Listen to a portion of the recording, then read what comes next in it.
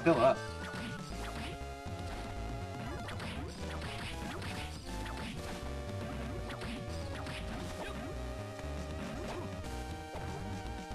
Oh, jeez.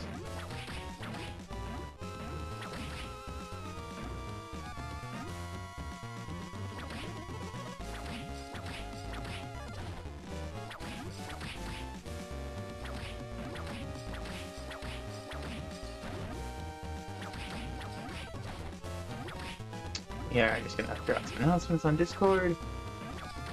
We're gonna get going here in a bit.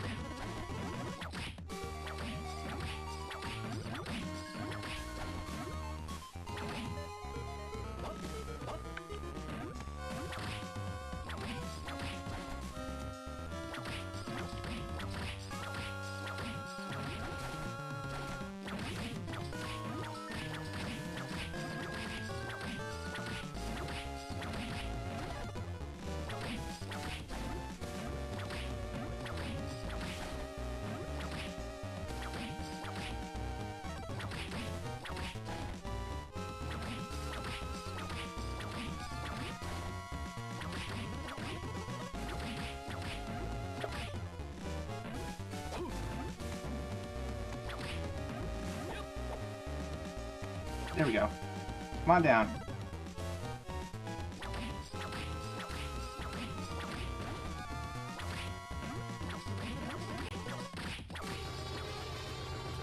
There we go. Excellent. Excellent, excellent.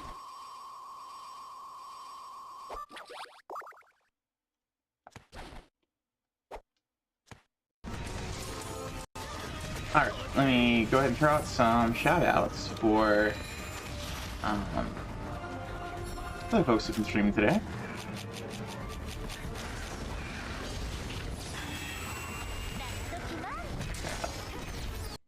Close off the clips for a second.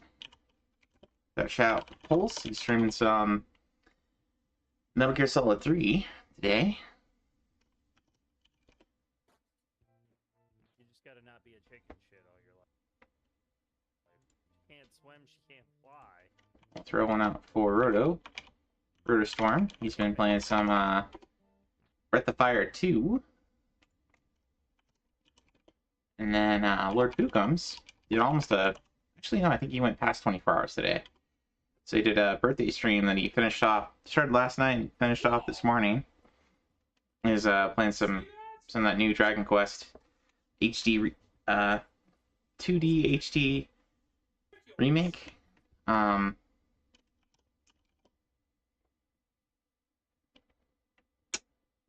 Hey, Cosmic. And Cosmic was streaming this morning. He's playing some Forgive Me Father 2. Which was a Boomer shooter. But welcome in, everybody. We'll get going here. So my shout out thing froze up. It does that.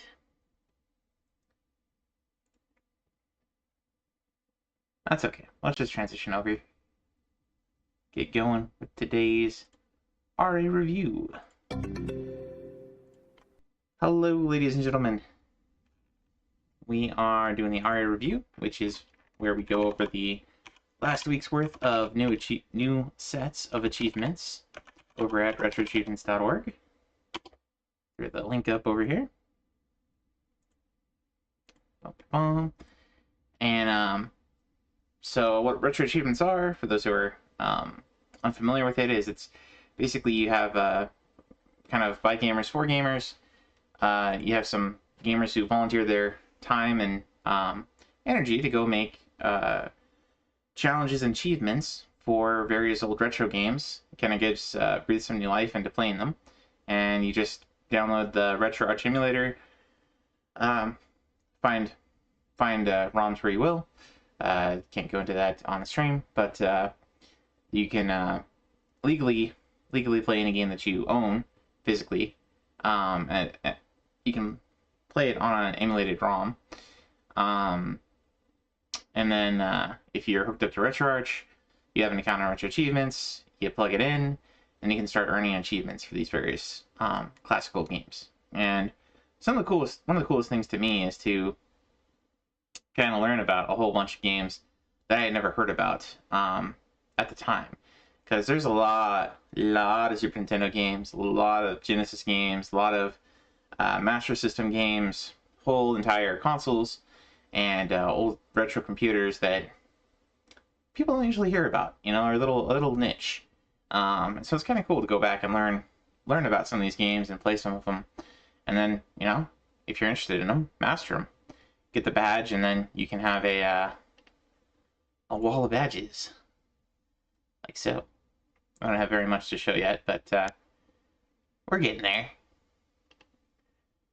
All right. So that said, last week we ended off with the Idol game, where it's a dating simulation of some of the AKB48 girls on a Guam vacation. That was a PSP game. That was the last one we covered. So we're starting this week with Kessen on the PS2. So here we go. So this is a strategy game from Koei, same folks who do the Dynasty Warriors series. And they want you to beat a bunch of different battles with all the different heroes. So you got Tokugawa Ieyasu, who was the first shogun of the Tokugawa shogunate. Mitsunari Ishida, which is one of his rivals. Looks like there's just those two.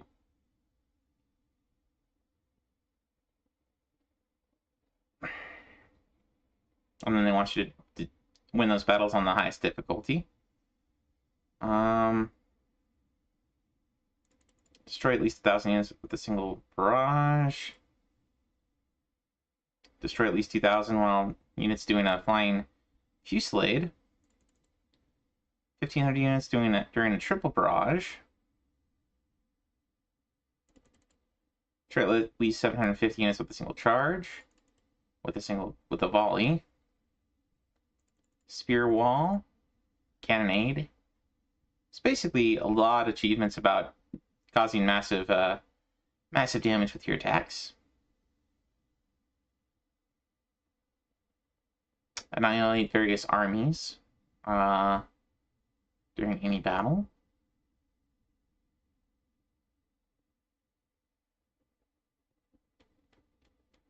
Okay, so let's take a look at this one. And we're gonna do things a little bit differently today. I'm gonna go ahead and pop some of these open. So, boot up my PS2 emulator here.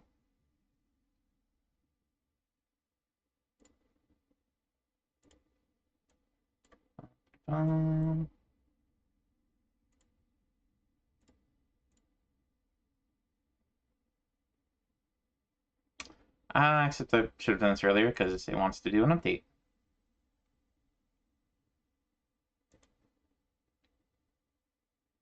Hopefully this will be a quick update. Okay.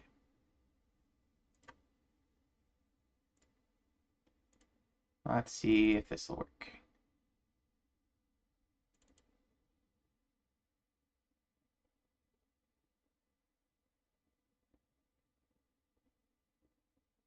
Looking for Kessen.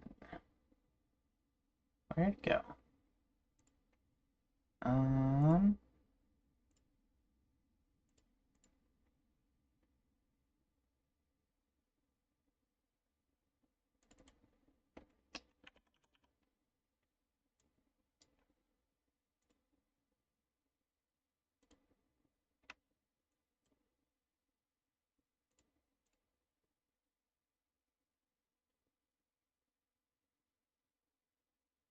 It's just taking a sec, guys. Oh,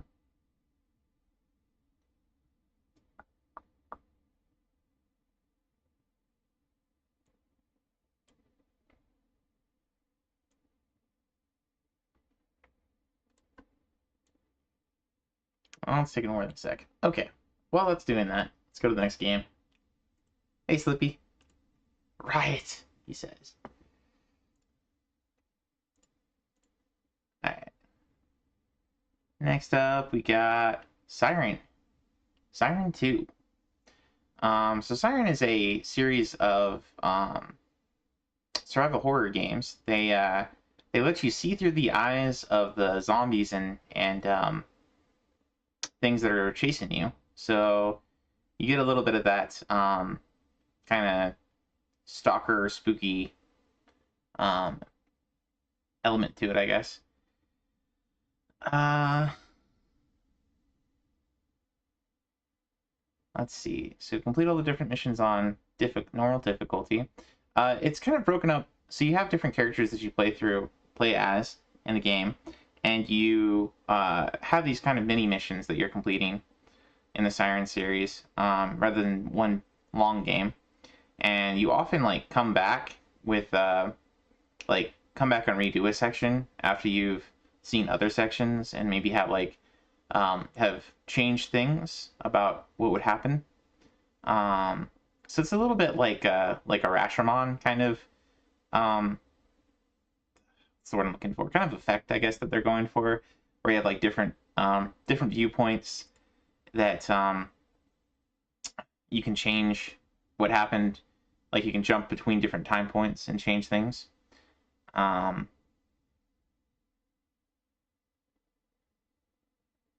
you do it on hard difficulty. Okay. So it looks like it's mostly just do it on hard difficulty, get a high score. Let's take a look at Siren 2 while we're waiting for that other one to get set up.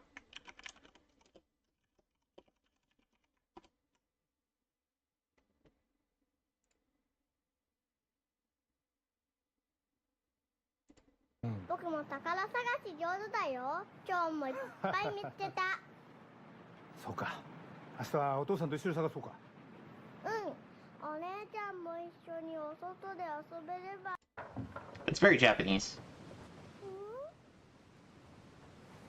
Hey, Cheeseburger, welcome in.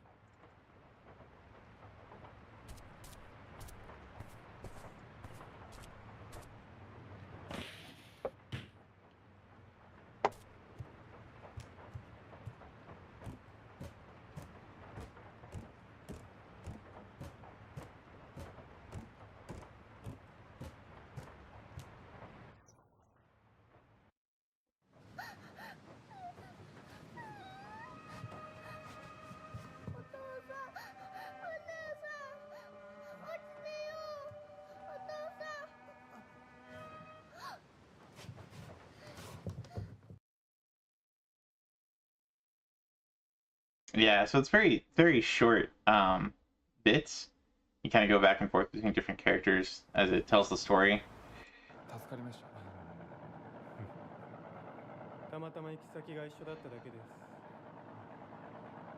And they kind of get longer and more involved as you go.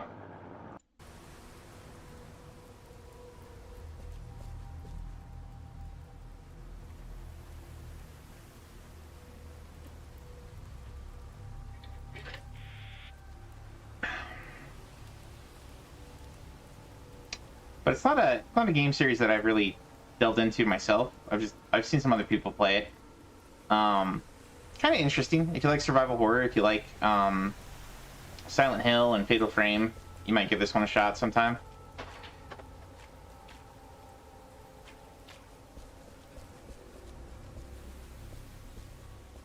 It's definitely got some atmosphere.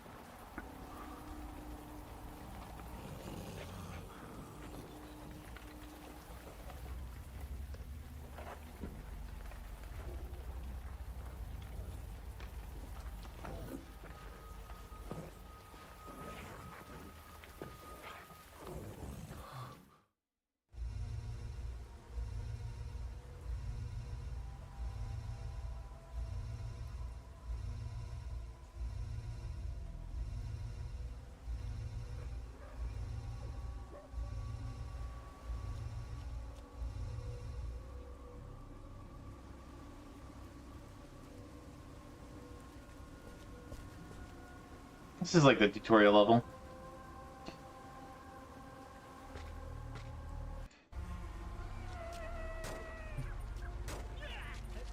You do eventually get someone up in this.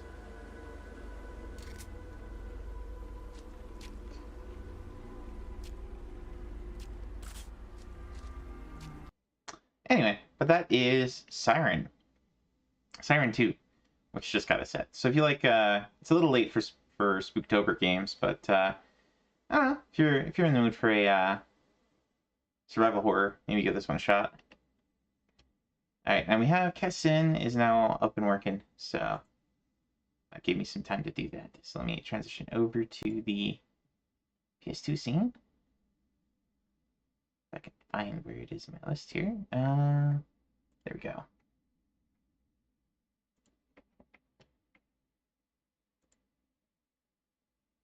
There we go.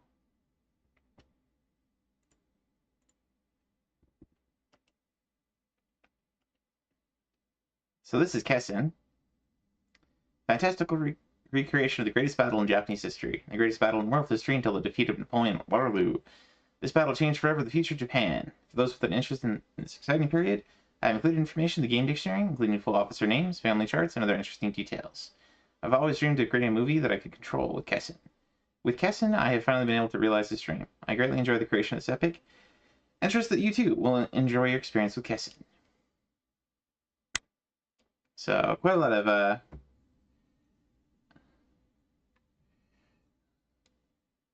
history nerds at Koei.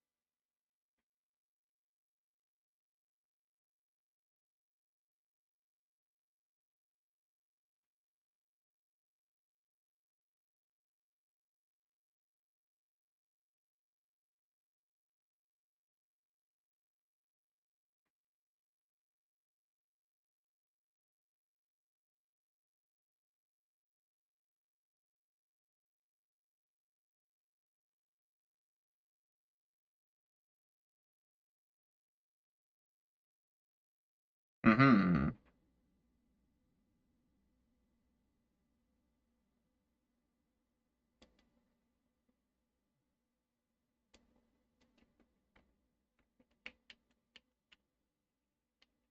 Is my controller still working?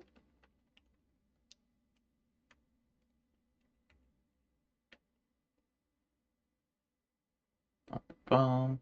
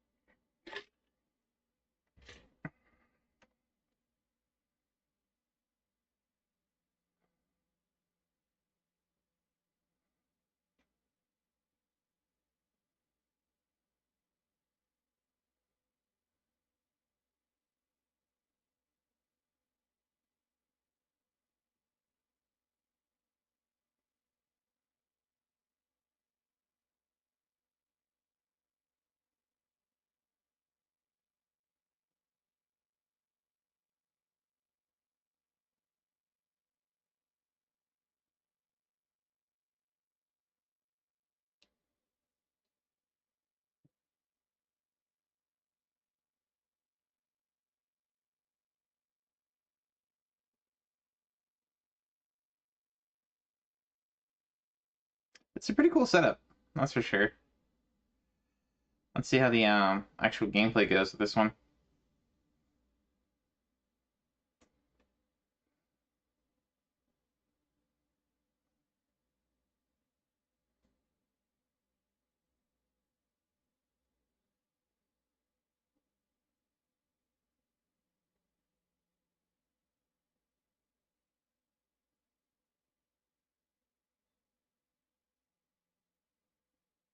Hey, Wise, welcome in.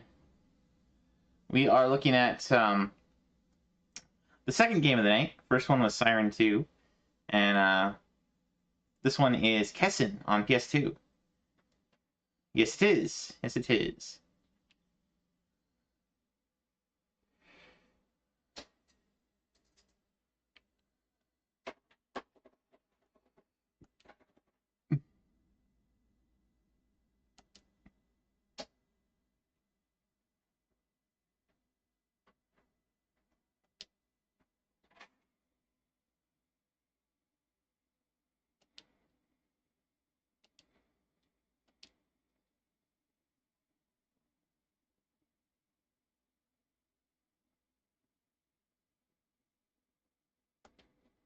Because in real time with the clock running continuously, however the clock is stopped temporarily while issuing commands.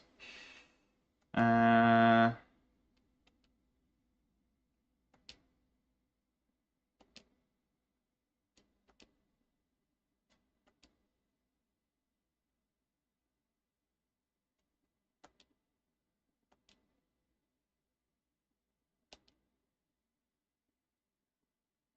okay, so it's a real-time strategy. I was wondering if it was going to be like more like like uh, Total War or something like that.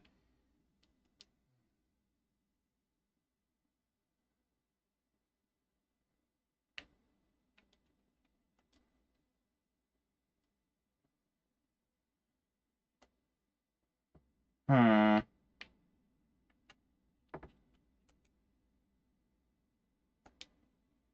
These games are tough.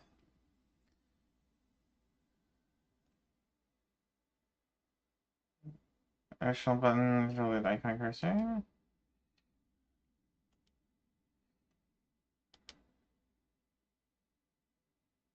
Uh,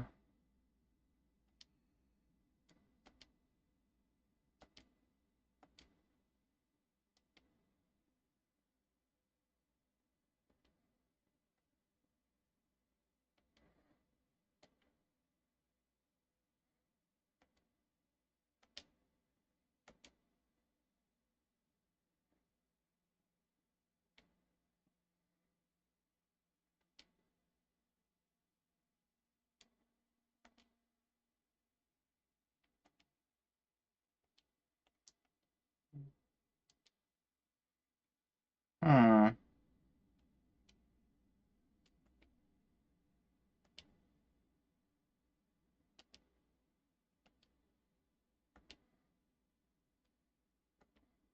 There's a lot to learn for a strategy game. Um.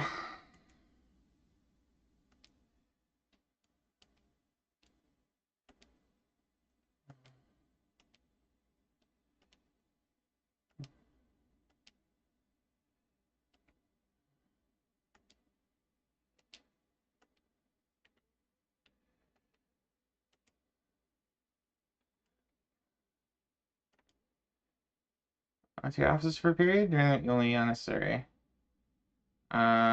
Yes.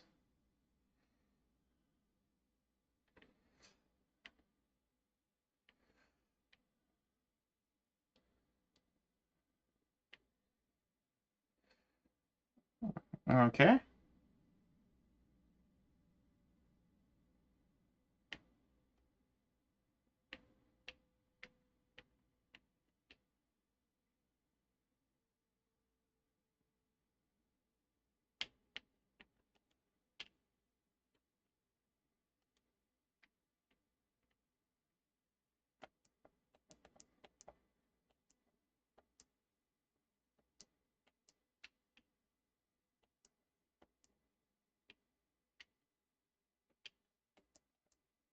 I'm not seeing much I could do here. Using a barrage.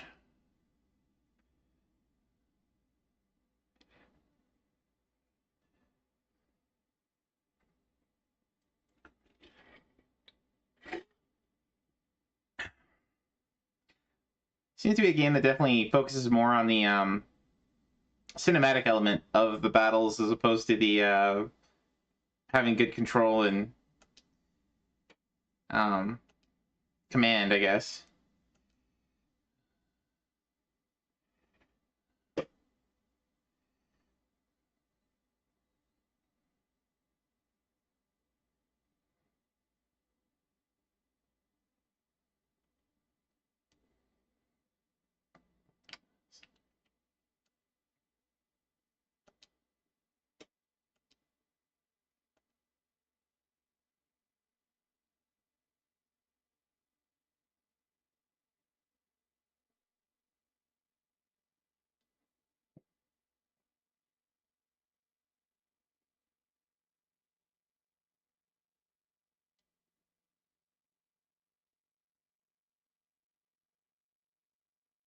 Oh wow, they annihilated them.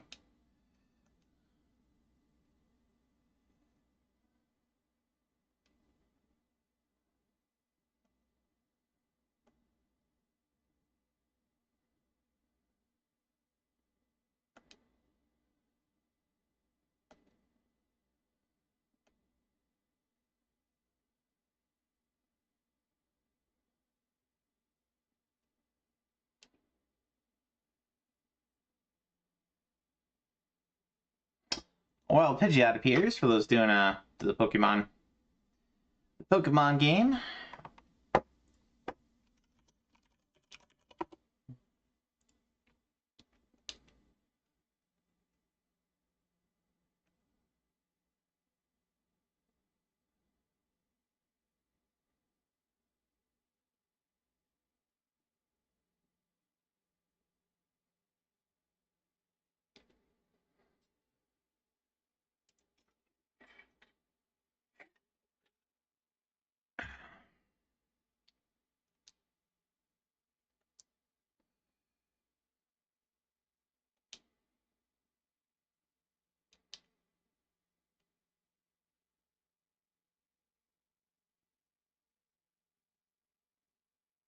Okay.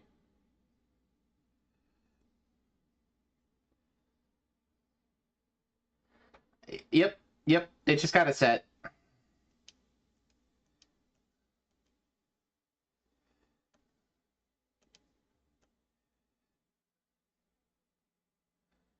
So far, I haven't actually controlled anything, so I don't know if I'll be getting any achievements. You think you beat one of these? What is the end of it?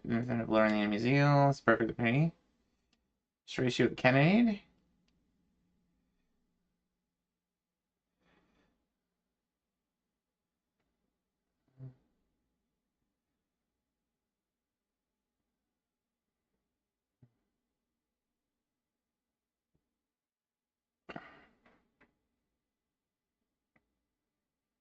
Dang. Eliminated 3/4 of them.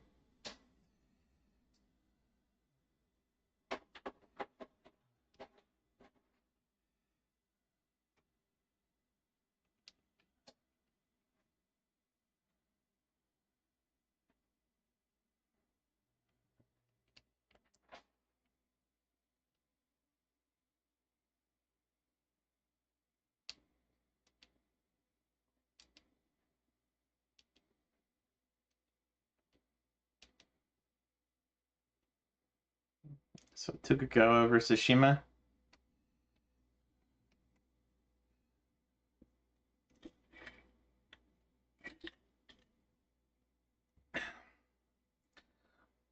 So this tutorial stage is really more like it's more like a demo than a tutorial. It's really not letting you control it so much.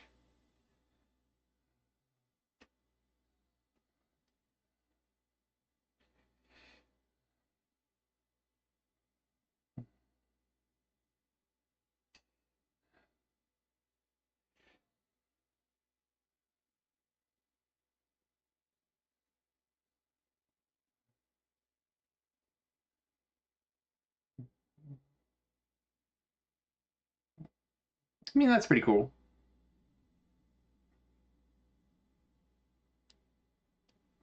Heh.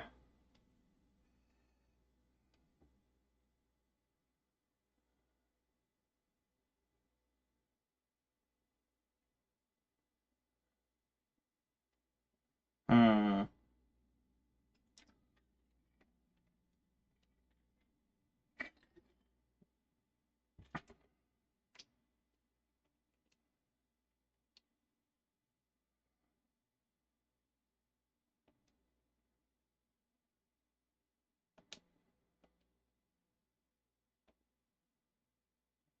A triple barrage.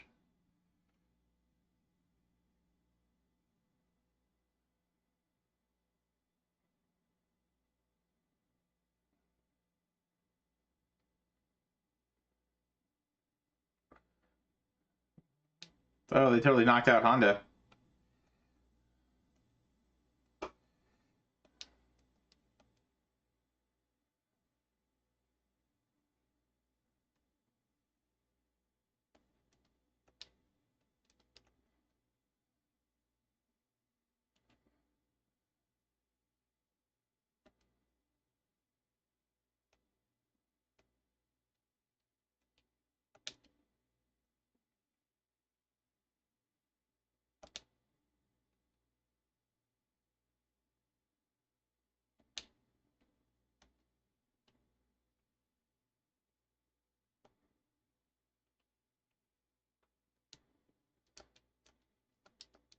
Can I go back?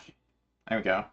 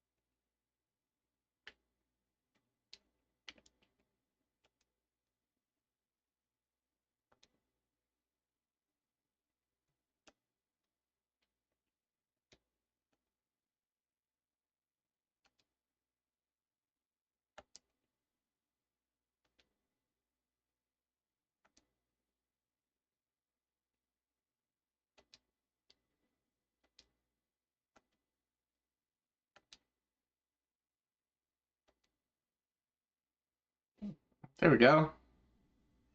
Charging against riflemen seemed to have worked earlier. It was way too slow paced. Yeah, it's taken a while to actually get to the point where I can issue my own commands and not just watch.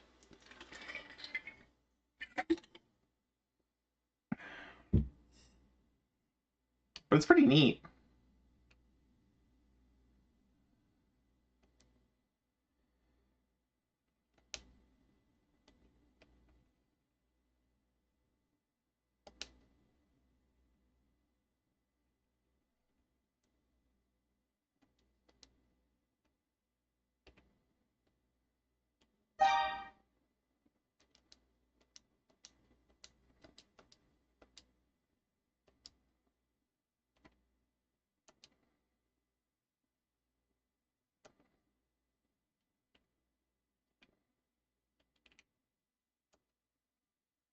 Mm,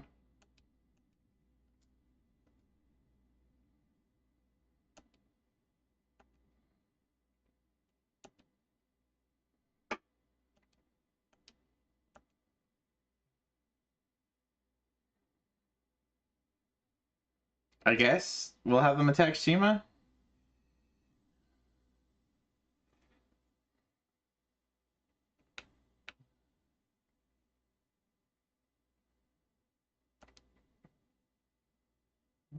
Reinforcements have arrived.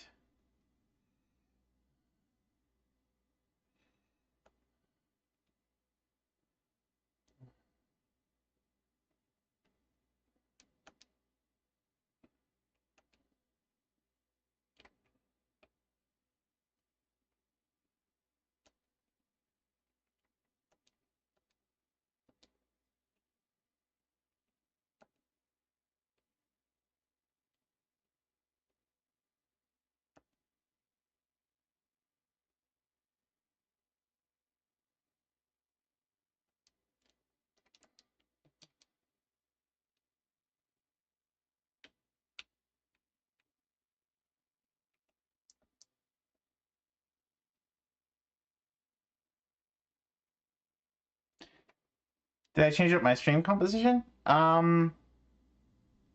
I mean, this is my PS2 stream scene.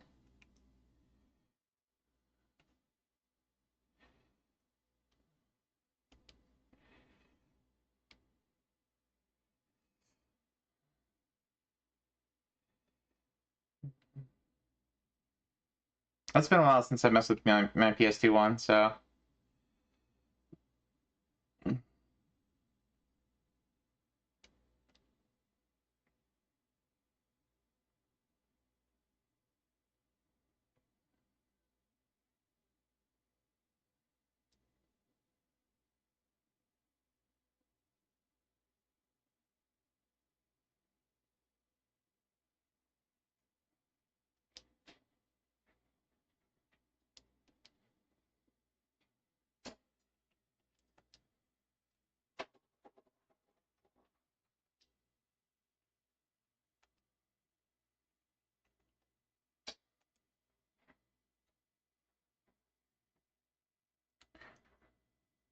Bum, bum.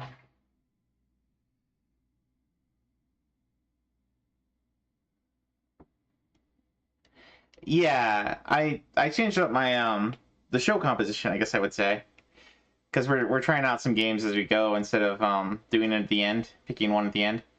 So I was just gonna play like one scenario here and then switch off to the next game in the list.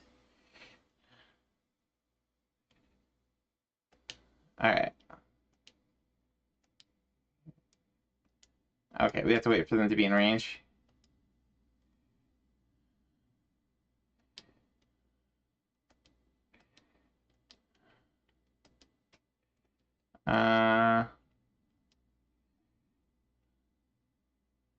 Let's do a barrage.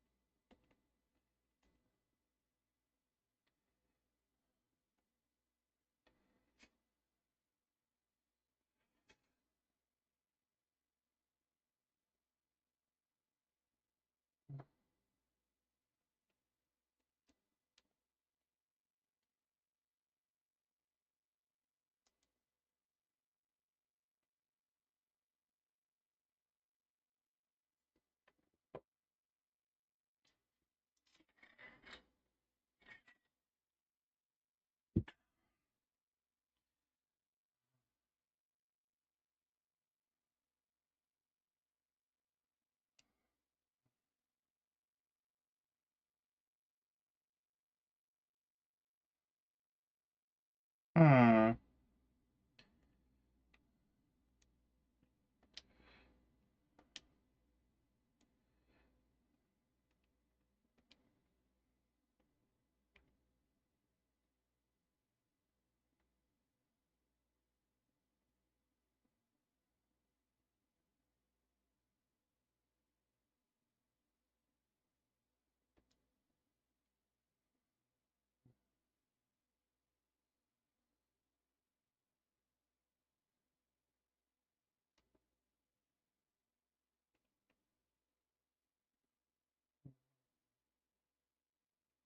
Hmm.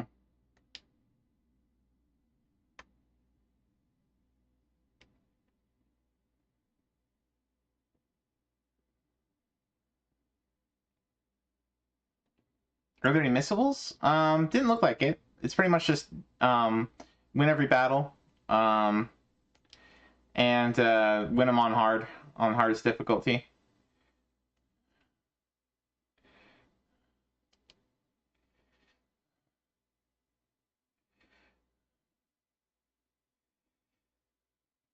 There's a bunch to destroy a certain number of enemies in a single charge, in a single fuselage, a single cannonade, a single triple barrage. So there are some achievements like that, but you have to do them you can't do them in this first battle because it's more like a tutorial.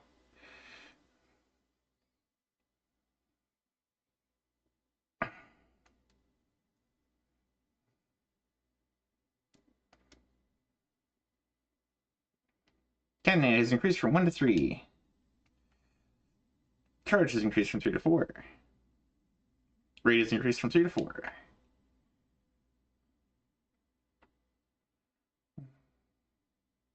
There we go. Got a achievement for just winning that first one, but it was pretty. This was pretty much just a tutorial stage. Wasn't even really nothing really challenging in that first one.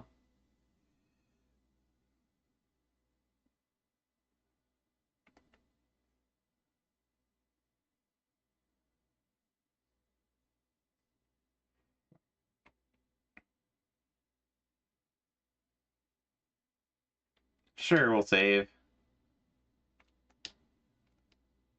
I don't know if I'll come back to this anytime soon, but I don't know. We're just kind of demoing these games today. No, we will not return. Okay, so we'll close out here. Let's see. There we go. All right, let us swap back over to our review scene here. Bum, bum. That is not the button I wanted to push. There we go. All right, so that was Kessen. Pretty neat. Pretty neat. Strategy game. Trying to recreate some of the famous battles of the Warring States era in Japan.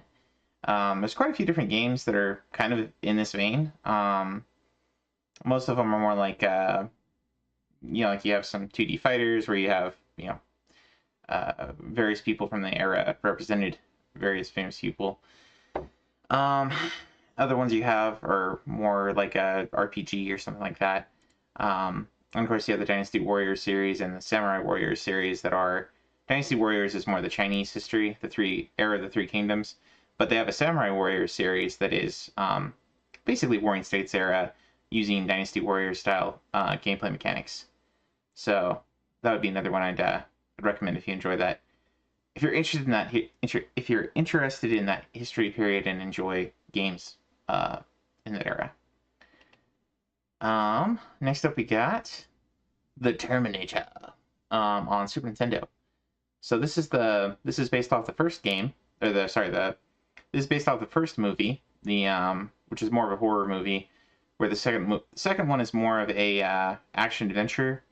The first one is more of like a horror, being chased by a unkillable robot kind of thing. If you've seen it, it's a pretty cool action movie from the time. Achievement set here is mostly straightforward. There is a beat the game without losing any hearts.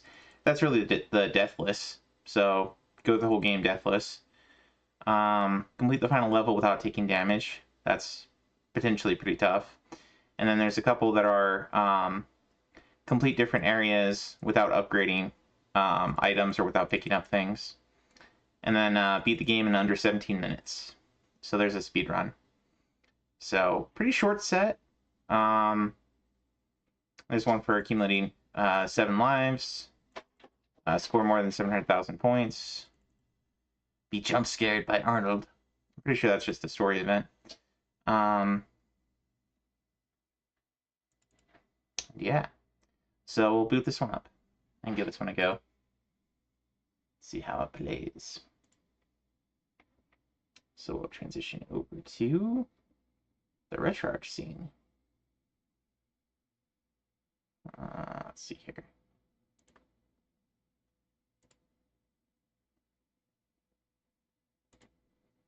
The Terminator.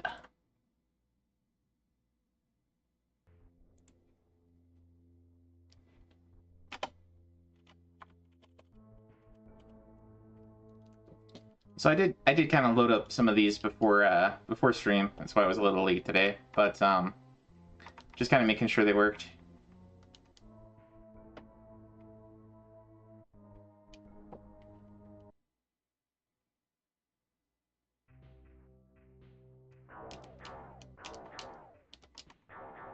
So this is kind of a run and gun.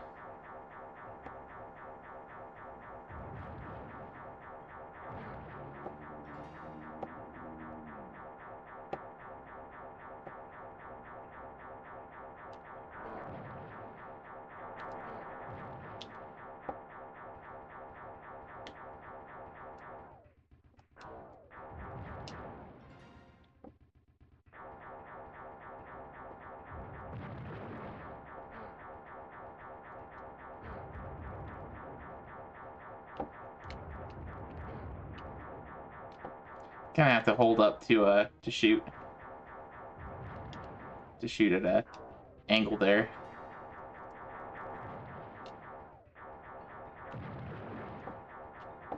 Almost out of health.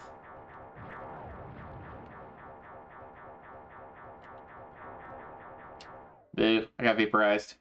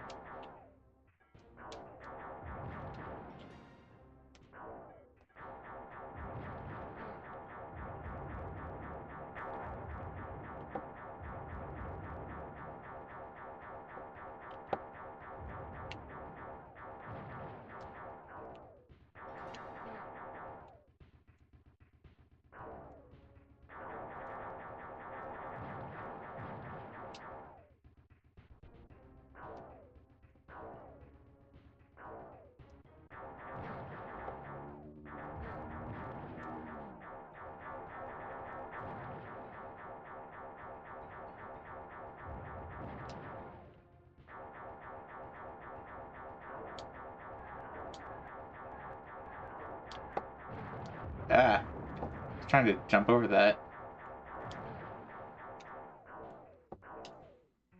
Oh, that's not a...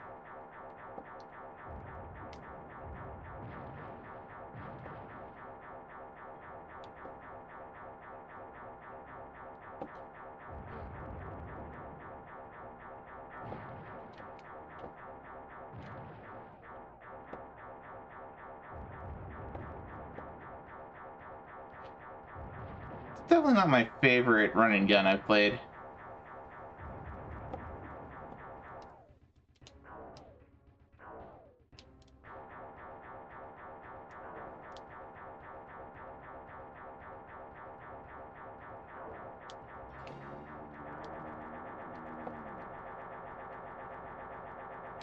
Got an upgrade now.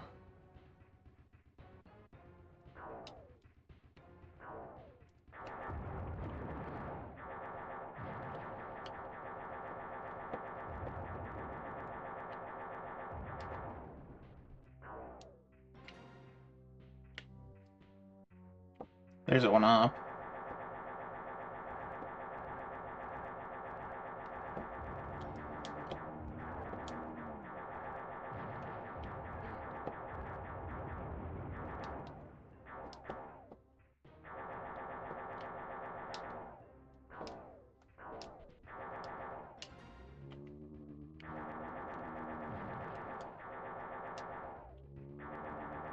Oh gosh.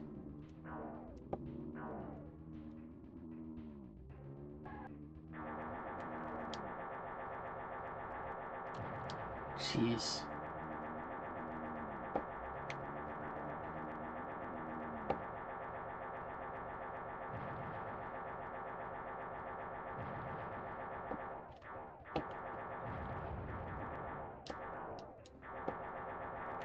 Ah!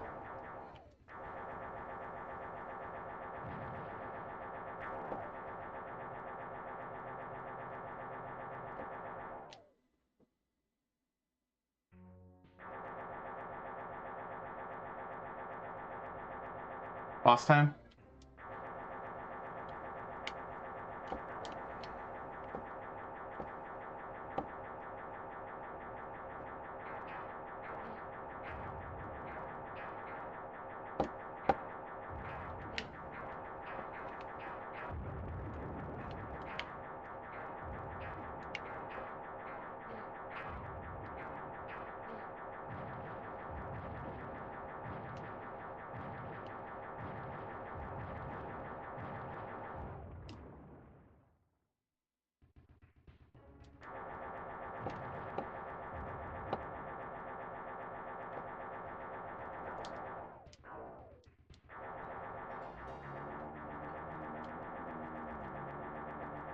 Oh, come on.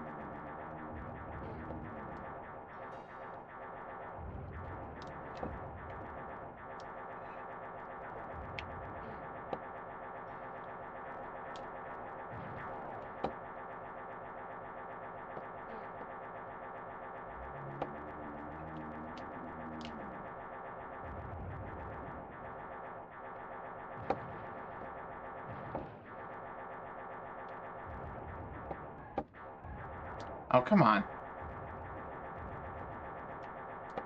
There we go. Oh, come on.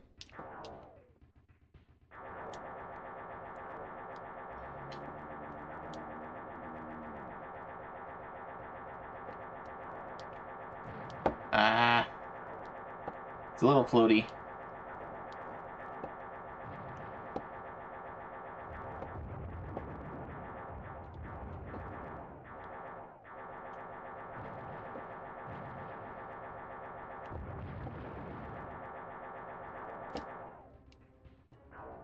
We'll just play until we get to the first boss here.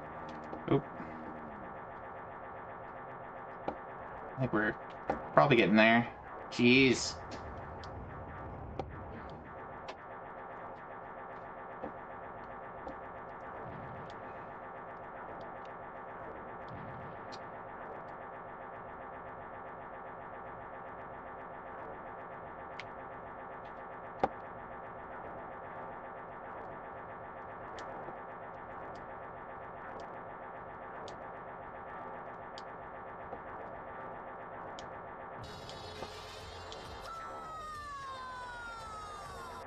Okay.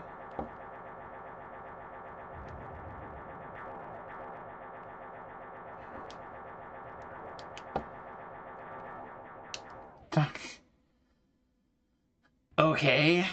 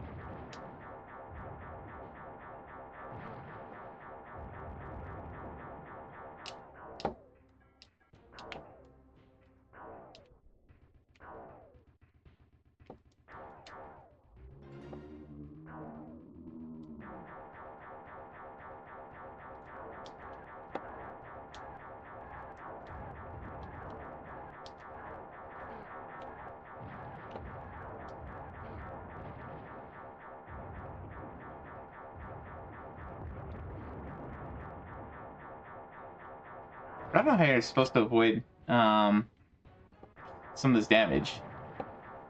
Pretty crazy.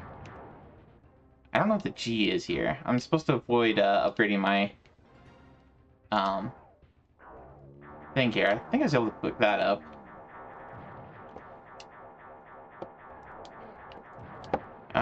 Okay.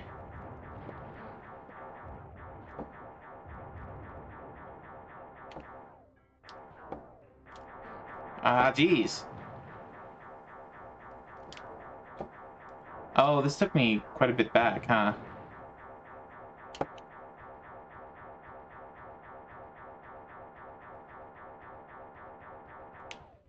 Oh, whoops.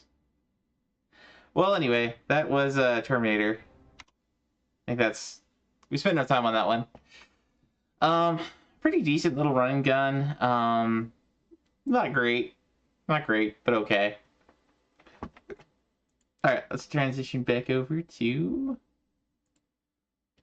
the next one on the list.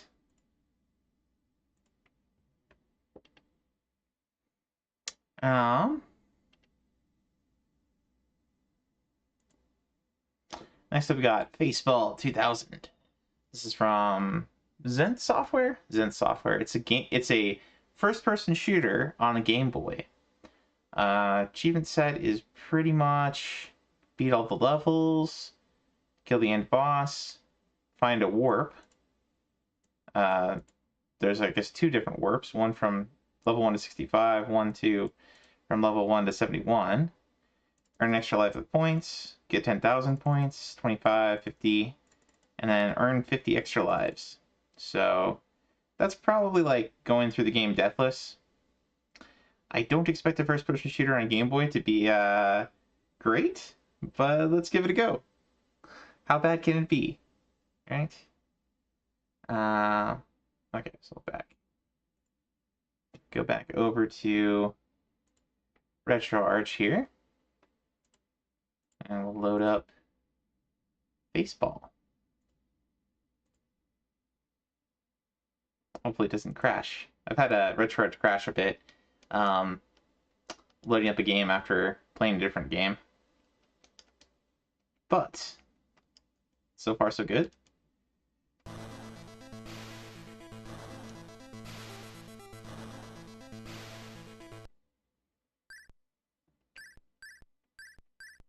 Okay, so we got an arena. I guess you can do multiple players here.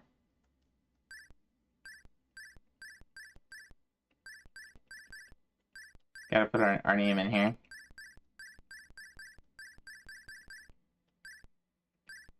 Strength, happy, hurt. Okay. I guess we'll just be happy.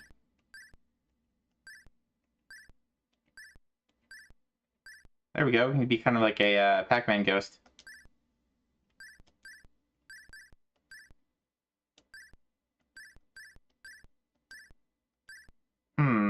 We'll just start with very easy. Why not? Find flashing door.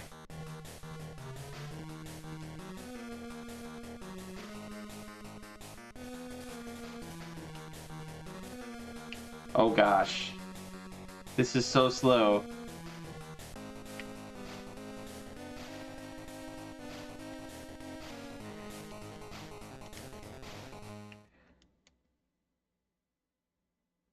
I don't know how this looks on stream, but playing it, it's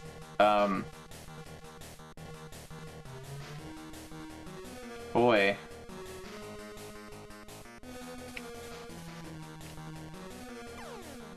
Oh, I have a gun. Nice.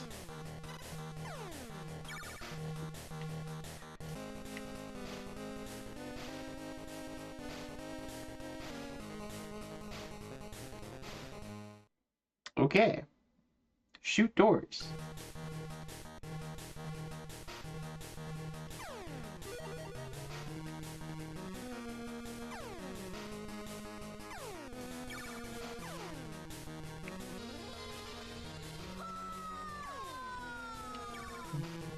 We got an extra life from points. Somehow.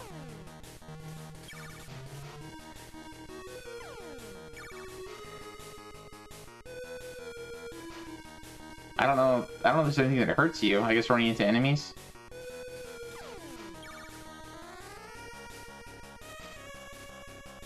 I dig the music.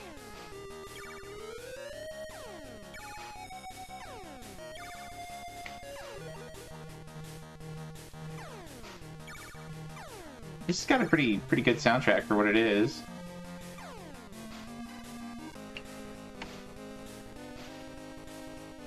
We'll just do like the first 10 levels. Hopefully this isn't destroying your guys' eyes. There's lots of flashing lights. More doors.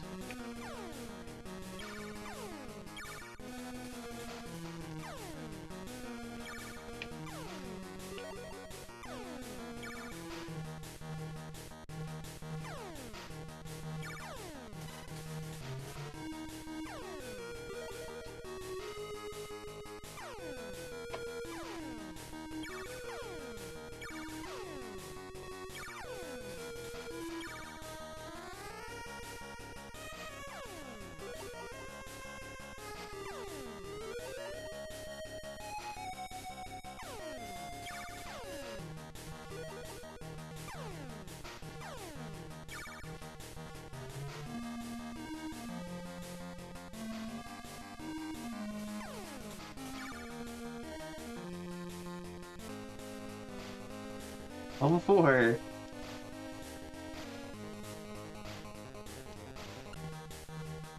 Level 5. Touch the pod.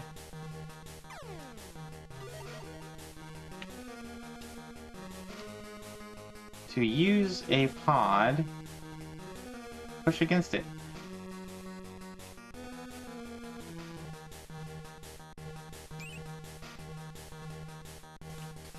Pods like this contain items and clues.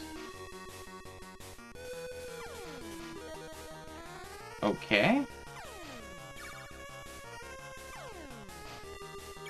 So this is kind of introducing new, very slowly introducing mechanics to the game.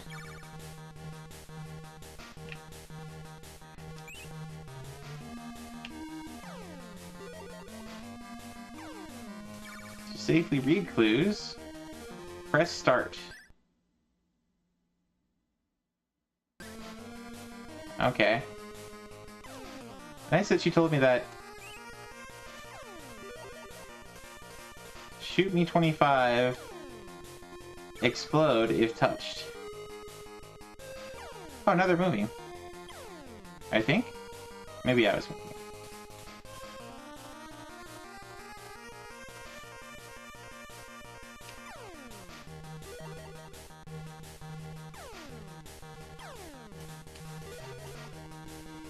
I kind of figured we didn't want to touch them.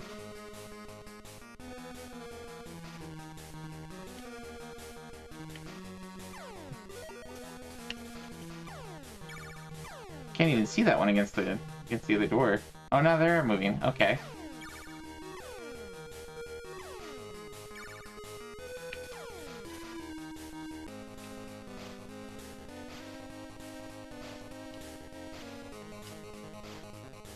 This is taking a long time to get to level 6. Quickly.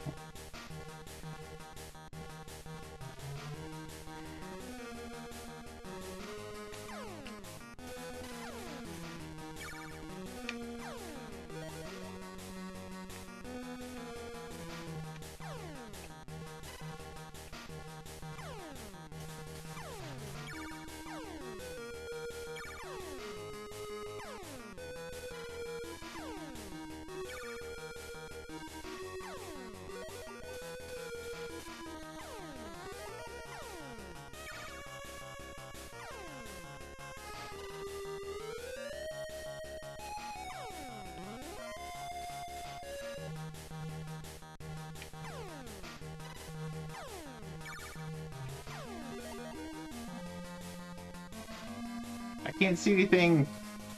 The draw distance. The draw distance is terrible.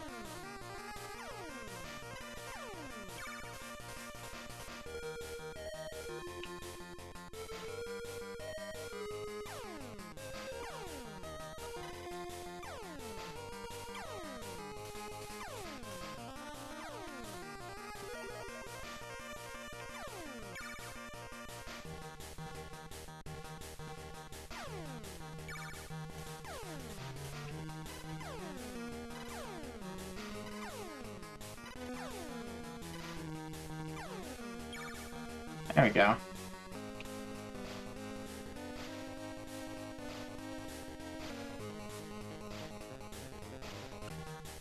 Four buttons.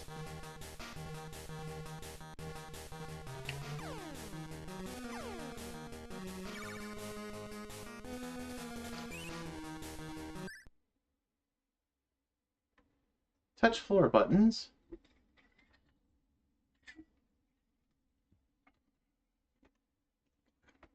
To open and close secret doors.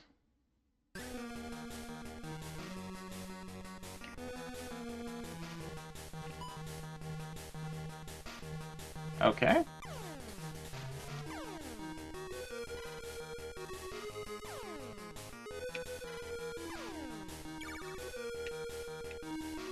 Bum.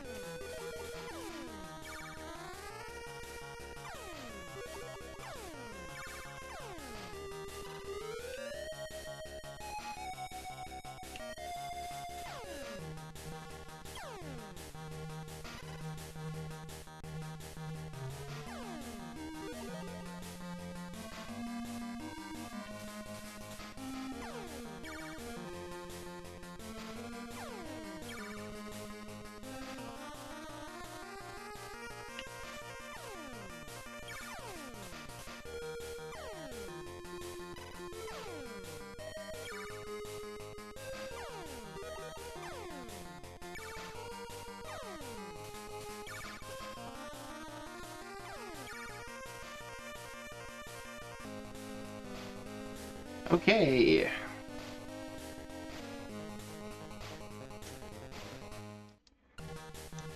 I shoot you too. Okay, so now we're gonna face other things that shoot us.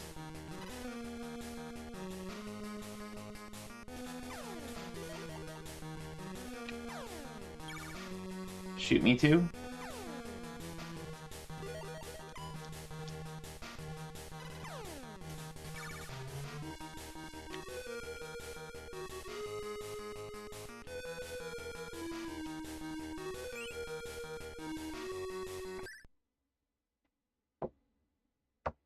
To see your map. Oh, we didn't even know we had a map. Okay. Oh, hello.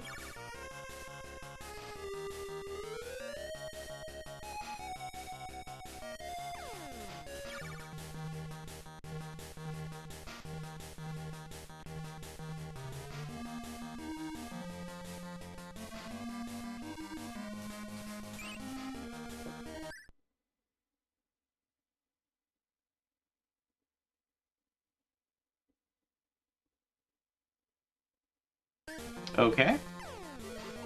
Good to know. Can I... Okay.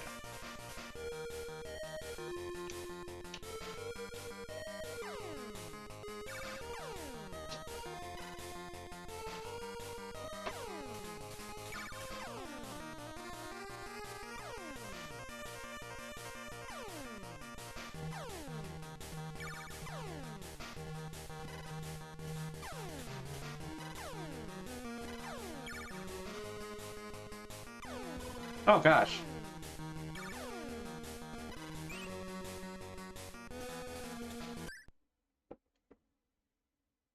Check your map.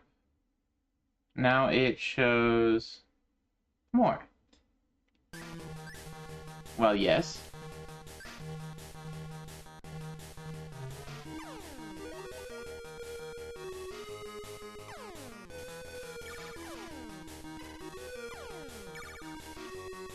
There we go. Two more levels and we'll switch to something else. Alright,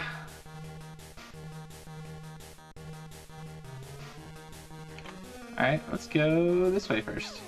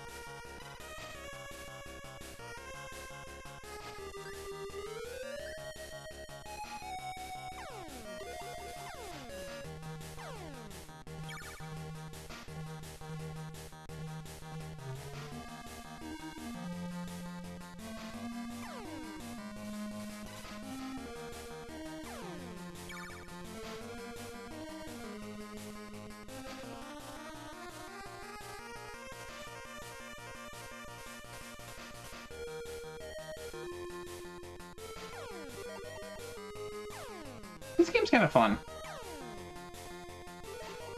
The music definitely helps. Let's see.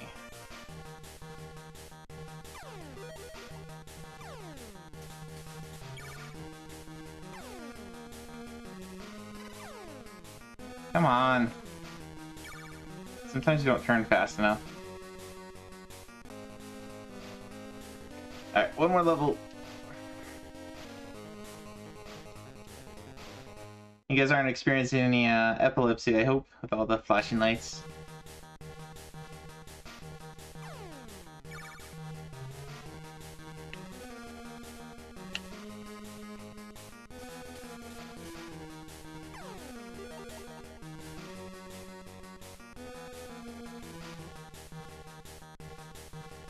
Whoa.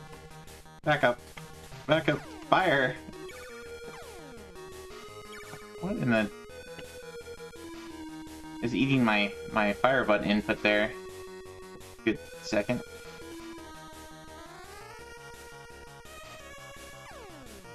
Again! I have to be a bit careful when it's loading a lot on screen there.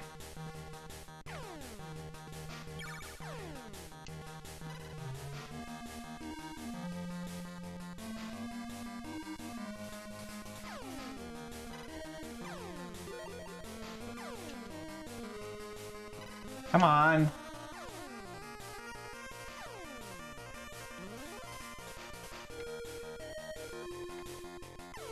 Nice. We already got 9 lives.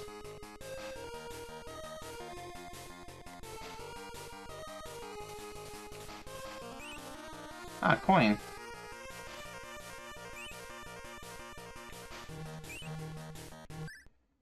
Something about coins? Coins add to your score.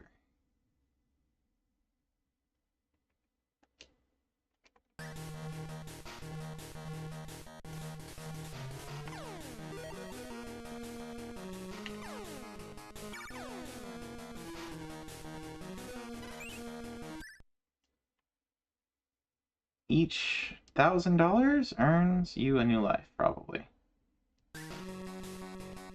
Sorting through a box of random magic cards you bought? Interesting. Any good ones so far?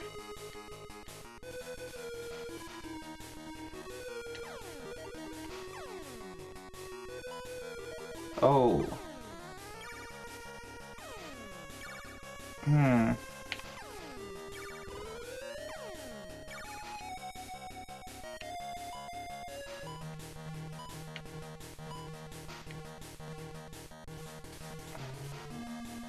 I kind of had a bad feeling about that. But welcome in, Maddie. Hope your day is going well.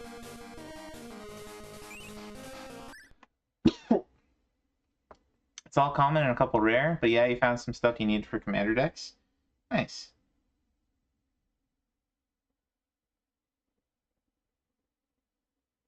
Get a life in the next pod.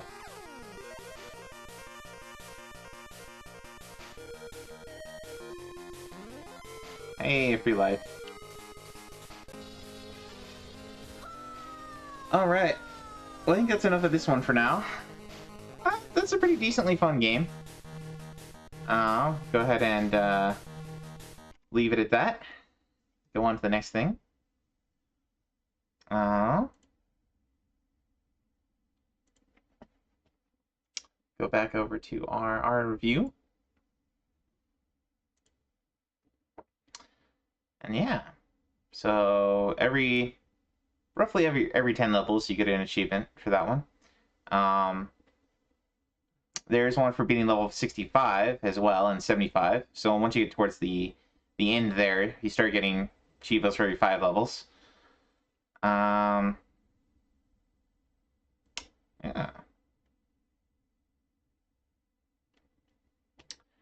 So that's probably not going to be a very hard set. Next up, we've got Air Rescue on the Master System. So this one is... We've seen a couple of the PS2 games that are where you fly like a rescue helicopter and you're going around and collecting people that are not doing too well. I think this game has some of that. You do get a projectile, so you are shooting some other things too.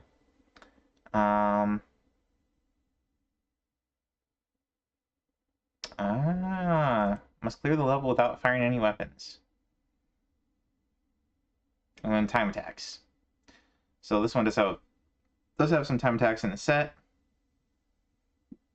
And beat the game on hard, losing no more than 3 lives. So it's 3 LC rather than a 1 LC. Alright, let's give this one a shot.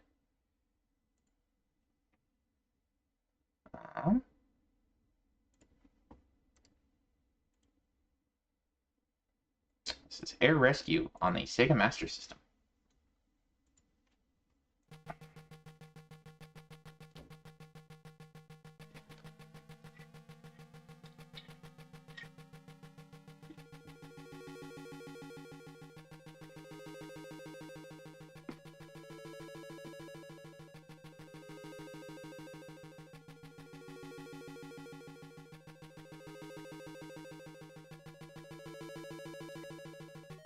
Huh. Jaws for some reason.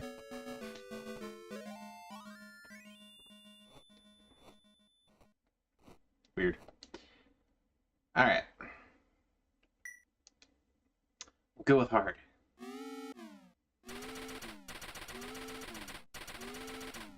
Dangerous Holiday.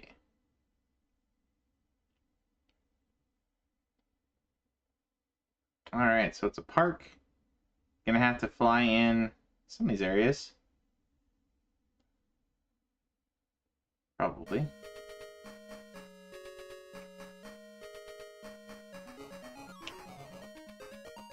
Oh, I got quite a bit of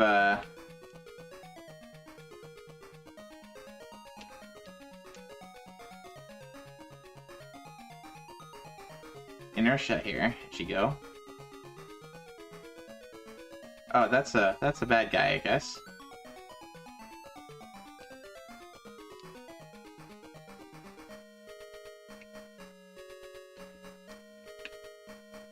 Whoa. Ah! That inertia. Alright, well, we know where the first guys are, at least.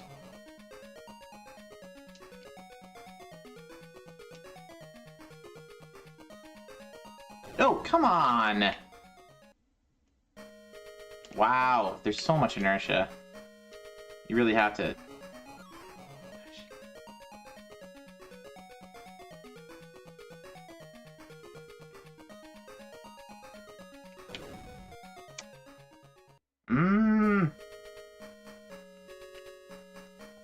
Alright, we'll play this until we either lose all our lives or complete the level. Oh boy. It's not, well, it's not a bad game, but oh wow! Wow! Is it, like, so touchy? Can I put it down? Thank you. Alright. Stop. Up.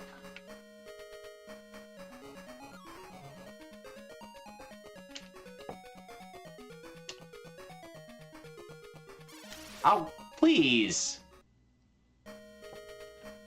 It's a no from you? Jeez. Okay, well, there's Air Rescue. It has so much inertia. So much inertia. There's better helicopter rescue games. We've played a few. We've played a couple of them on PS2 and the PS1 that were pretty fun. I mean, that one's... I'm sure you could get used to it, but... oh, golly. So much inertia. And you'd probably want some inertia, but it's just like... A little bit less. A little bit less would have made that a lot more fun. Especially for a first level, man. Alright. Let's transition back over.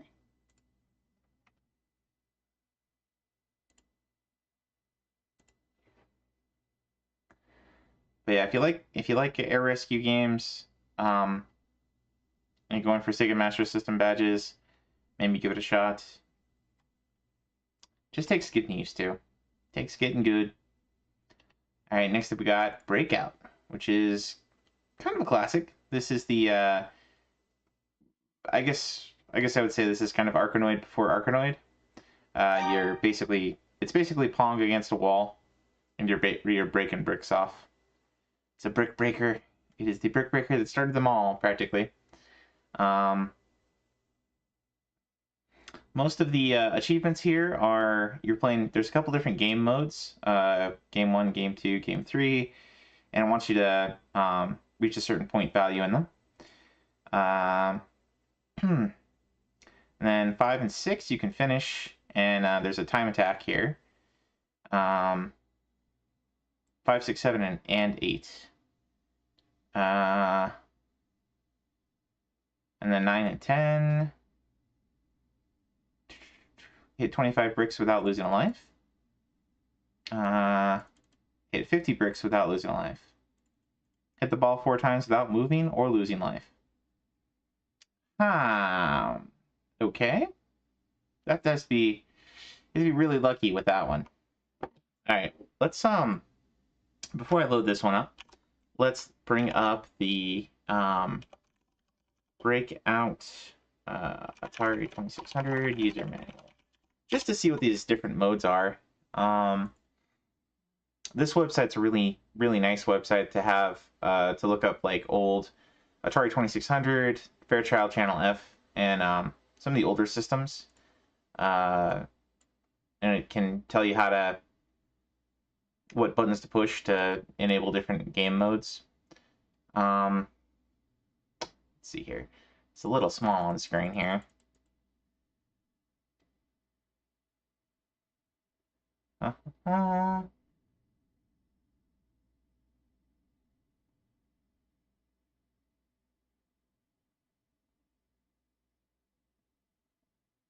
One player attempts to destroy the 2 walls using 5 balls, or a player can win by scoring the maximum number of points, 864. And there's a 2-player game, and a 3-player game, and a 4-player game. Let's see. Timed. Destroy the wall in as little time as possible. Wall is invisible until you hit a brick with a ball. When this happens, your score points and the entire wall lights up. Ah. Interesting.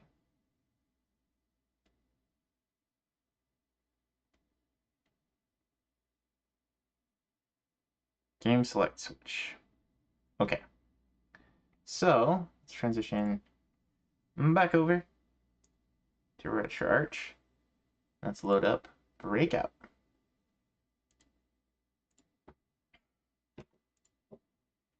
So I think you have buttons to select difficulty, and that's probably what you use to select game mode. So yeah, your A button is on Atari 2600 is your A and B buttons are pretty much what you use here. And then select is we'll select and then starts reset. You have left and right difficulty. So I think left and right difficulty will probably do our game here. Oh no, it's just select. Okay. So let's try.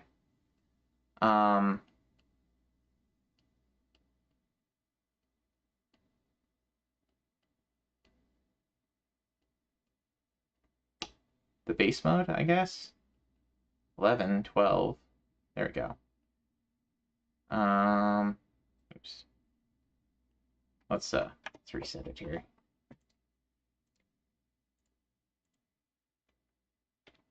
Okay.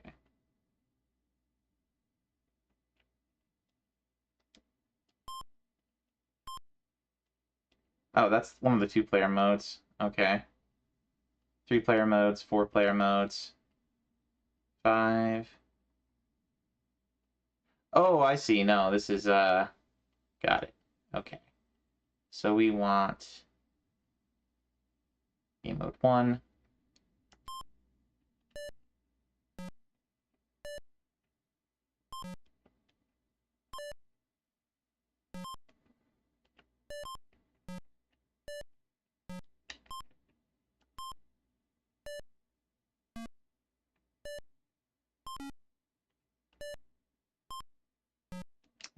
Good beeps and boops, yep.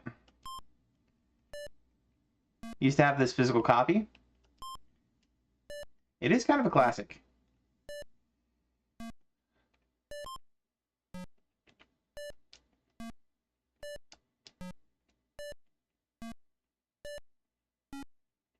Ah. Dang it. I'm gonna give this one more shot. There we go.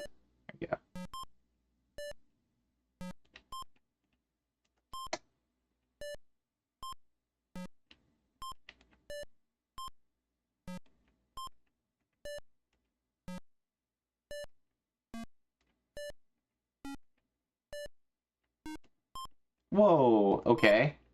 Just went hyperspeed on me. It's a little unfair game.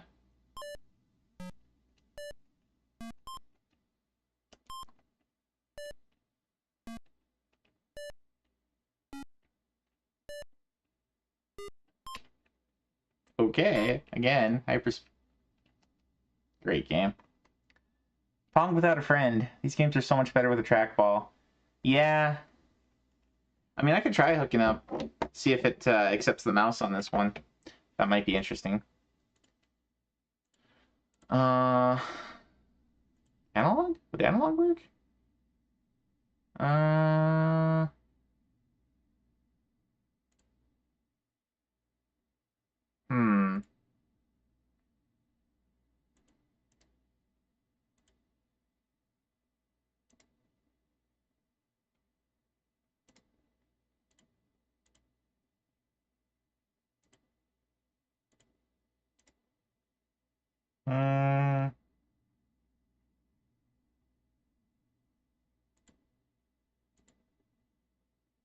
I got a joystick. Uh. Well. Let's try game mode 2.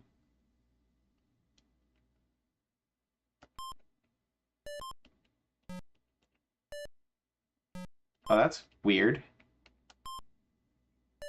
It like magnetizes above.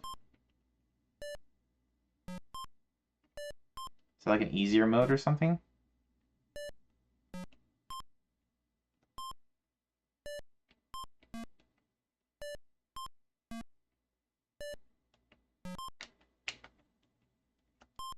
This is weird. It's so weird. Let's try that again.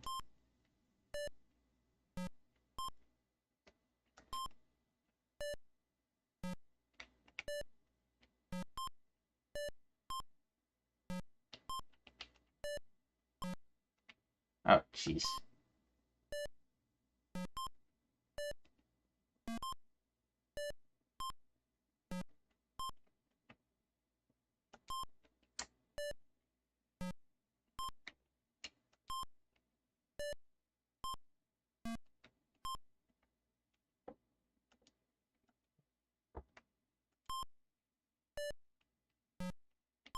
Such a weird game mode. Oh my gosh.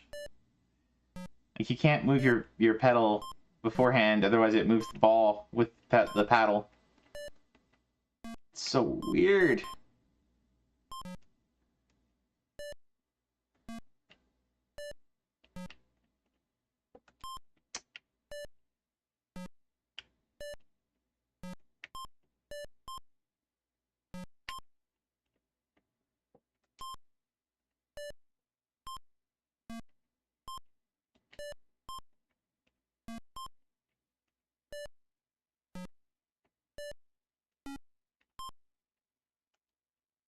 Alright, let's try game mode 3.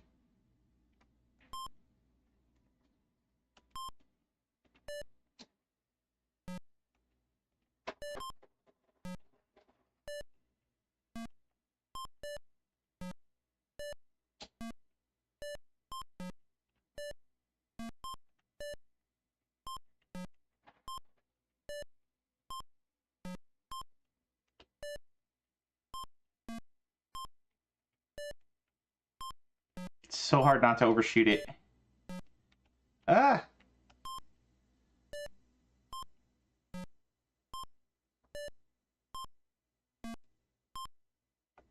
Duh.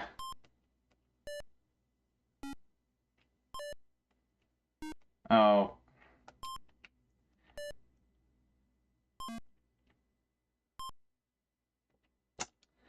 Okay, we'll try game 4. This is the one that's all dark until you hit a brick. That's pretty creative.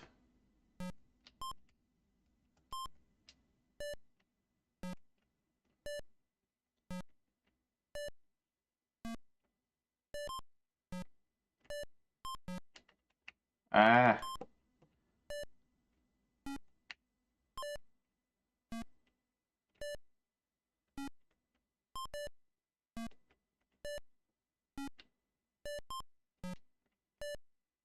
Oh, geez. Can't hit that middle, otherwise it goes super fast.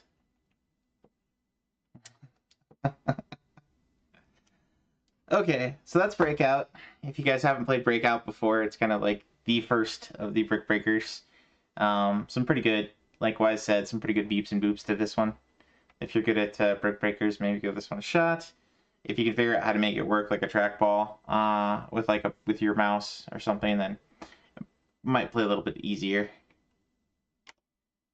There you go. Welcome in, Rev. Hope your night's going well. I'll go back over here.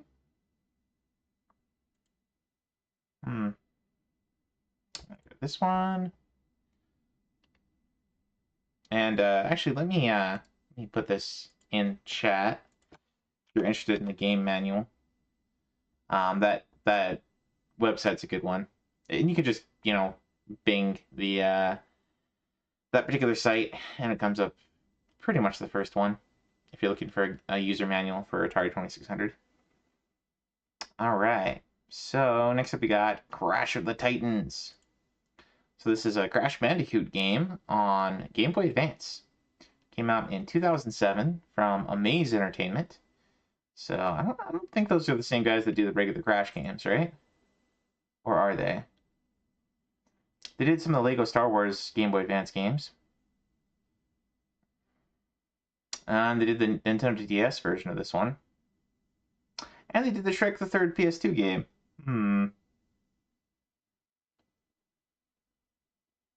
Yeah. And the X-Men Origins Wolverine on PS2 that Wise says to avoid. So maybe not the most famous or positively received developers here. As far as the set goes, break all boxes. There's definitely like some completionist collection type achievos on here. Get all the different colored tiki masks in each stage. Do well in the bronze arena, jade arena, silver arena. Get the Battle Master rank. I think there's some time yeah, here we go. Time attacks. So time attacks for each stage as well. And then deathless each stage. So there you go. Alright, we'll load this one up. Back to Retro Arch. We'll load up Crash of the Titans. So there's a different game that is, I think, on PS2 that is a 3D platformer collectathon. This is the, like I said, this is the Game Boy Advance version, made by a different company. Very different game.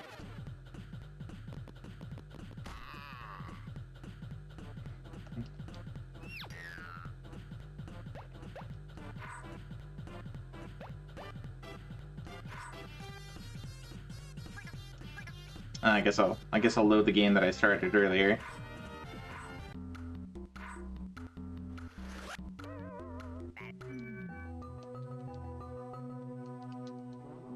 But we'll start from the beginning anyway.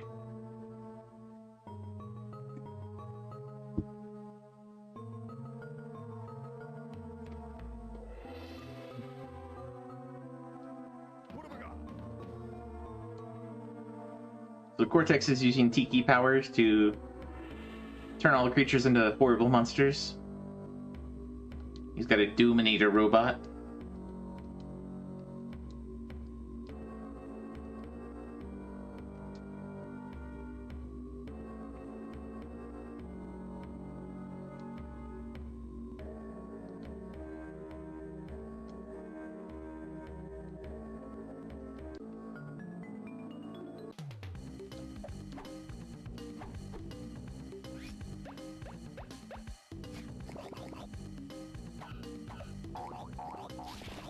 So it's got some very Crash Bandicoot-esque stuff, if you remember the PlayStation game.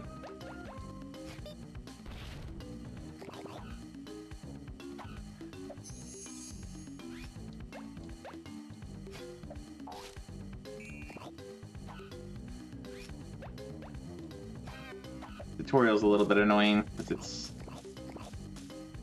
like, yes, I can see what I'm supposed to do here. It doesn't tell you this, but those blow up.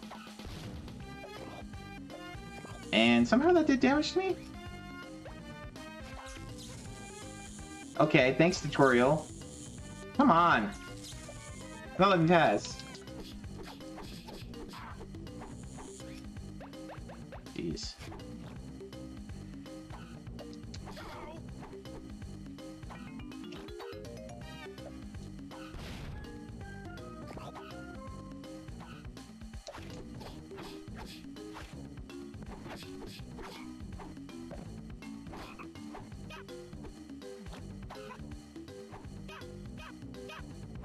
Okay.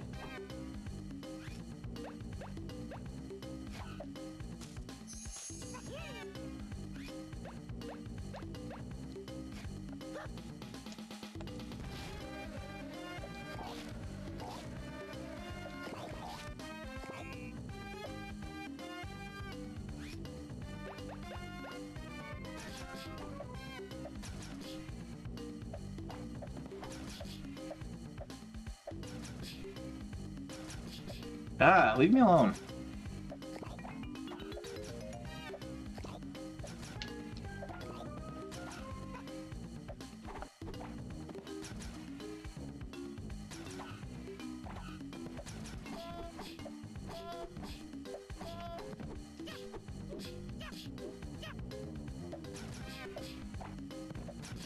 Ah!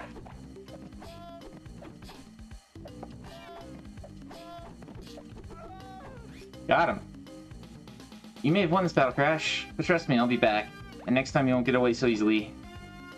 You have no idea what awaits you, do you? Your precious Wumpa Island is coming to an end. I'd run if I were you.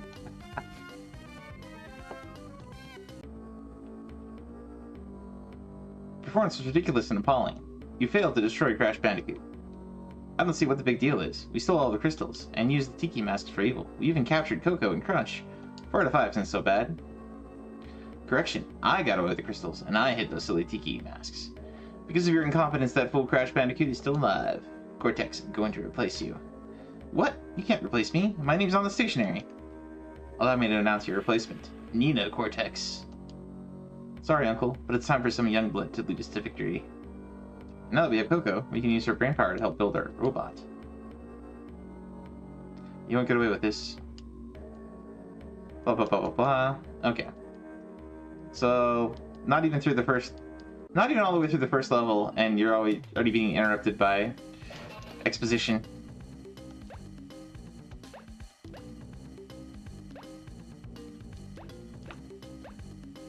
Agrees. Okay.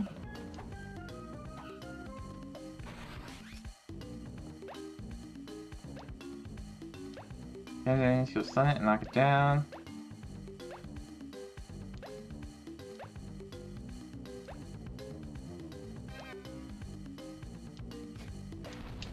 Okay.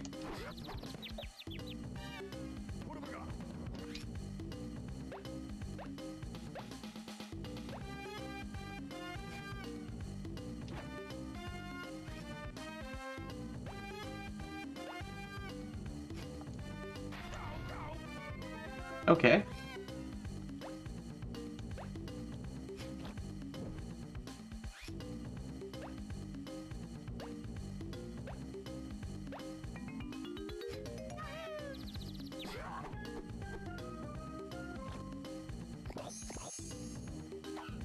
I guess I ran out of time there.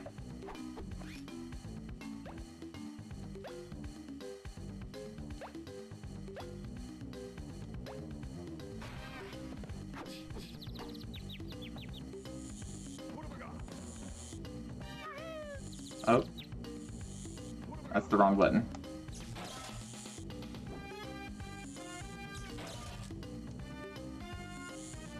Okay, how do I... Okay, I've already lost some here.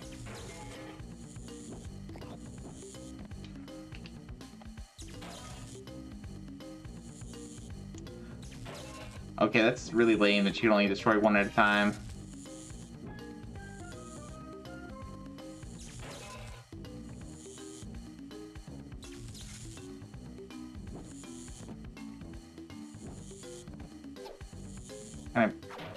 Oh, I could just break it that way. Boo.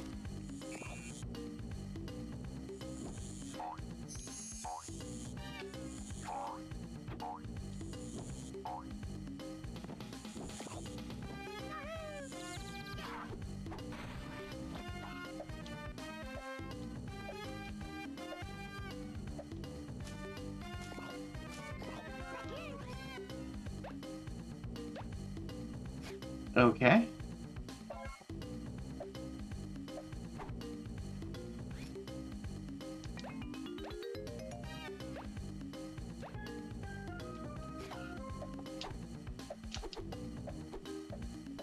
Okay.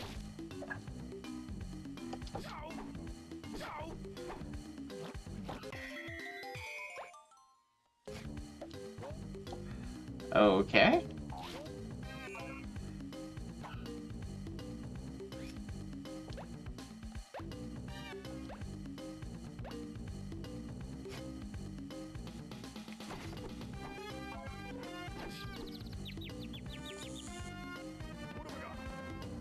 Experimenting in college? Something like that.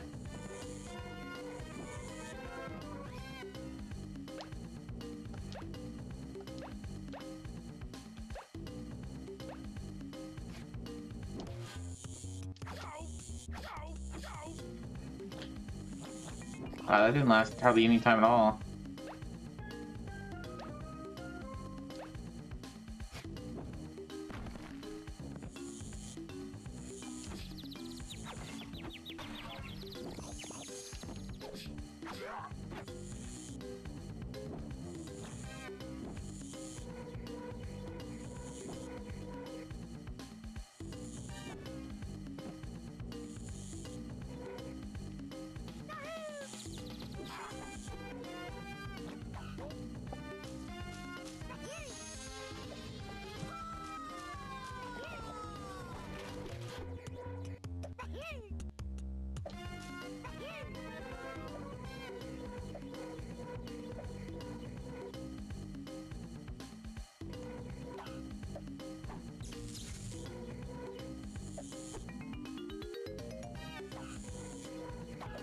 Rupee, this is Crash of the Titans. It's a Crash Bandicoot game made by a different software developer. Okay. Okay, game. You gonna kick me off here?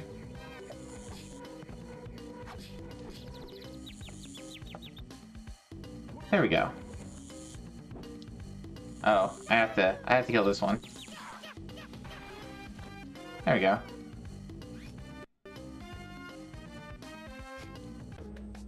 Wait, that's not the end of the level? You're kidding me.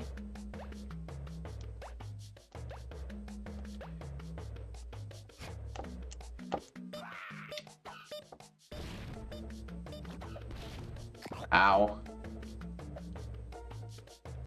Hey, Tricky. Good to see ya. Hope your night's going well.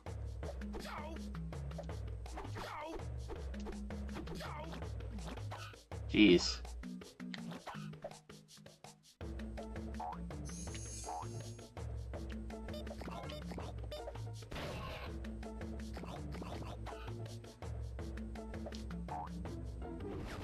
Oh.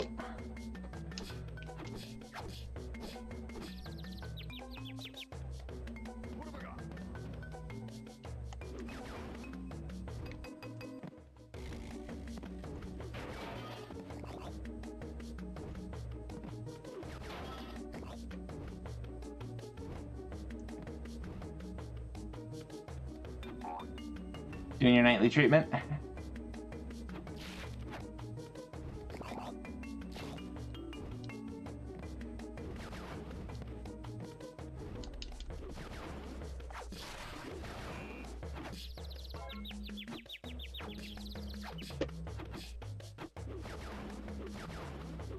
What the? Really? It took that long to kill it? Oh.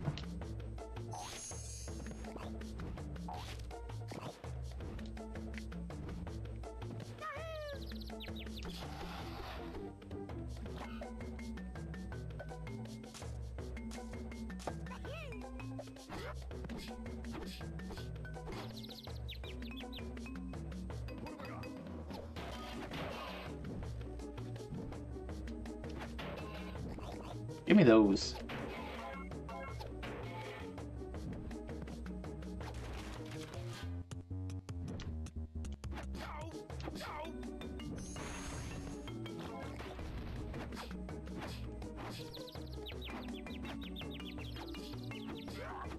He went through me.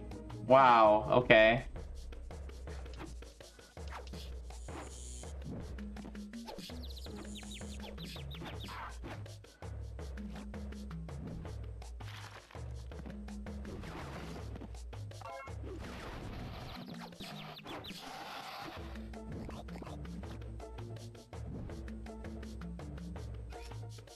Passable door. You're not powerful to break that door's crash. Only jacked enemies have the strength.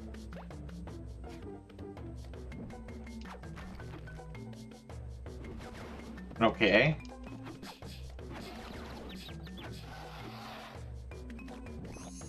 There we go.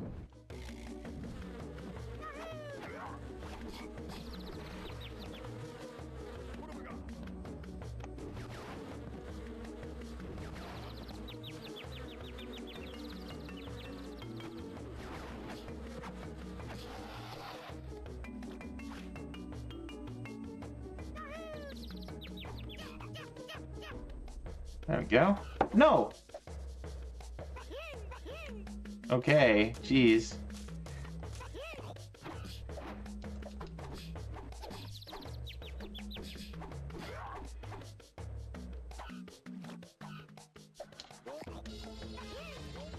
There we go.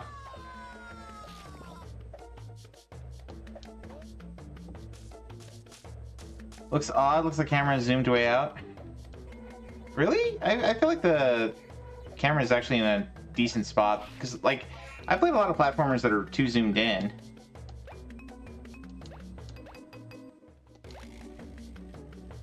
Lucky you may even purchase bosses. Tougher. Alright, I'm not really interested in that right now. Okay. Especially since I can get this guy here. Come on. There we go.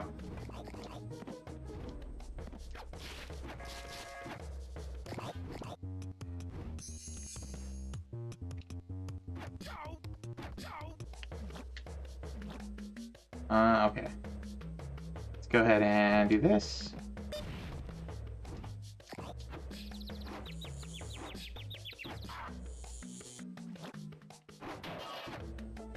Alright, let's go break that. Oh, you meant it feels very zoomed in?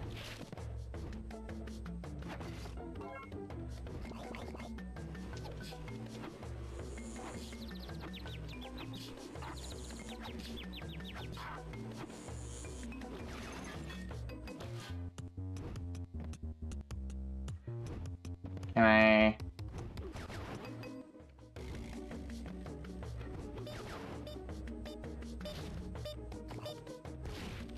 There we go.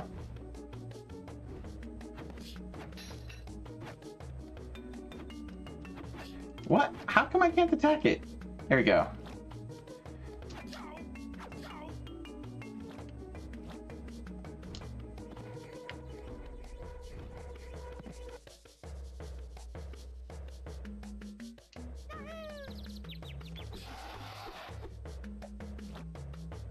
Alright. I'm just gonna try and finish this level, I guess.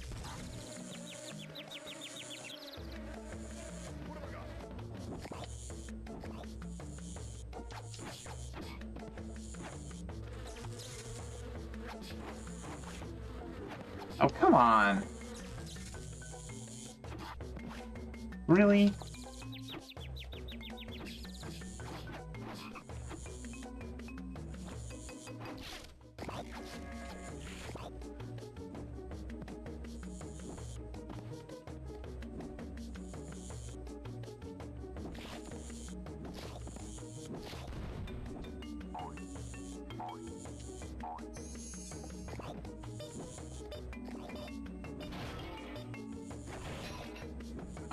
What? The what? There were suddenly guys down there.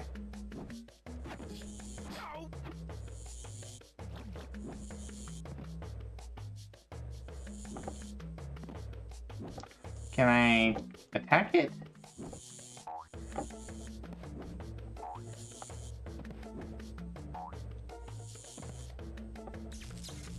No? That guy sucks.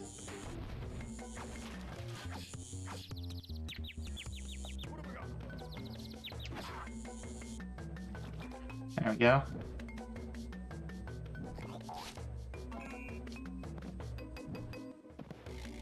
Okay, it ate my jump. Come on, game. Oh, you can't go back? I call baloney.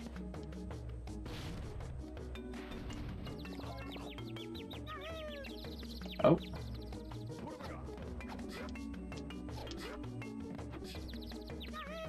What? It's not letting me jack from one to the other. It's supposed to.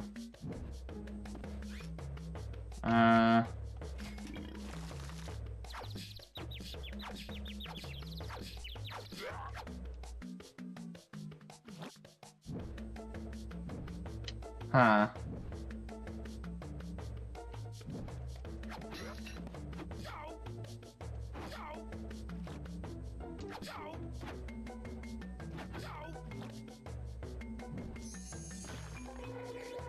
Oh, okay.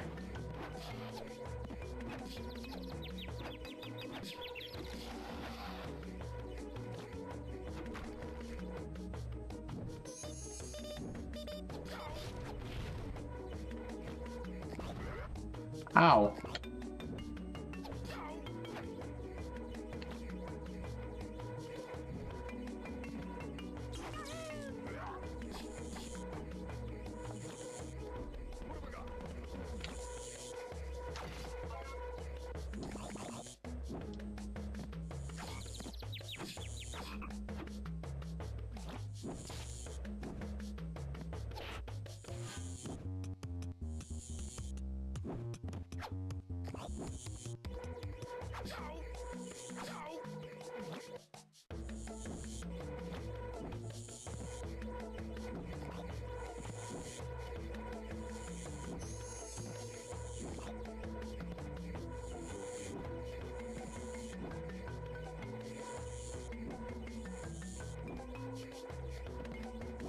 Okay, somehow it let me up there. That was weird. Oh man. This is not a very good platformer. I mean, I'm kind of having fun with it a little bit, but hitboxes are weird. Controls are a little weird.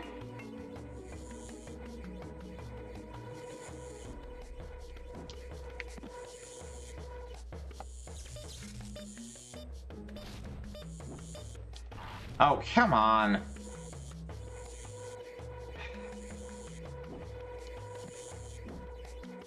It's a whole lot of no tonight so far.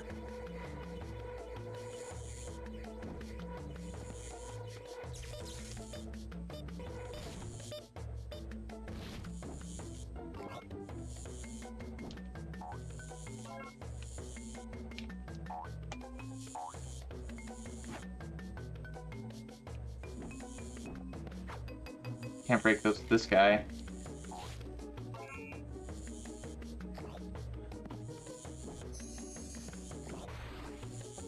Anything down here?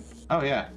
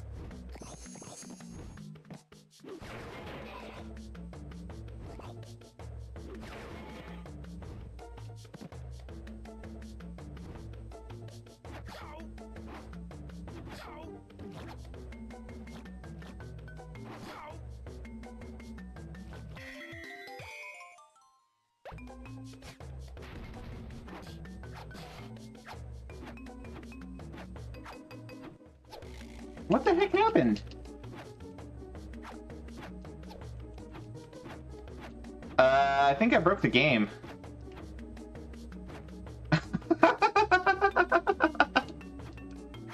I can't do anything. I broke the game. Trash. Trash. Let's see. The achievement we were working on. Oh, complete all stages on Wumpa Island. I thought it was just the first stage. I guess we've gone to like the probably second or third stage at this point, probably. Oh well. We'll just close out of this one. Anyway, that was Crash of the Titans on Game Boy Advance. If you guys are looking to get all of the spin-off games of Crash, maybe go for this one. I wouldn't highly recommend it. That was not super impressive. It was decent fun for what it was, but meh. I don't like all the speed. I don't like all the time attack stuff on there. Let's see. Next up here we got, what did I do to deserve this, my lord? Holy invasion of privacy, Batman. So this was a Nihon Ichi. This was a Nihon Ichi game that they brought across, or it wasn't originally Nihon Ichi, but NIS America did the localization translation. It's a strategy game. It's a real-time strategy game on the PSP. Let's see. Let's clear all the training levels. Clear all the different story stages.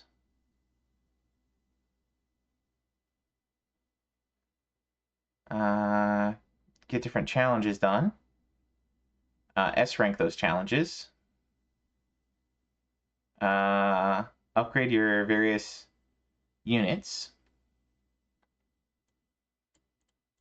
In one playthrough, have all servants at their max level. So upgrade everything to the max level within one playthrough.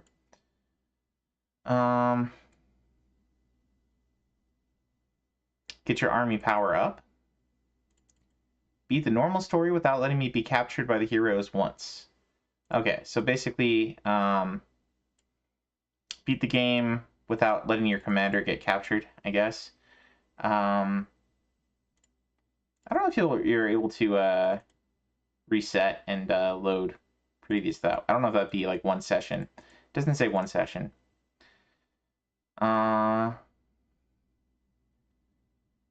Defeat Shota in stage 1 in 25 seconds or less. Time to put those slimes to work. Level 1 slimes, level 1 slime mosses, and a Skeleman. Okay.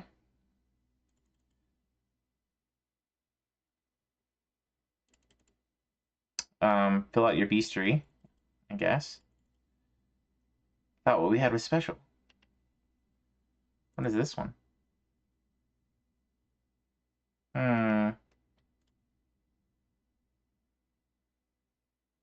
That's not even that's a 0 pointer.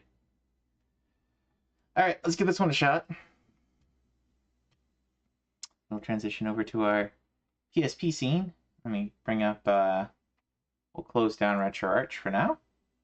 And we'll bring up our PSP emulator. And we'll see if we can load. Not Flying Hamster, that was earlier. We want Holy Invasion of Privacy. See if this will work. Okay.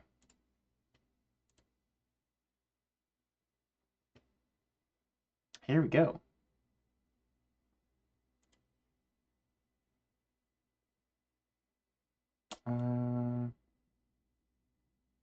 Hold on.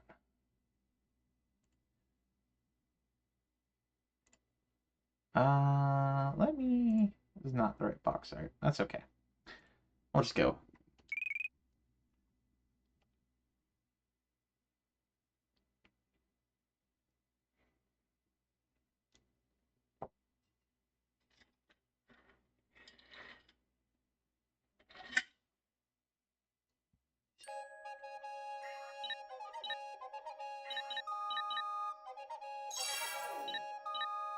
I'll go through the training. Maybe not all the training, just the basics.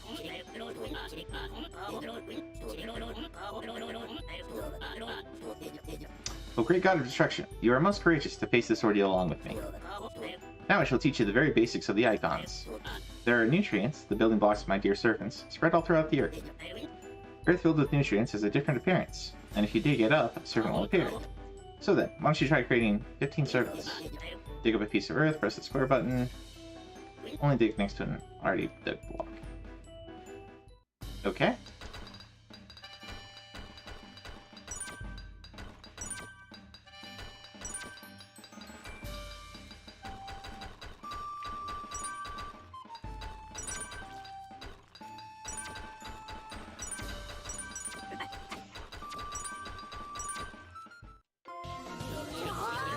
There we go.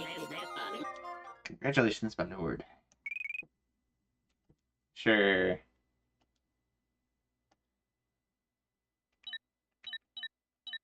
Well, that wasn't much at all. We'll go ahead and do the other ones.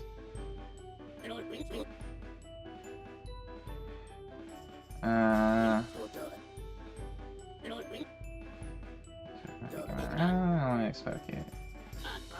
Slime Moss rolls about the dungeon, suck up nutrients as they go, and produces vitality. They'll then use their vitality to excrete into other blocks of soil. The nations or Hellish nations. Is its vitality will plant its roots and blossom, giving us. Flowers can drain nutrients from a wider range of soil. Flowers will eventually wither, but from these more inside. Hazards. Hey, Necro, welcome in, sir.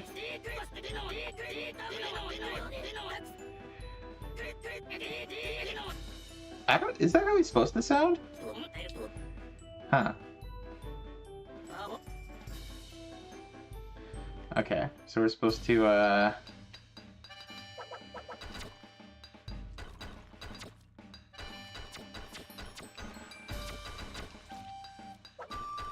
get some slimes, I guess? So yeah, we are, oh, oops. Didn't mean to kill my guy.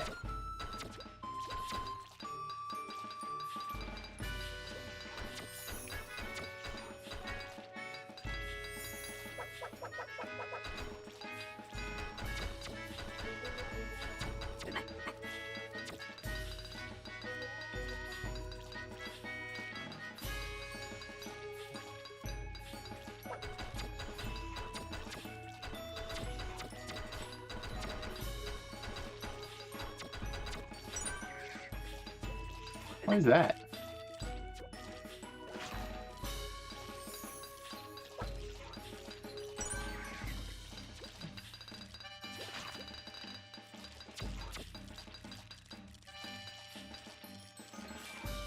Nice.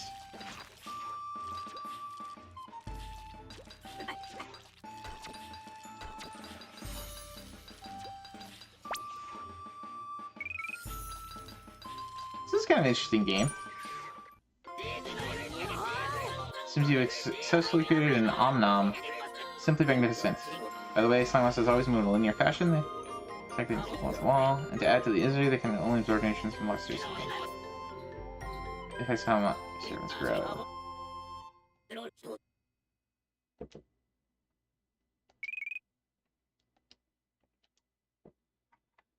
Alright. So anyway, this is Holy Invasion of Privacy, Badman.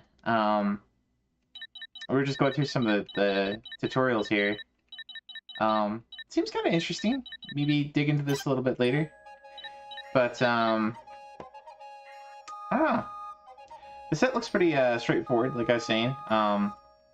Basically just beat the game. Doesn't look like you even have to beat it on like a harder difficulty. But you do need to clear the various challenges with S ranks, which might be something of a grind.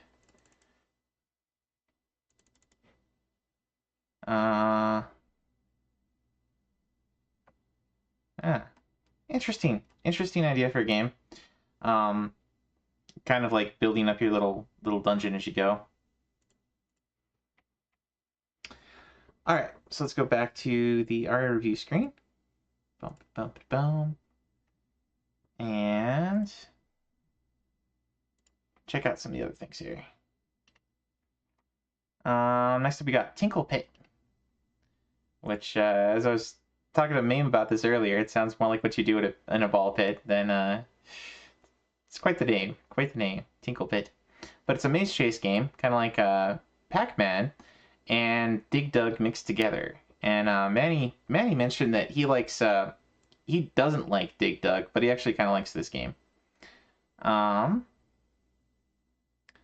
So you get achievements to clear each world, to reach 3 million score, defeat a bunch of enemies with one Tinker Bell, and actually get the combo of enemies multiple times in a single playthrough. Had 5 enemies with popcorn in a single playthrough. Get 25 enemies with popcorn. Anyone know how to log into RA from RetroArch? You've hanged username and password several times, but always says not logged in. When you have issues like that, usually I just kind of close out and then open back in and make sure that I'm able to log into the website for one thing, and then make sure I'm using the same username and password. So sometimes like sometimes RetroArch, like just if you haven't logged in a long time, it like logs out and it doesn't let you log back in until you've cleared out everything and reconnected. So you don't have to reinstall it or anything, but usually I can just close it out, boot it back up, and then put in username and password fresh, and it connects. Anyway, so there's a lot of finding hidden items, hidden characters on different maps. Oh, you gotta 1cc the game. Find a way to defeat 7 or more enemies with a single return of your Tinkerbell. Alright. And finish the game in less than 30 minutes. So there's a time attack. Finish the game without letting any enemies get away.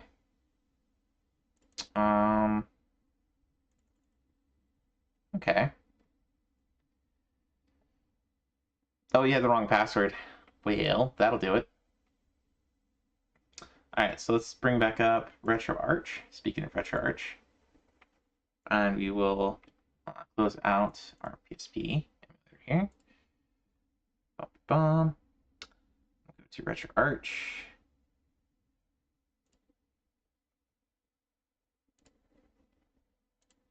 And we're looking for Tinkle Pit.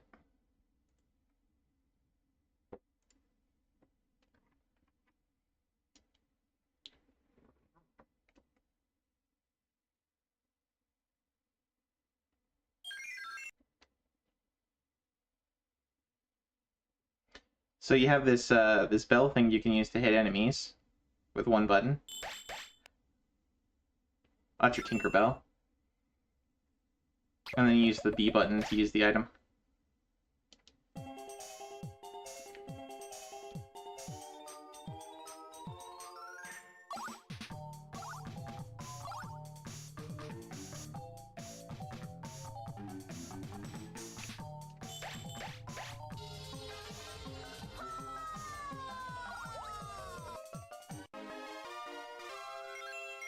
Boom, boom.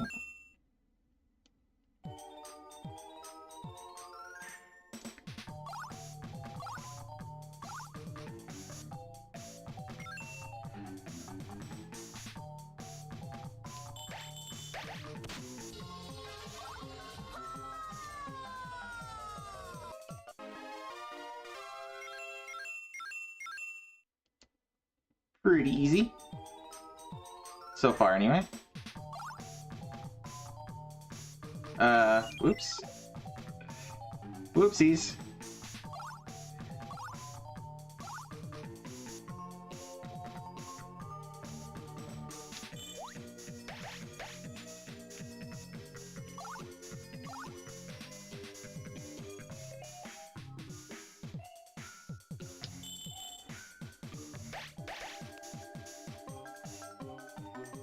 There we go.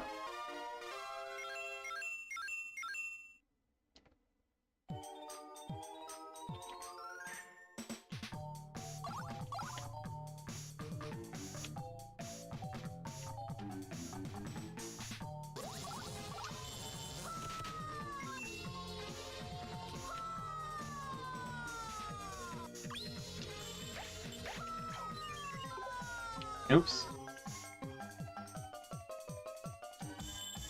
No! Ah, he got away.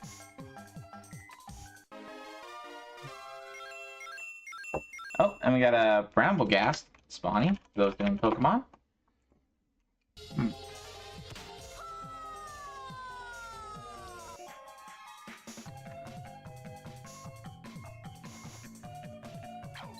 Oops. Oh well, there we go. It's a pretty colorful game, pretty cute. Kind of fun. You're a lot of things to learn for that one, but fun little game. Got quite a few Chivos there, just fiddling around. I might come back to this one. Just got like 18 points. Not bad. Not bad. Let's go ahead and swap back over to the other scene. And I'm going to toss that on my wanna play list. First one of the night. Actually, I should probably toss Kessin on too. Kessin was pretty good. And baseball actually was kind of fun. And Breakout. We'll toss those on. Kessin's pretty involved. And Breakout's pretty hard. But maybe we'll get back to those someday. Next up, we got Claymates from Visual Concepts. This one's kind of different. You're like a little Play-Doh ball, and you can transform into different creatures as you go to different levels.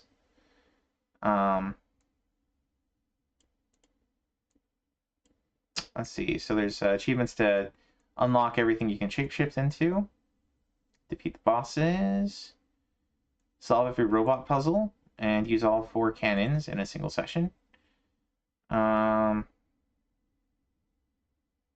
Collect the letters C, L, A, and Y, and access the Pachinko bonus game.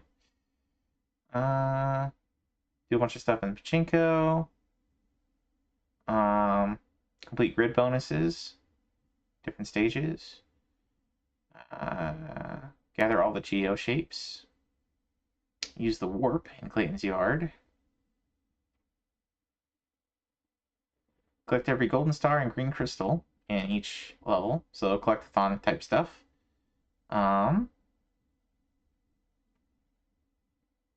Complete every stage without ever attacking with a wandering orb. Oh. Get to a space after finishing every stage as Muxter. Oh, get this space. Warps are allowed, but you must be using Muxter to take them. Ah, so basically don't use any of the transformations. That's pretty rough.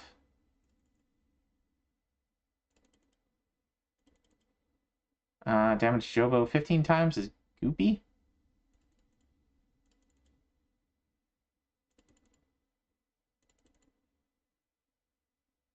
Exactly 1 crystal without using checkpoints. Okay, so Claymates. Go back to RetroArch, and we'll bring up Claymates. So if you liked Play-Doh a lot as a kid, this may be a game for you. It's by Interplay, or at least published by Interplay. That was a development company. It was listed as somebody different. That was Visual Concepts was the name of the company that developed this one. Oops. Still my PS2 emulator up. That's not good. All right.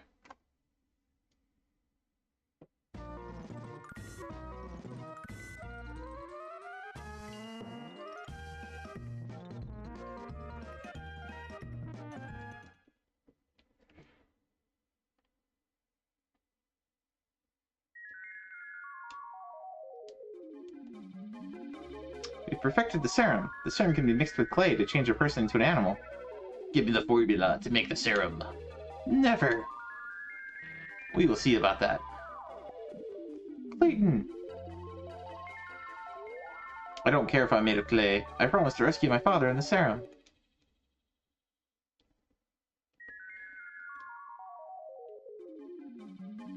This is a very unique game in terms of the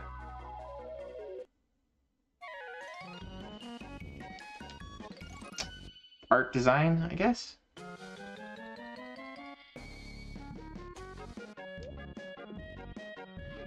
So here's the first thing you can transform into here is a little rat.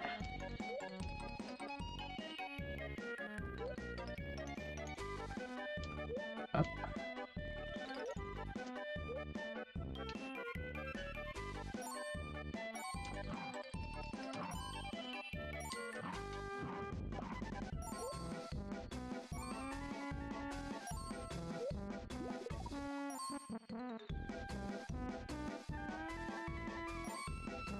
So you're supposed to get through this without attacking with the Wandering Ball for Chivo. I'm not gonna worry about that right now.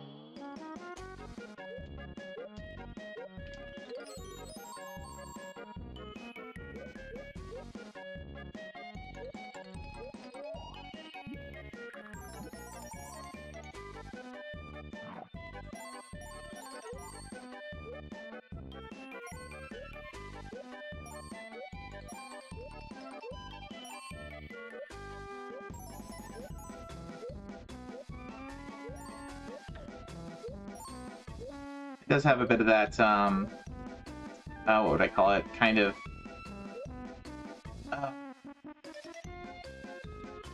European style or Western style of very non-linear levels. Lots of different paths to go. So it really rewards exploration.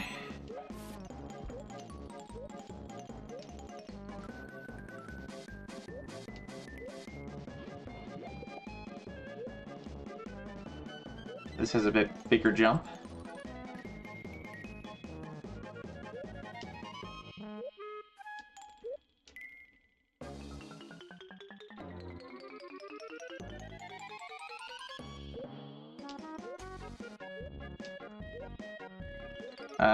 Is there no way back up? Come on. Come on, game.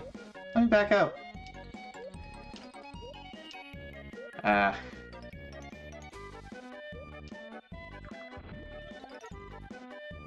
Oh, that stunned them.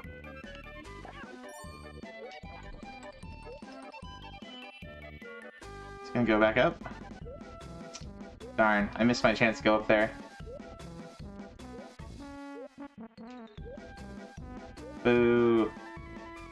Boo. Oh well. The cat can climb trees. Like so.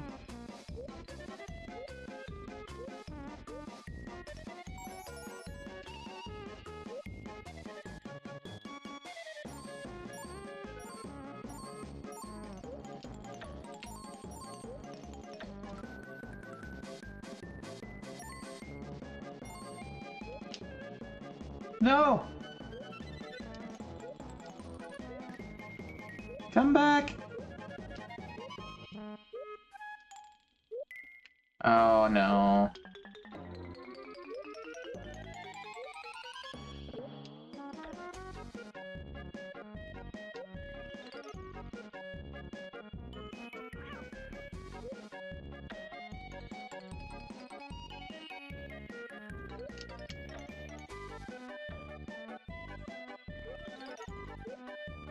Clearly there's some stuff up there.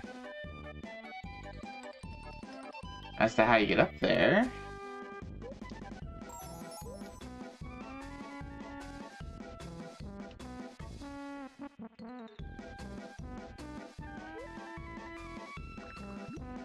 That takes you back there. You do have limited time, as you can see there. Which is unfortunate.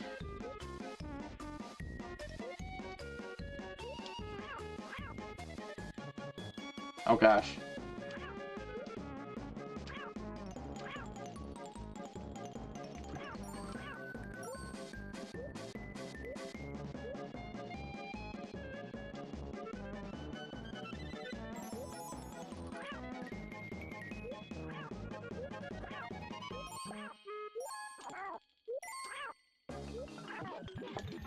Oh. Okay.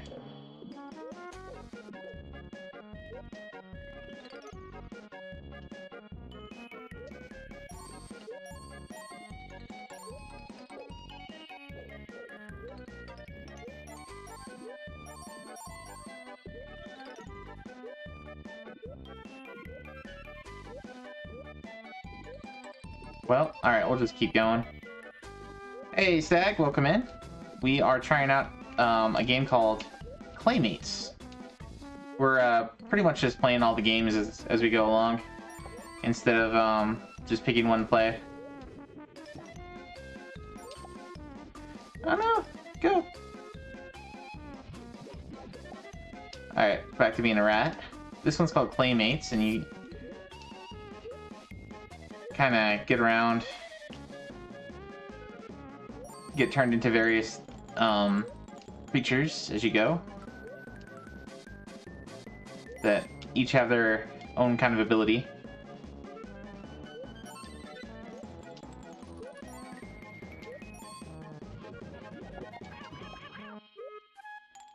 So this one can kind of climb trees here.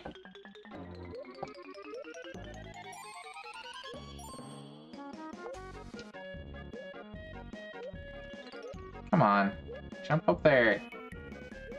There we go. What? Okay. Okay, game. There we go.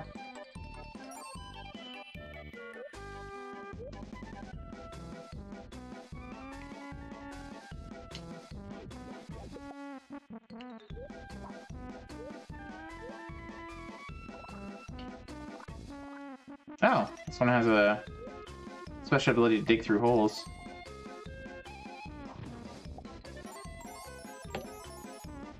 Nice. Oh, we wanted to be the rat to get some of those. Oh well.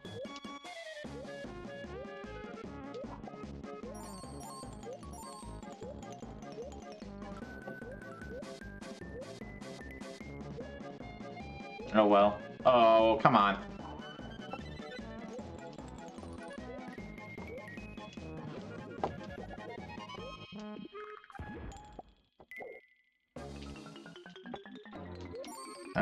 Got one.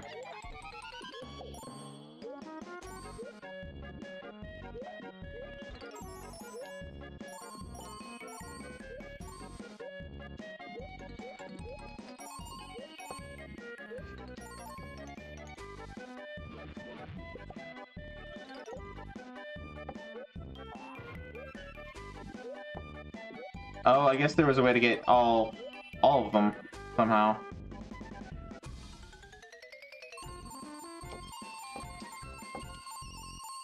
Anyway, how's everybody's night going?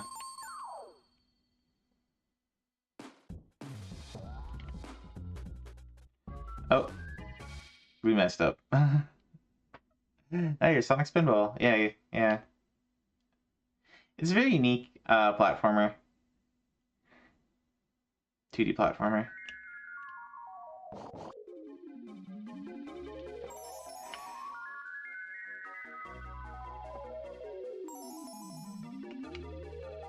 Those guys are gonna clip down the trees there, grab the axes.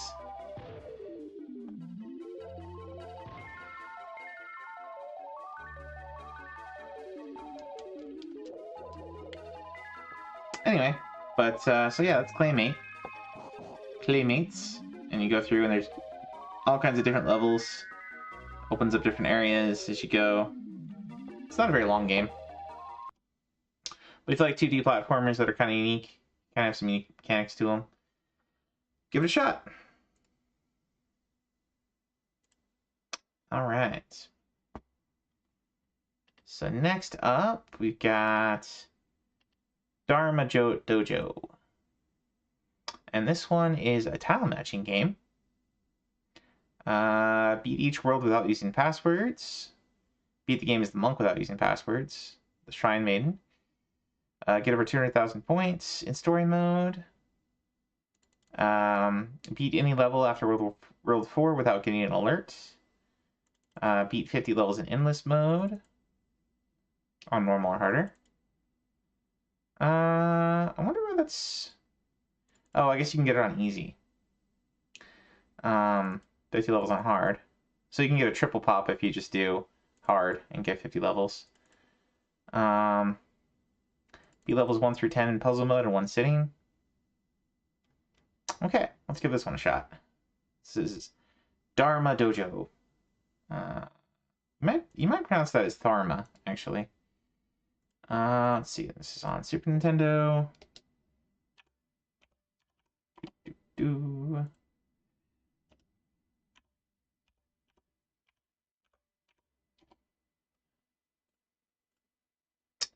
And it's probably that one will work. Hey, Rio. You're interested in checking this game out? Well, we might have something in store for you then.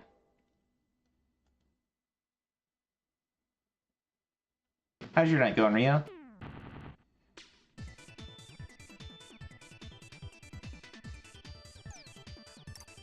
Oh, it's Daruma. Daruma. That's what the Japanese characters are. Okay. I wish I was better at reading kanji. Option. Well, that's option. I'm guessing this is probably story mode. Yeah, from the beginning.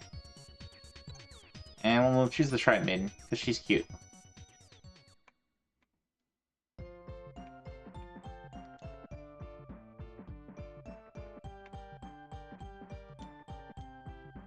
Okay, they're fighting some kind of Oni guy.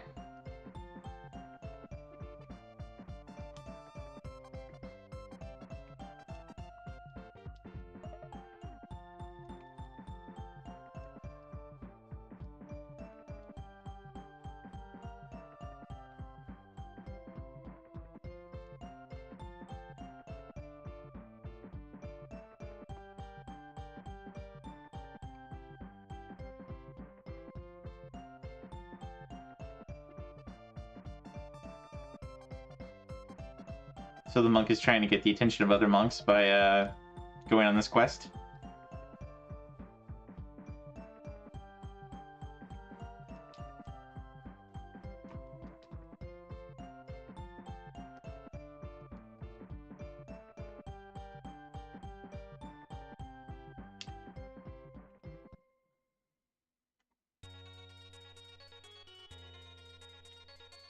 Oh, that's cute. She's on like a little flying cloud, like Dragon Ball. Or the Journey to the West. I guess she's going west too. There you go.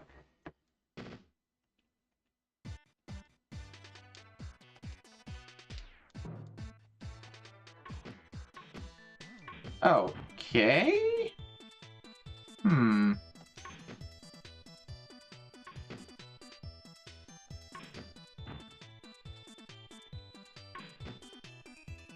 I'm not quite sure what I'm doing here.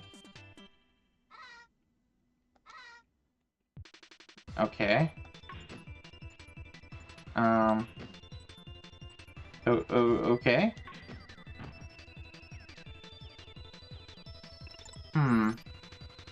Cool song. Alright, let's try this again. So I think what I'm supposed to do is get all the reds, maybe? Does that do anything? Okay.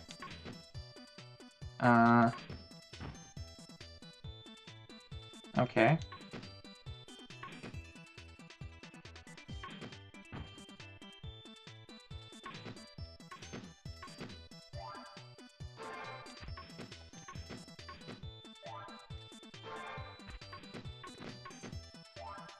Okay, that's different.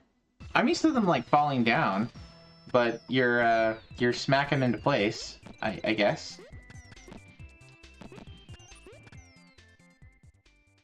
All right. I don't mind doing like the first stage one. All right. So let's see. Probably want to do. I don't think we can do purples. We could probably get that one and that one, and I think it'll reset it. So if we do that one and that one and that one, there we go. So then we can do that one, that one, that one. Okay, and then we can do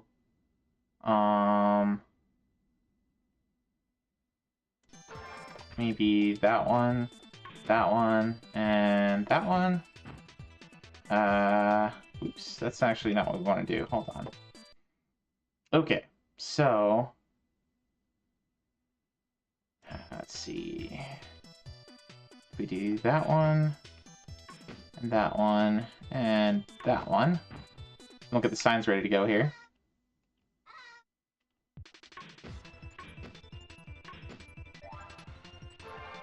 And then we're ready for these.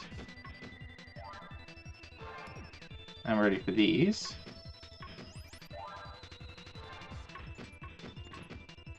There we go.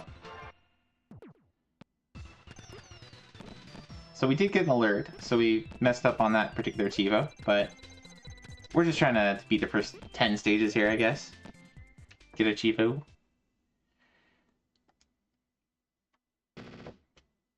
Alright, so what can we do here? We can do, we can knock those three, and then do, or, yeah, we can get reds. So we can do that one, and that one. And then that one, that one, that one. We can do purples. And we can do cats. And then we can do fish. No, we can't do fish. Okay. So we can do that one. And that one, I guess? Okay, good.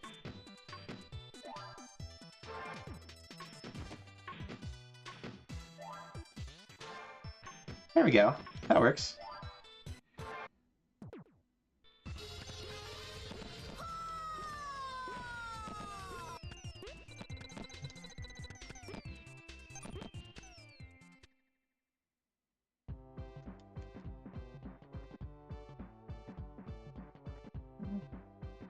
These two seem to have a good relationship.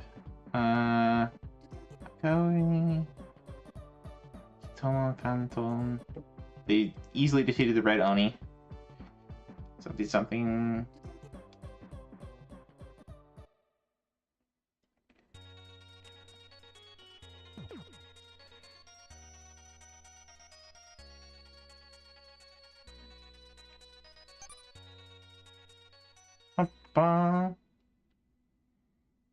You know what? Let's do stage 2 too. Let's see. So let's see. We can get the purples if we get that cat out of the way. And then we can get the let's see. Do I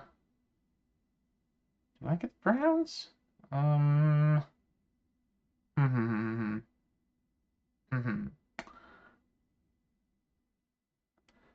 I guess we get just the purples first.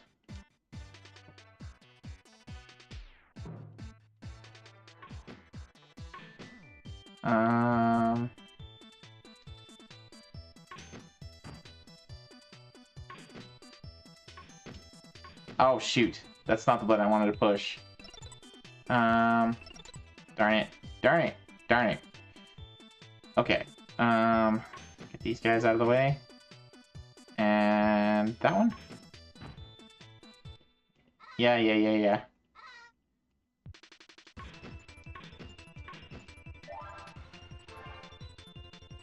Alright, let's see. There's no way I can do other things, huh? I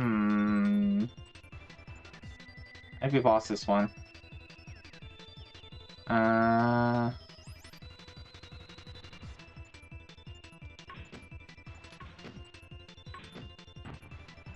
And then she wins. Oh no, maybe not.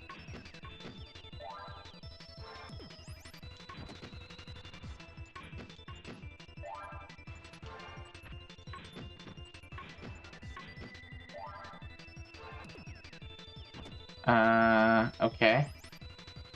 How do I go about this one?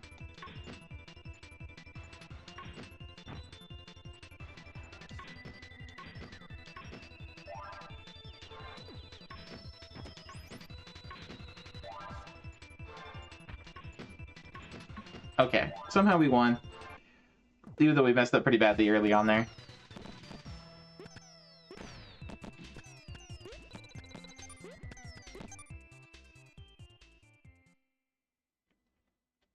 Okay, let's try and be a little more careful this time. Okay, so... I think we can line up blues to start with. So we'll do this one, that one. Oh, you have to line up 4. Okay, shoot. We won't be able to do blues then. Okay. Changed it up on us. Okay. What can we do easily then? I guess we put that one.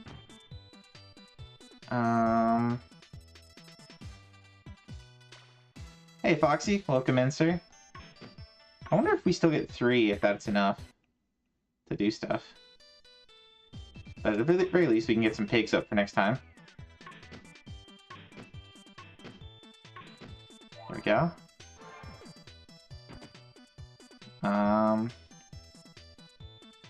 Okay. So we can get reds for next time, I guess. So we'll go this one, and this one, that one, and then that one. I'm gonna have blues and reds next time.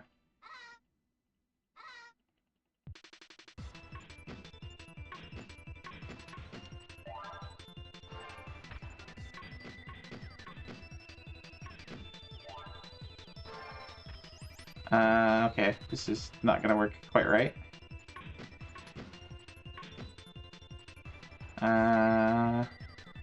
So if we do cat, yes, that'll do it.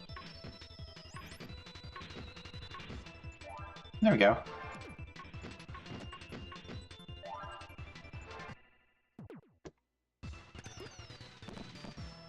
Yeah, this is pretty fun. We're on to just stage 2 here. So it's still pretty simple. But this is called Dharma Dojo. Or I think that's what it is. You got a set this week. Alright, so it's 4 again. Let's see. What can we get that would be... Can we get the purples? I think we can get the pinks. So if we go that one, and that one, and that one, and then for next round, maybe we should get this one out. Then we can do purple, or pink. Alright, and then we want to do, we can get the greens out, kind of.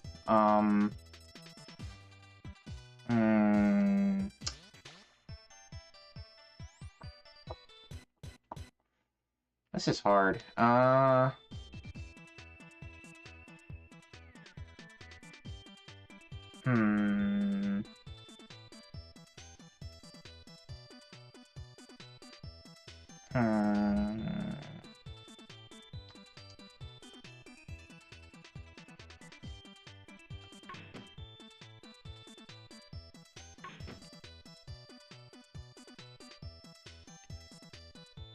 Oh, that went down. Oh, that kind of messed up my whole plan there. That's okay. Okay, so we want to go like that. And then I guess we'll do a cat. There we go. And we'll do we don't want to screw that up. So we want to, I guess, go from the bottom up. So we'll go like this. Oh no, we messed that up. We still messed it up. Oh well. We can still get them.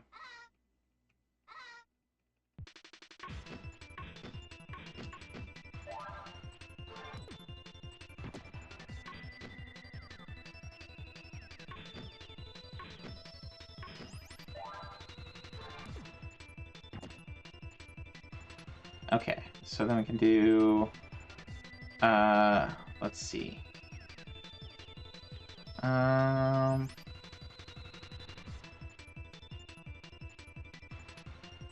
think maybe not quite. Not quite. That's okay.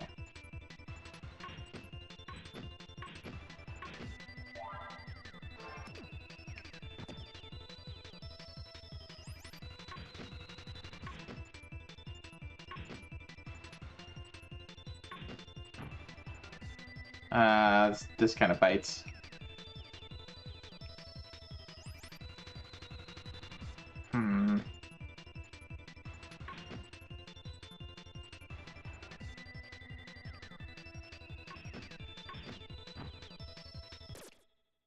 Ah, she got me.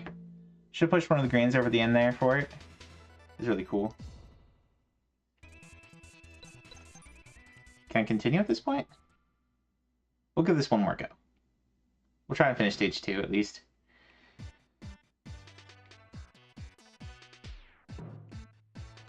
Alright, so I think what we want to get the pinks over.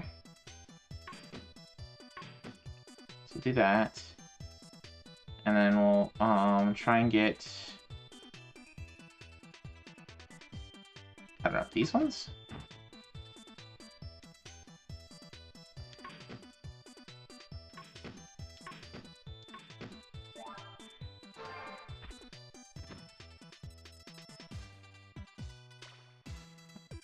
Alright.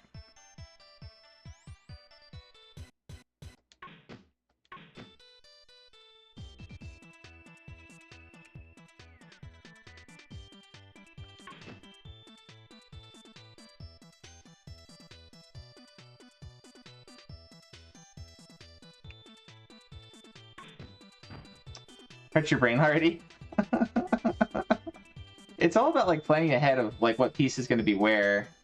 I'm doing kind of a crappy job of it, actually, but let's see.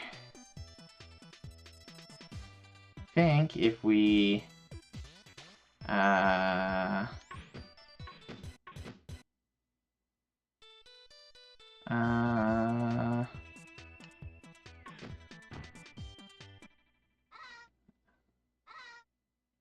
alright, so we do this one, and then we can do, oh no, that's not gonna work either.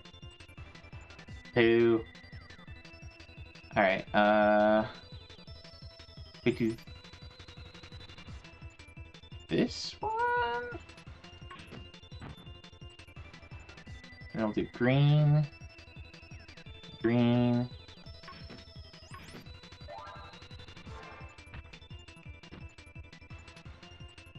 And then,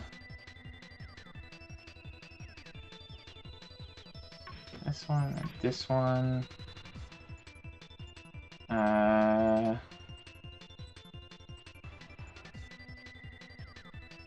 And then this one, that one.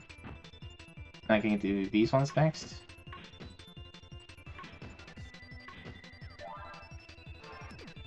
And then that one, that one, that one, that one. And then that one, that one, that one, that one. There we go. This will work. I'm definitely playing this, Rio says. I put this up with games like Shogi or Go. Playing 200 steps ahead type game? Yeah.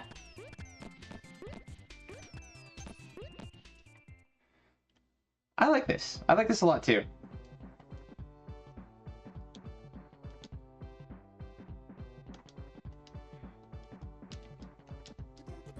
Okay, so we should probably go on, but I like this. I like this a lot. And there's a 1, 2, 3, 4, 5, 6, at least 6 more stages. So I won't do all these tonight, but it's pretty neat. And like we were looking at the achievements there, it's basically beat each world without using the passwords, beat it with the Shrine Maiden, beat it with the Monk, beat any level after World 4 without the alert going off. So when the crow came down and was saying something Teo Owasu or something like that, that was the alert. So basically beat it without them getting to that third rung, which seems kind of hard for some of these. And then endless mode. I'm not sure which was endless mode. But if we go back to the start here, if we reset, so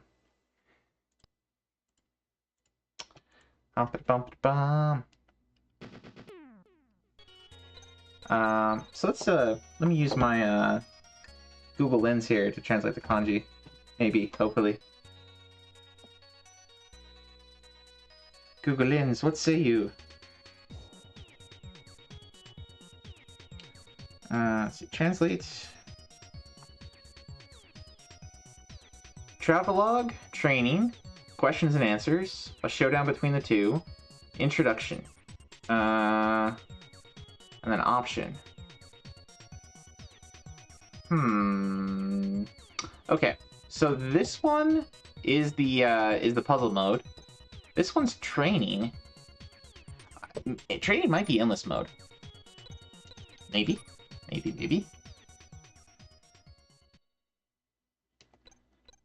Okay, you can start at easy, medium, or hard.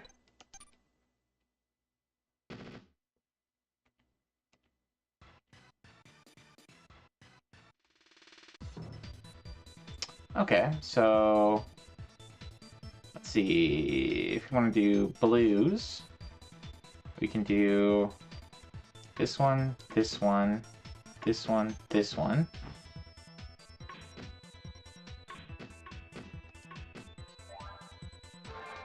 I can do that one, that one.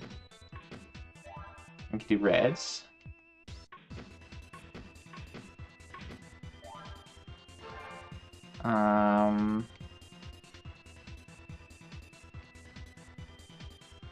Let's see. Do that one, that one, that one, that one. Hello, Mr. Tengu. What are you doing? 3, 2, 1. Oh, he's gonna add more. I should have seen that coming. Okay, so next we'll do, I guess with green there? Sure. Cats, I choose you! Green, I choose you! Oh, that's not the button I wanted to push! Alright. Now we're kind of messed up, but that's okay. Cats, I choose you. Tanukis. Maybe reds. Alright, red, I choose you. Have to be a little careful with your button presses. Alright, just do these. Like so, and then like so.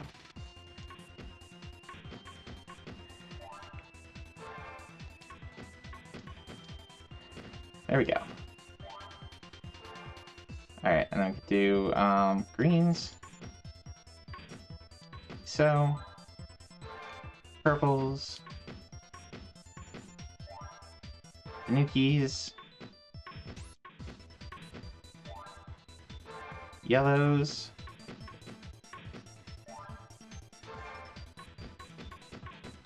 Did I beat you? Did I beat you, Tengu?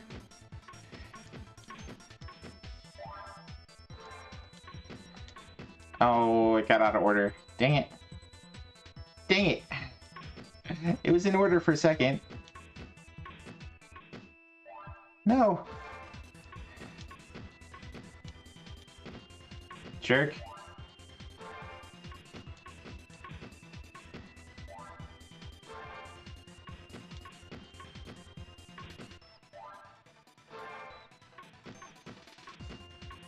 So I think this is the endless mode.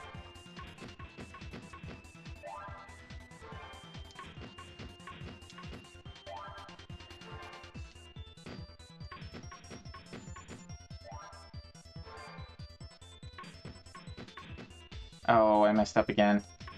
God darn it.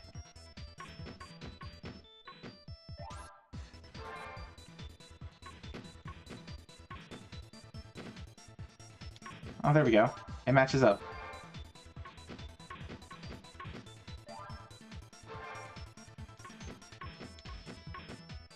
That works.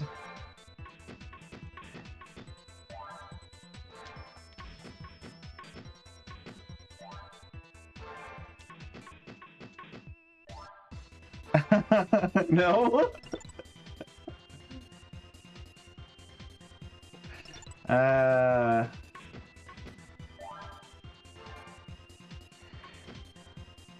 Oh, I messed up again. Oh gosh. I have to be more careful about that. All right, do that one.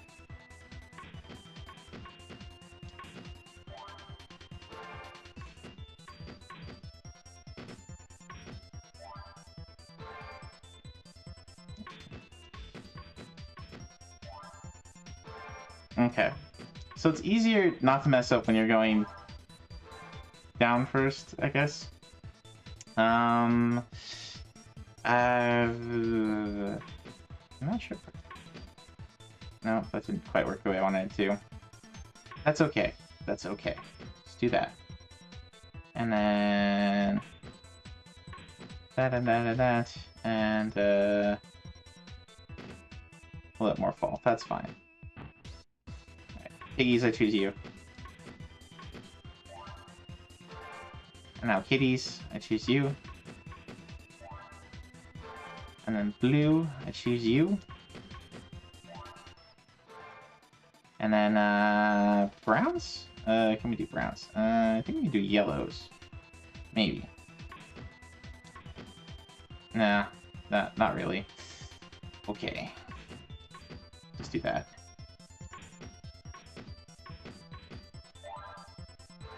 And purples.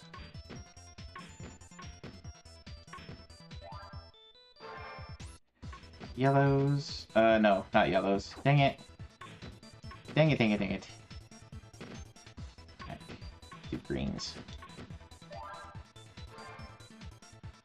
Yellows.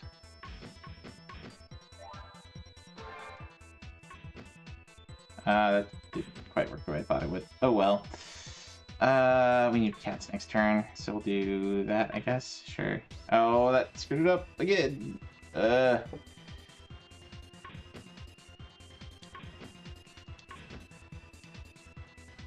It's a little hard knowing where they're gonna go. Sometimes. It's not really hard. I'm just going before I pay attention. Alright, cats, I choose you. Bring me luck. There we go. Alright, cat time. And then, I guess this one? Yeah, there we go. Blues? Blues next. Yes. No, never mind. Oh, darn it. Alright.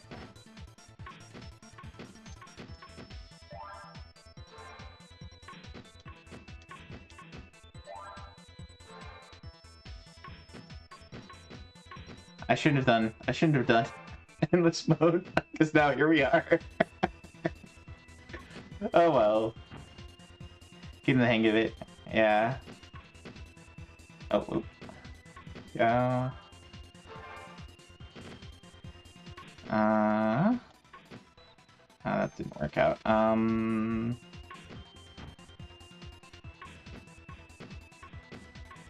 we go.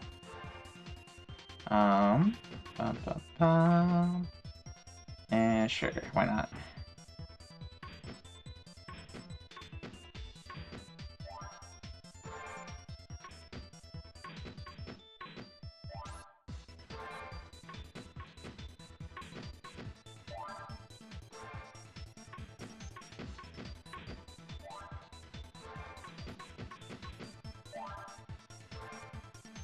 Okay, what do we have to get to for an achievement on this one?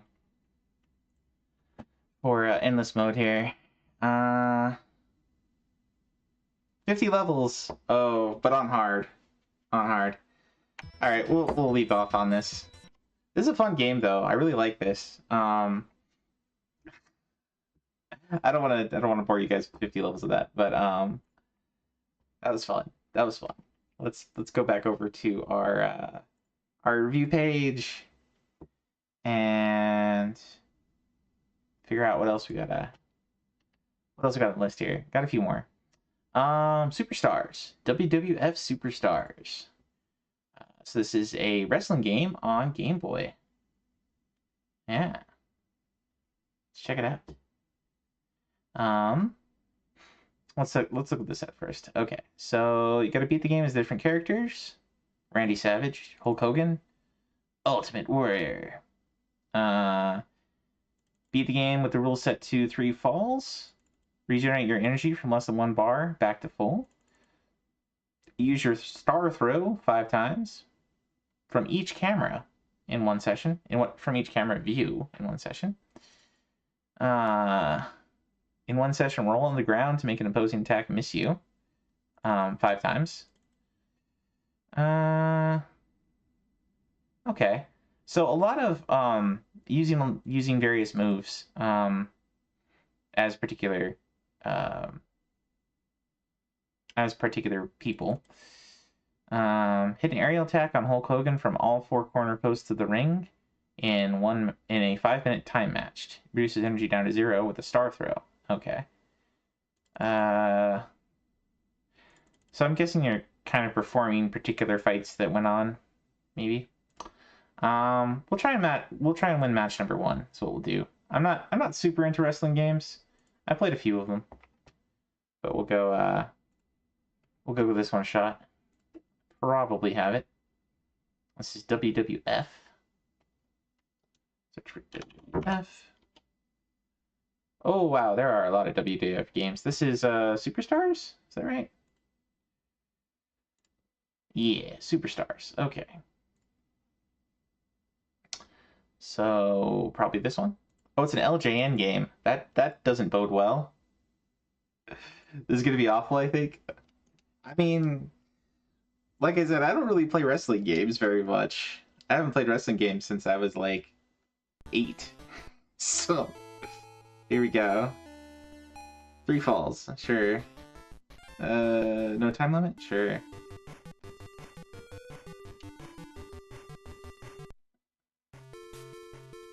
Perfection comes at a price. The price will be defeat.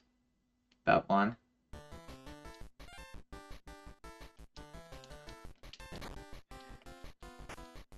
Oh, okay. Get up.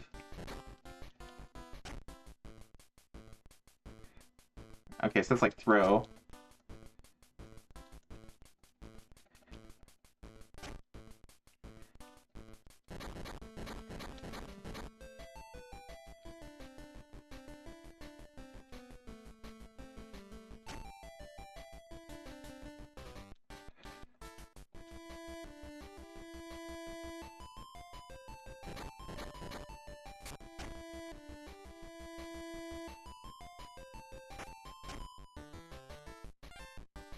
I learned this one in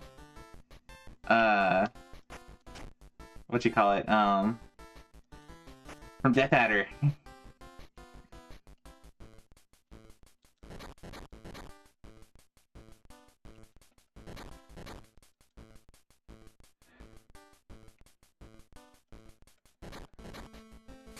There we go. Ah! He threw me out of the ring!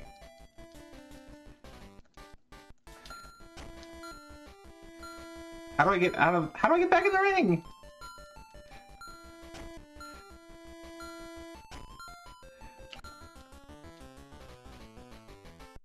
Out. I guess. Okay, a ring out. Disqualification. Welcome in, Bo. It's like the NES one they made. I might enjoy it. Not really know. You know, this isn't actually that bad. Two. I don't know the controls, so I'm not quite sure what's going on here exactly.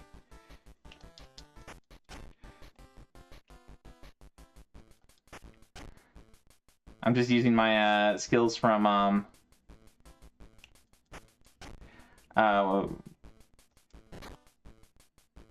the one game. I can't even think right now. It's oh dang it, come on.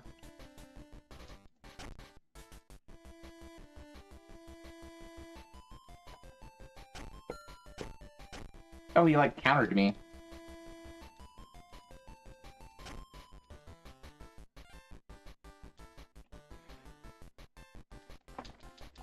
Oh, that was what I was trying to do.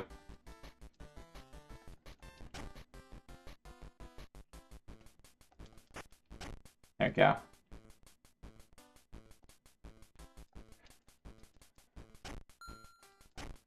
Oh, I have to get on him. I have to do the grab while I'm throwing him.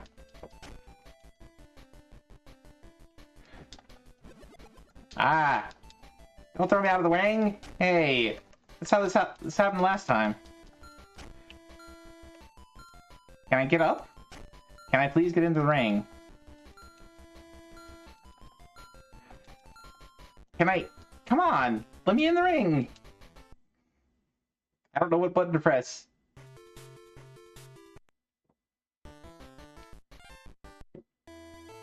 Can I switch? Oh, there we go. Okay. Let's go with Randy Savage. Here we go. We'll try this one more time.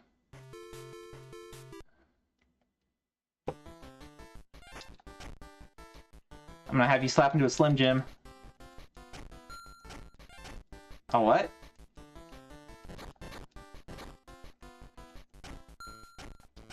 What? What's that all about?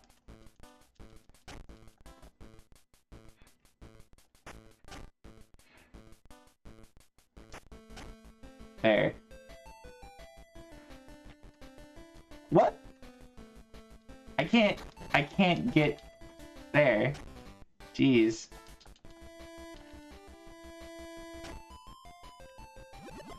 No! Not out of the ring! Come on!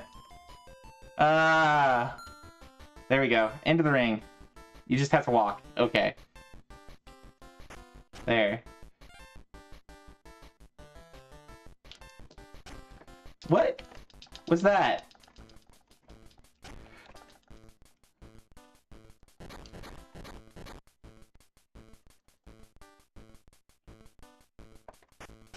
Countered.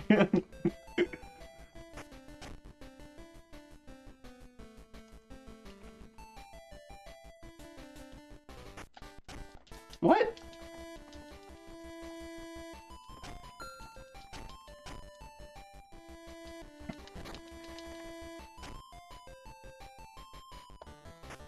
What? Why didn't you do the jump?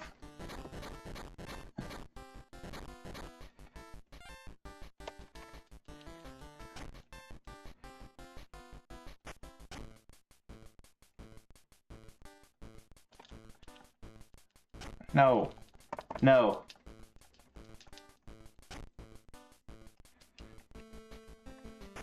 There. Can I grab him? What the heck? No, come on.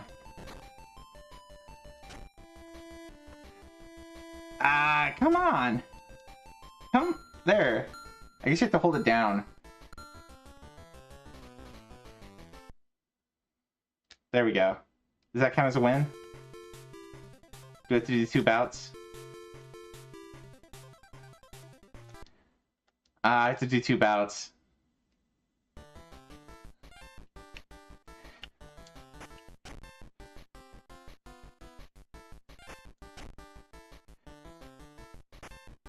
I'm just gonna jump kick him. Why did it go? Turn around! Come on. Come on, Macho Man. There.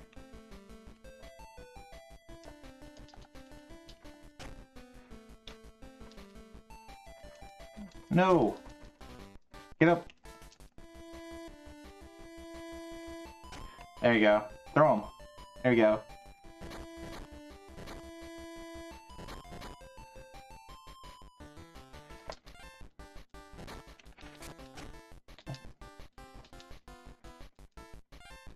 There we go.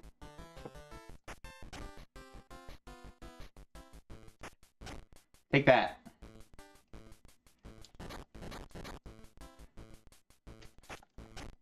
What?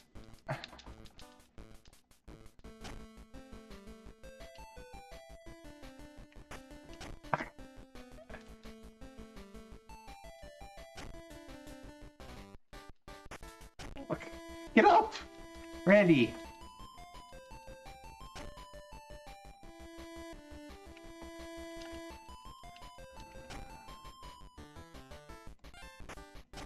There you go. There you go. That's the stuff. That's the stuff. There we go. Take that, LGN.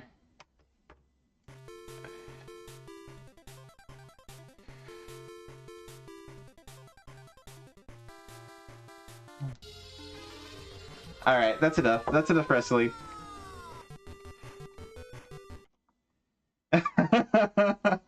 Pity really puts emphasis on your character's butt, I suppose. Alright, so that was WWF Superstars on Game Boy. Actually pretty fun. Pretty fun. Wouldn't expect an LJN game to be fun, but for a wrestling total amateur, wrestling game total amateur, you want part 2? Your toad's gonna do the set. Think of the Ultimate Warrior badge. It seemed decent. Yeah, actually, it was pretty fun. I suck at wrestling games, so I'm not really like a good judge of things. But Necker, if you want to give this one a shot and tell us what you think. Tell us from the somebody who's played a lot of wrestling games. Well, that'll be your homework, sir. Or I'll toss it to you as a oligarchy game or something. Second is better, but you'll totally do it. Okay, cool. Yeah, it's actually pretty fun. Had a bit of fun there. All right, next up we got Head Over Heels on the Amstrad CPC. So this is from Ocean Software. It is it's one of the games that they developed for a home PC. This is one of the British home PCs rather than NES. So I think Ocean kind of gets a little bit of a bad rap because they weren't very good at programming on NES, I would say. Like, the hitboxing was always kind of goofy, janky. They had some interesting ideas. Like, we saw Darkman a while ago, and Darkman's kind of a bad game, but it has some interesting mechanics to it. So I'll give them points for, trying to do some interesting things. But, that being said, this is more their home turf of what they're used to programming on. So, we'll give this a shot. It is a action-adventure game where you control back and forth 2 little dog creature things. I say that because, well, you'll see. They're a little wacky. Let's see. So you can get collecting items.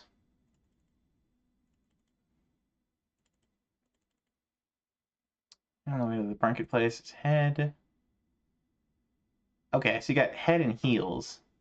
or your two dog things.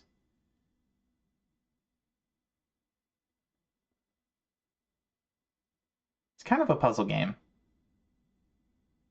Yeah, a lot of collection achievements, visiting every room in each area. All right. Looks like Solstice. I'm not familiar with Solstice. But we'll give this one a shot. I actually played this one a little bit earlier before stream to kind of get a sense of what the heck it is. It's very unique.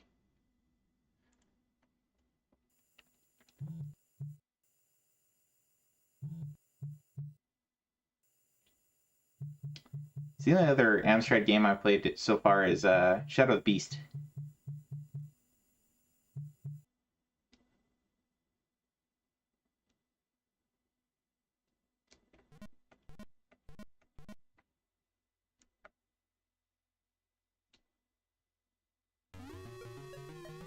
The Blacktooth Empire. Amstrad definitely has some interesting ones.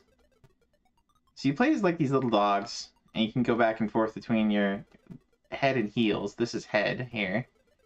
I see this is the...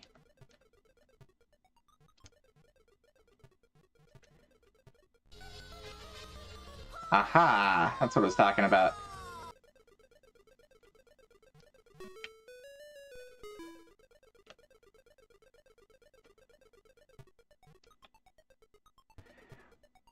But you can switch back and forth.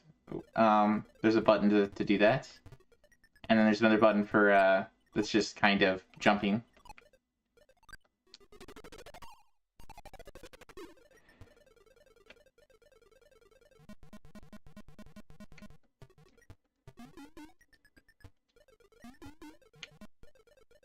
It's a little bit hard to line yourself up on the grid quite right. This thing over here in the upper right will kill you if you get next to it. It's really weird. It's like a trash compactor or something. And then this thing's like a platform elevator kind of thing.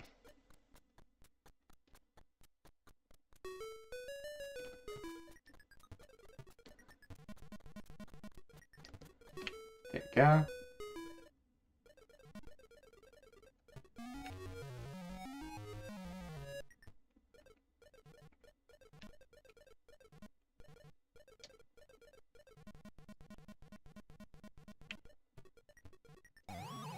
You have like a little bow wow. I don't know what the bow wow thing does, but your other button swaps back and forth.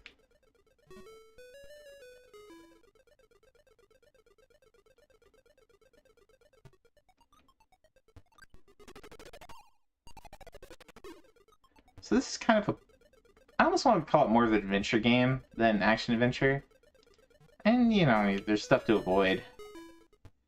Whee!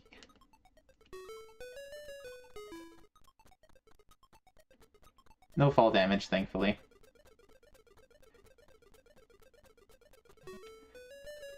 Walking sound's gonna kill you. That thing there kills you when you touch it. That thing floating around kills you when you touch it. I guess those are the donuts on the upper left. Not quite sure how to get there.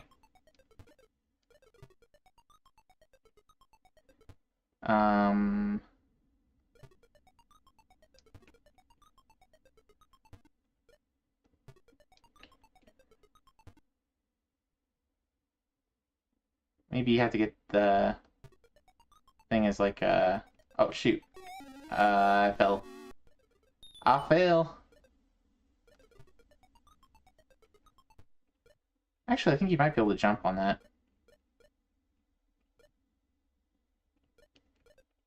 Maybe. It's gonna take some careful timing. No, come back!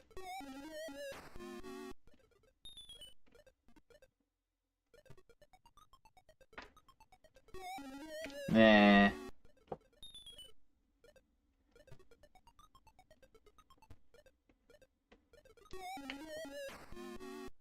You might be able to like land on top of it, but then hitting the sides of it will kill you.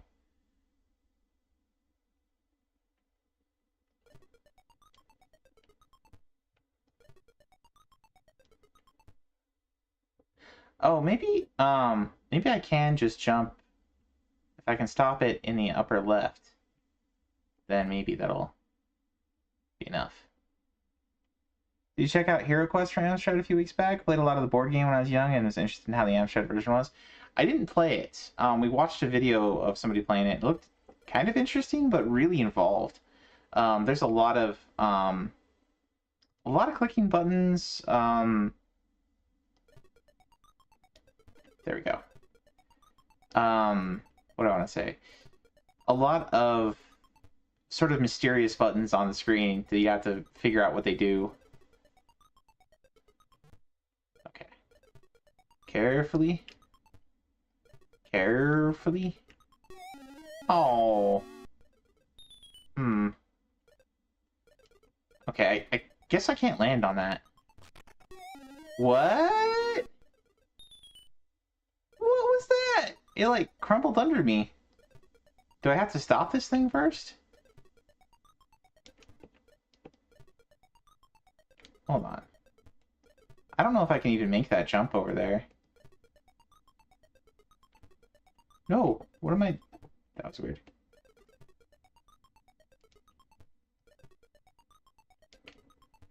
Yeah, I don't know if I can make that jump, but we'll try. Hey, we did. Can I make it back? I think I can. Okay, so I didn't have to write on that at all. I could just make that jump. Alright, so now the question is, how do I get past this? Can I jump over it? Doesn't seem like it. Oh, nope, we can. This game looks like it would be bad for your anxiety. People on RA say, Chief of XYZ is so hard, it took me 10 tries. I attempted it, took me 4 tries, 3 of which I wasn't logging into RA from RetroArch. Yeah, I don't know. There's some things that are hard, but once you learn what you're doing, learn how to do them, it's not so bad.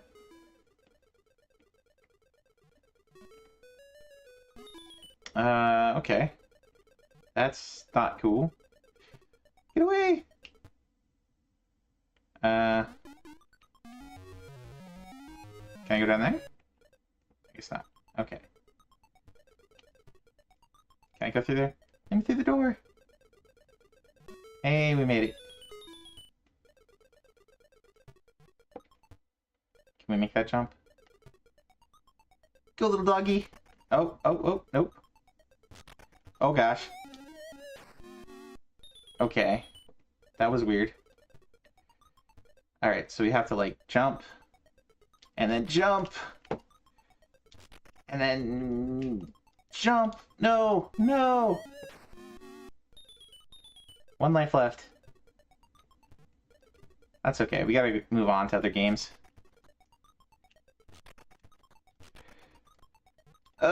No!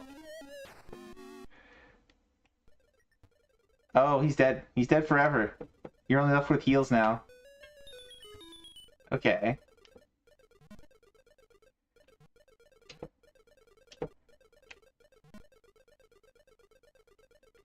Alright. Where's this thing? Oh. Okay.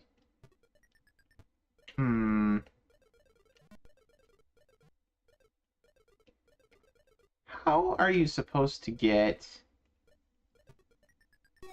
that's not it.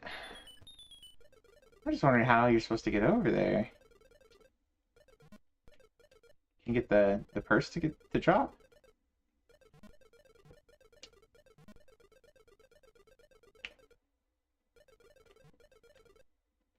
I can, like, control this little thing with that, but...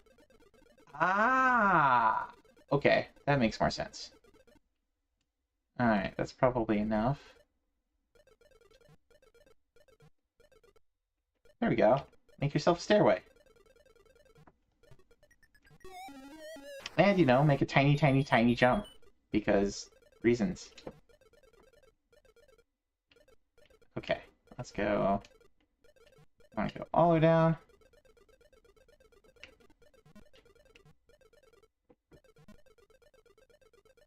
Some kind of blob monster. Yeah, it's like a dog blob monster. I don't know. Okay. Go there. And you go like there. Could probably make that jump. I hope we can make that jump.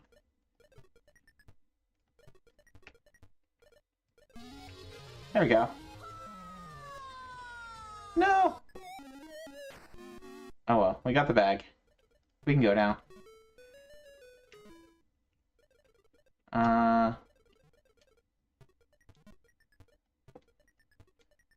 Okay, how does one get this on the...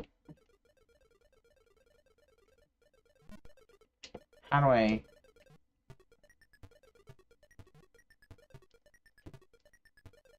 Hmm...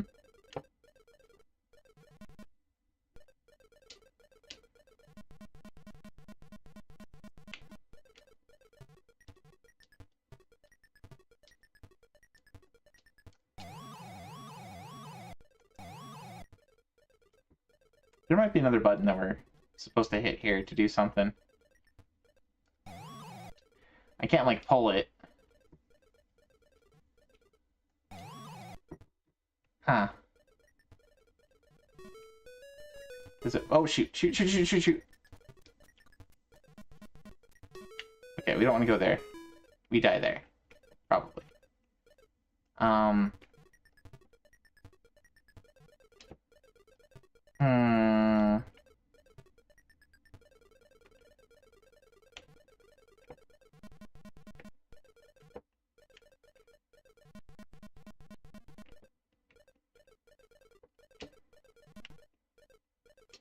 Can we, like, combine these?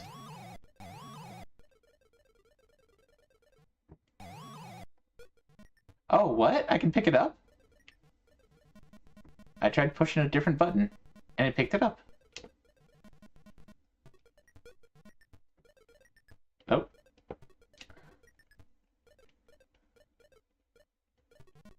Okay. We need to... Oop.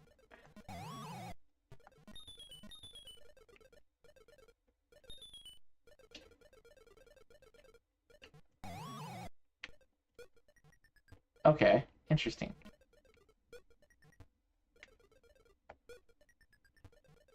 Can I pick that up? No. That just puts down what I picked up. Okay. That does the same thing. Okay. Can we reset the position?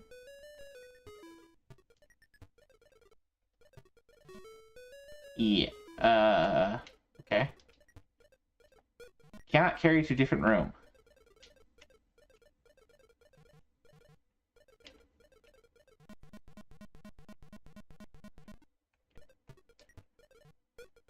There we go. Hello, washing machine guy.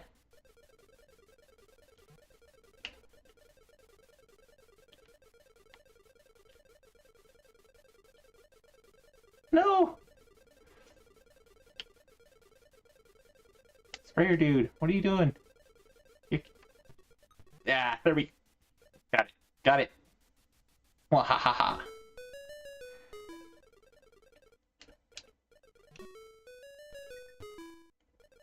Oh, this does not look fun. What? Oh, okay.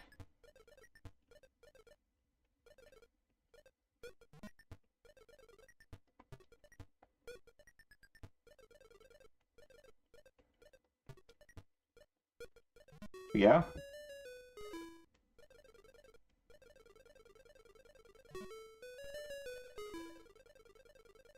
Okay. Okay. Can we get the rabbit thing? What does the rabbit thing do? No!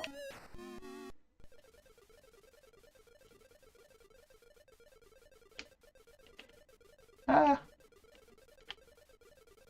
Alright, forget the rabbit. Go! No! Bad elevator. Can I get the rabbit? Why are you over there? Why?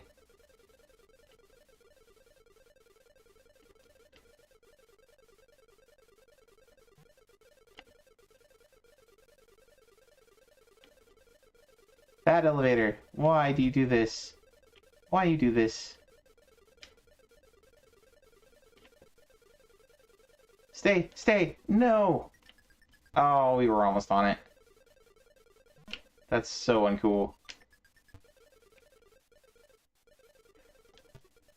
Ugh, there we go. 3 lives left. No! Why? Why? Game! That's not cool. Alright, got him. Again.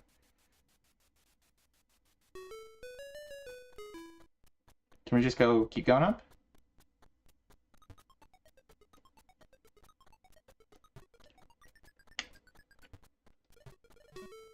There we go. Okay. Ooh!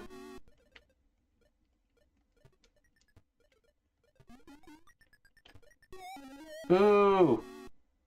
Alright. That was end of my lives. I scored a dummy. Anyway, that's Head Over Heels, guys. Interesting game. Probably played it a little too long, but that's okay. Got a few achievos.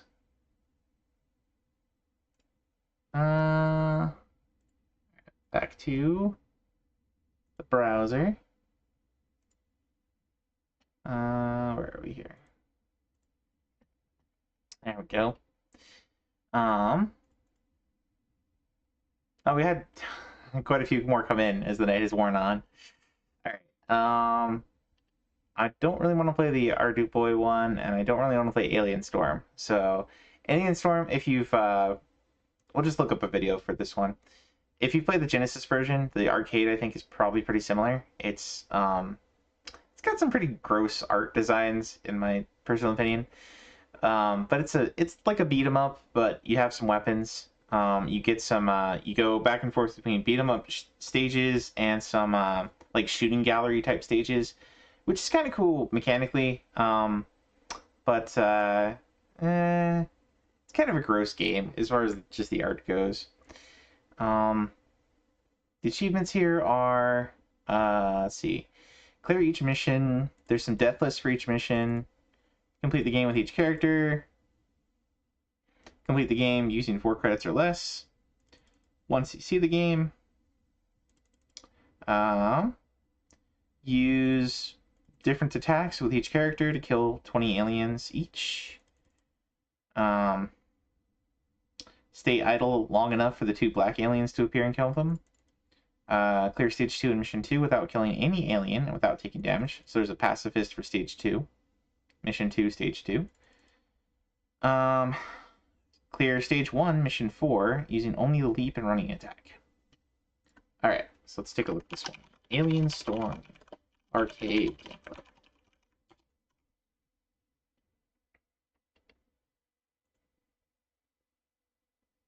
So this is part of the, this is the demo of the game here. But it's, that's the shooting gallery part of it.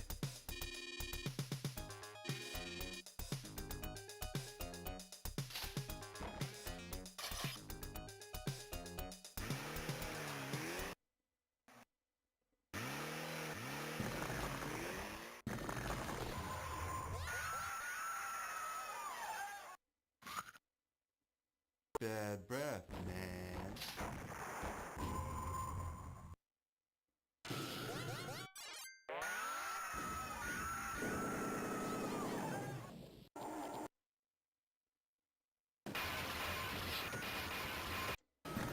So let's see if this person actually plays. There we go.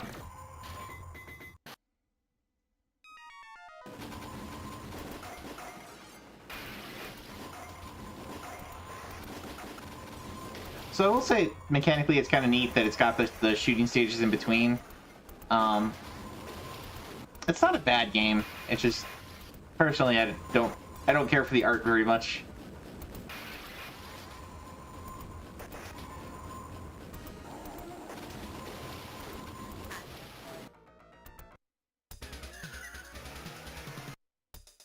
Looks like a hardcore version of Bart Simpsons versus the Space Mutants. I don't know. Doesn't Space Mutants use like was he coloring stuff in that one? Like making sure everything was like red or something.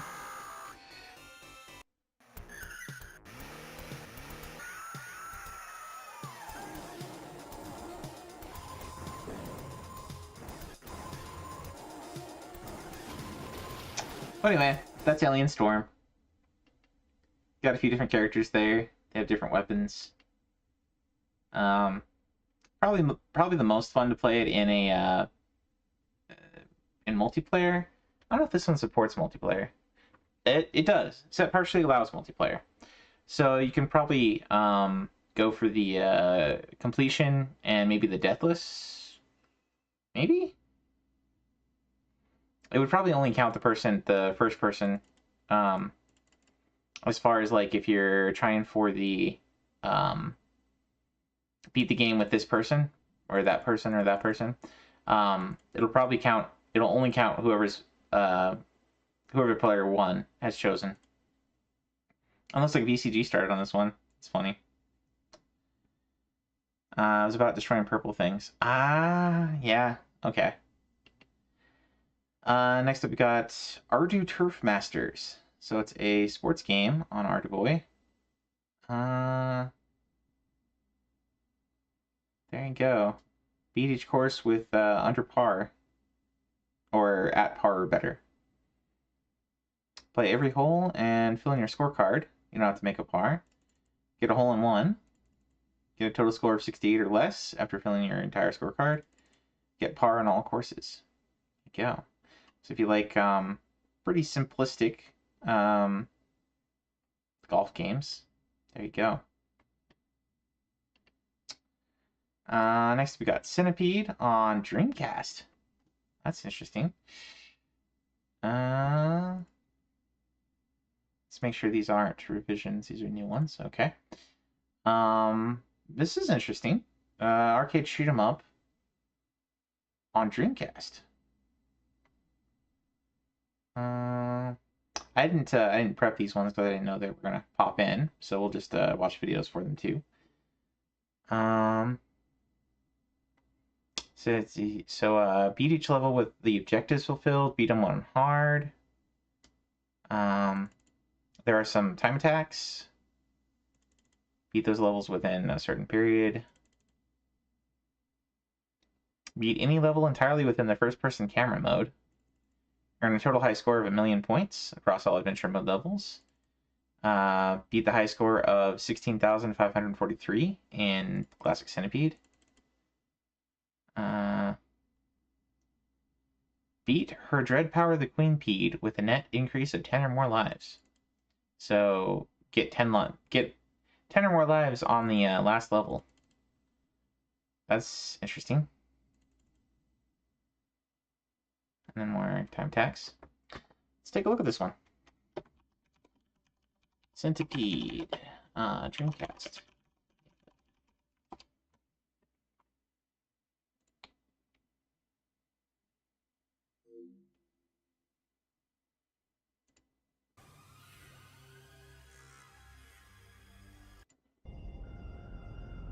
This story begins every 100 years. And it always begins the same way, with a legend awakening.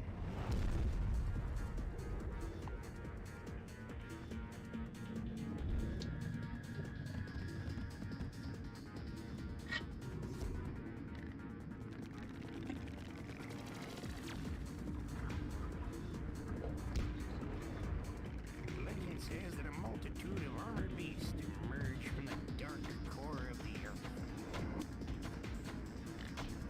They swarm to the surface, drawn by their master.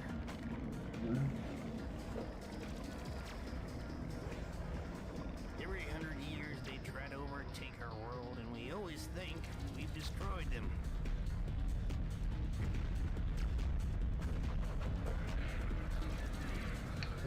Huh. The legend also has it that every 100 years, we are wrong.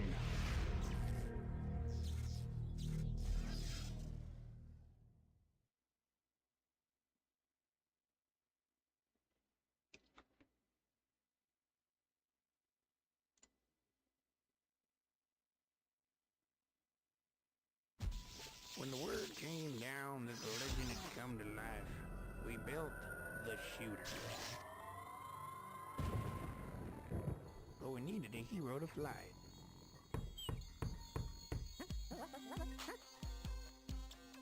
This year, the magic stick didn't point to the usual heroes. It pointed to Wally. Now, Wally wasn't one of the usual heroes. In fact, he wasn't a hero at all. He was just a simple bean counter. But when you're asked to save the world, you don't ask why. You just make it happen. That's kind of how I feel in shoot 'em up games. Rescue wee people, defend houses.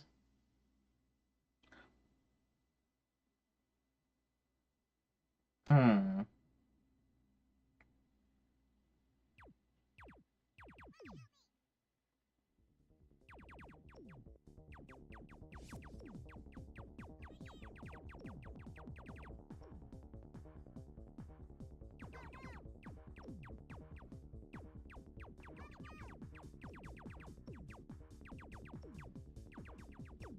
I think he was actually supposed to run into them rather than shoot them.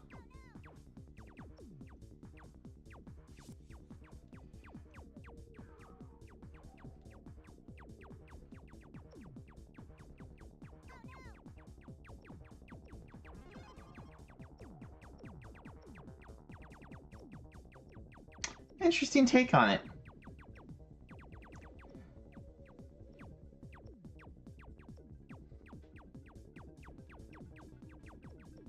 Hmm.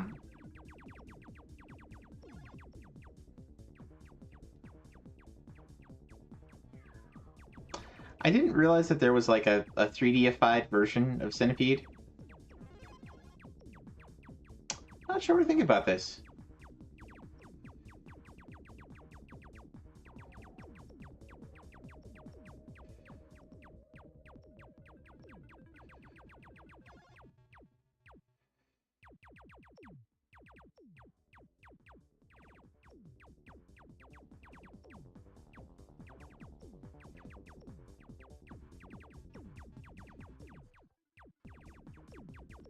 Huh.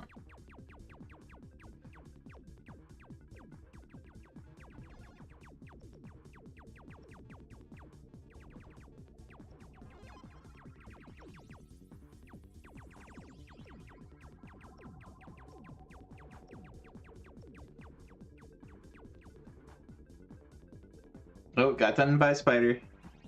That's classic Centipede.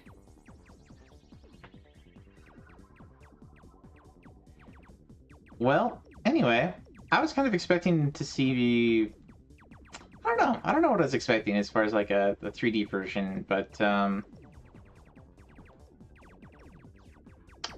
this is different. Got a power up of some kind there, I guess.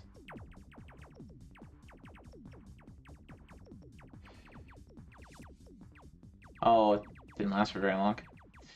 Alright, well that is Centipede on Dreamcast. Interesting. Interesting. And how appropriate, we got a Tarantula spawning for Pokemon there.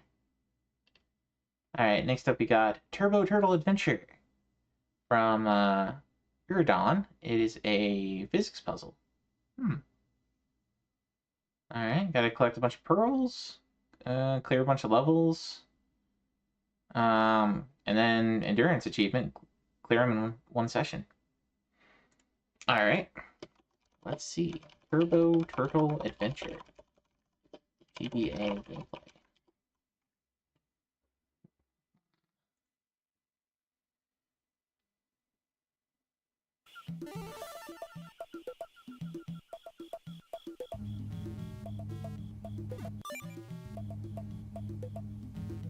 Okay, so it's kind of like Marble Madness, kind of, sorta.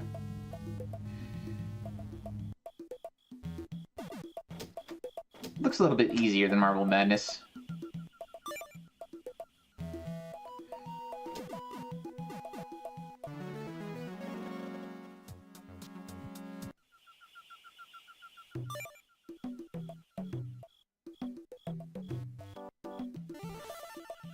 Hmm.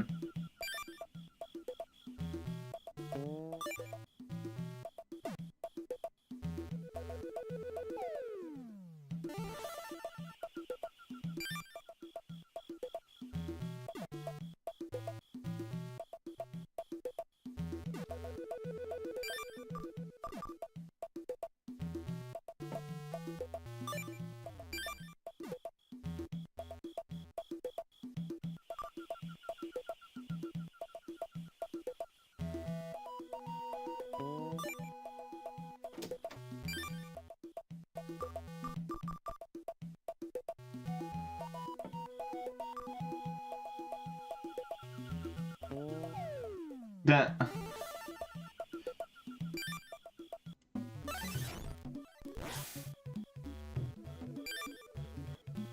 It's okay. If you like, it's kind of like a 2D version of Monkey Ball to an extent, and kind of like Marble Madness, Monkey Ball, some of those kinds of games where you're directing a little thing around. Have to find some power-ups and know where to use them. So there you go. If you like those kind of puzzle games, there's another one. Pretty short badge here, only 22 achievements, and it looks like there are 8 levels in 1, 2, 3, 4, 5, 6, 7 different areas. So it's all right.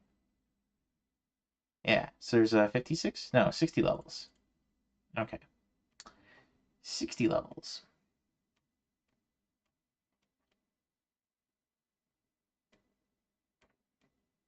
There you go. Okay.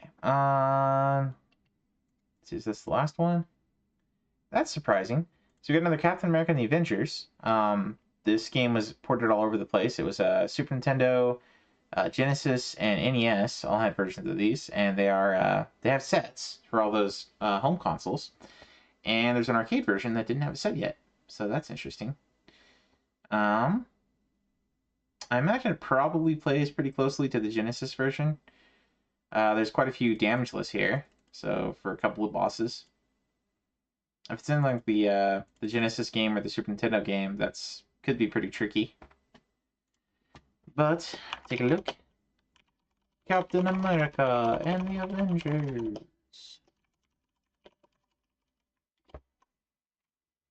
Check this one out.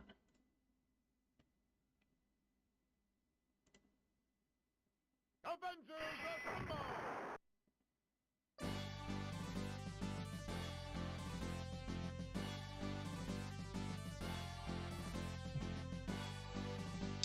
This was I don't know, at least the Genesis version was pretty middle of the road as far as beat 'em ups go.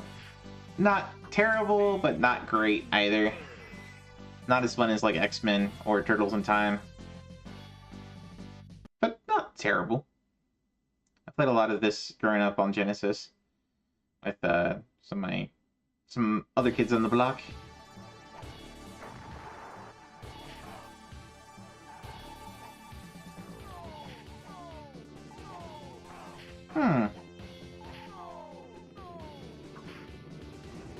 This one's got more space, I guess I would say, than the Genesis version. Much bigger area to move around on.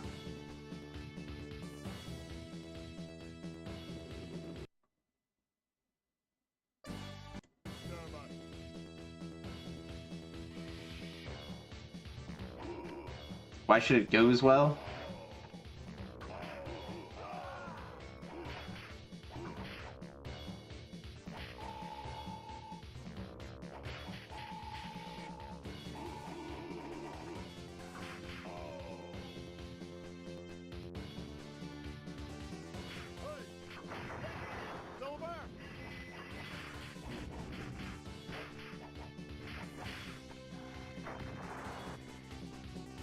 But yeah, the Genesis version and the Super Nintendo version, it's pretty much the same mini bosses and bosses and enemies, but just larger sprites and smaller area to move in. So this might actually play a bit better than those, just for having the more room.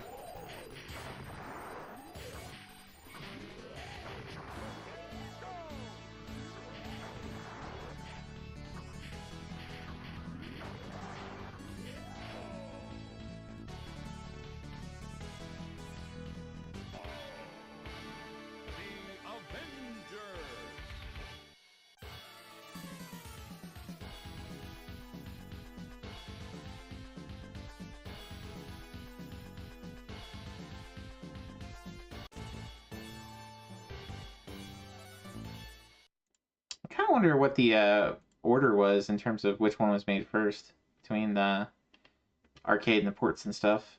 Okay. So the ports were made in later on than the arcade version. So there's the NES version. NES version was also 91. Okay. So arcade and NES are 91, and the Genesis version is 92. Was there not a Super Nintendo version? I thought there was. Captain America and the there's a Game Boy version.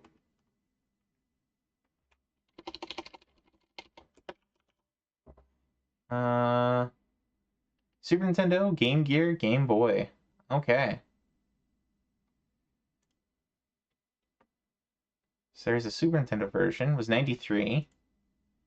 Game Gear was 91. Game Boy was 94. It did get around. Yeah. So pretty soon here you'll have a full 4 or 5 badges you can milk out of if you're good at this game. Well, I guess the NES is going to be very different probably than the other ones, but there you go. And I think that's it for tonight. That is all of the new sets for this week. Let's go ahead and go into the community highlights section. We've got on quite long today, just going through the games. So I did hear last time that you guys just wanted to see the top 25 per week. So we'll do that. So yeah, you'll have to compete to get into the top 25 of the list here. It's not the entire site. It's just, top 25 of the people I'm following. So usually, of course, Sark's going to be here. Chrono's going to be here. Bo is probably going to be here every week. You're really killing it, man. Let's start with Sark here. He's been playing some Fighting Vipers. That's probably what he's been playing tonight. Fighters Mega Mix. Jumping Flash 2 is the current game that he's working on. Let me throw a shout out here for Sark. Yeah, man, like I said, you're killing it. You're welcome. You deserve praise for that. I know you're taking on some of those pretty difficult arcade games and Atari games. So, cheers to that. But yeah, Sark's been pretty busy. I think last week, I think he got RoboCop and Battle Clash, and it was like 2 weeks ago he got Katamari, and then he started on Battle Clash, finished that in one night, and then he was doing Superstar Saga, which was the game that Pulse requested of him. That was his stream game for most of last week, and then he played some Sailor Moon, and then on Sunday he was playing Star Fox, and he beat that, and then started in and almost got Jumping Flash 2 all the way badged. I'll probably get that tomorrow night. So a badging beast as usual, Mr. Sark. And then next we got Navanos. He's another very skilled player. Very cool dude. He recently got Captain Novolin badged. This one's kind of an educational game about like medicine and health, I think. But it's a little bit infamous. It's kind of a janky game from what I understand. But he recently got the badge for that one. Cheers. Granada. It's interesting. Looks like a mech game. Shoot 'em up. Huh. Interesting choice. Interesting choice of a theme for a game. Granada. But he badged that one. He badged Sonic Adventure 2, which had there was an achievement of the week earlier this month that was associated with that.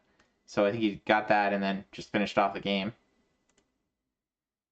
So GG's on that, sir.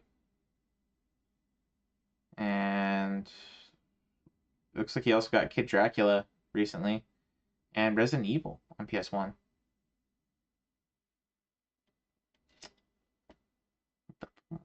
Sonic Adventure 2 is a big one, yeah.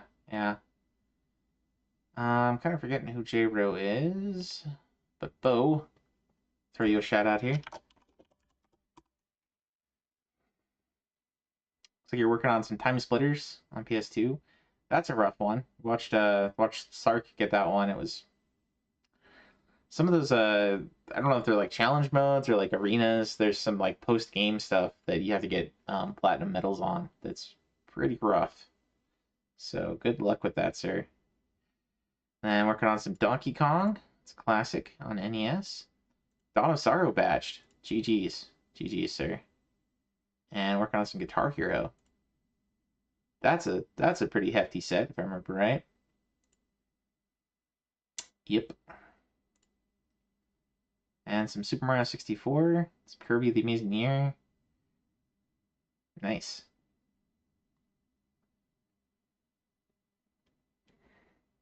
So for those following the achievements of the week, Dawn of Sorrow I think was last week's week. The achievement of the week was to beat Mepha.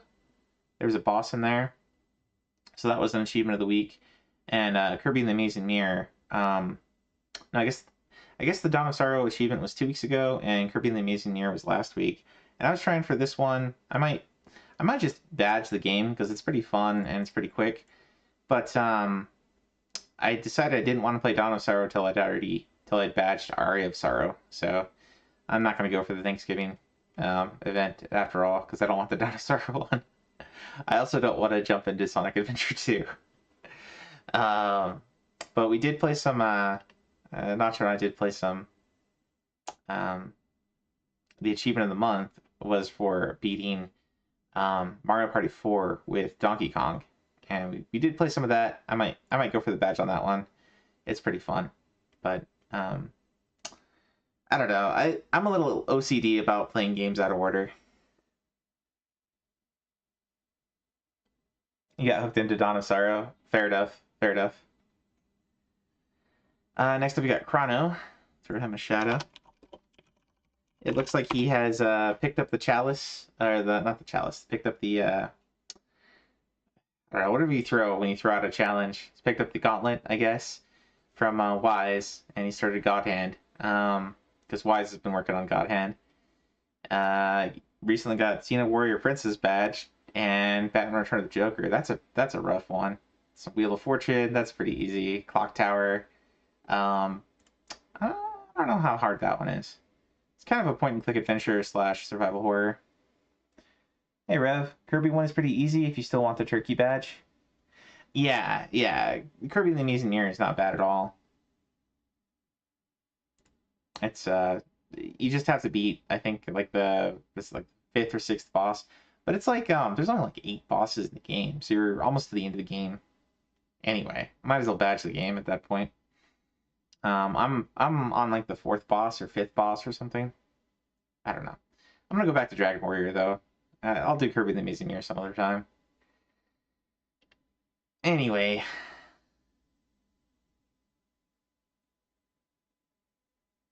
You're not really having a good time with Kirby. You can just go straight to the Master Hand. Yeah, you probably can. You can. It's kind of Metroidvania-ish. You can do bosses in a bunch of different orders. It's just the I guess the guide I was reading that was like telling me where to go next kind of thing, it was having me do that as like the 6th or 7th boss. So oh well, I was having fun with it anyway. Next up we got Graham. Graham's a pretty cool dude. He's been playing some Final Fantasy 11, maybe with maybe with Rev. I don't know. I know Rev's been playing a lot of that. Looks like you guys are getting some of those subsets as well. Rise of the Zilart and the Hero of Nations. I think that's just getting your reputation. And then he's been playing some Final Fantasy IV on the DS. And some X-Men Legends on the PS2. Are those shoutouts working, by the way? Should have a shoutout thing popping up. Throw Rev one here just to... I haven't really been paying attention to it. I'm not seeing those shoutouts pop up. Shoutout player's been kind of iffy lately.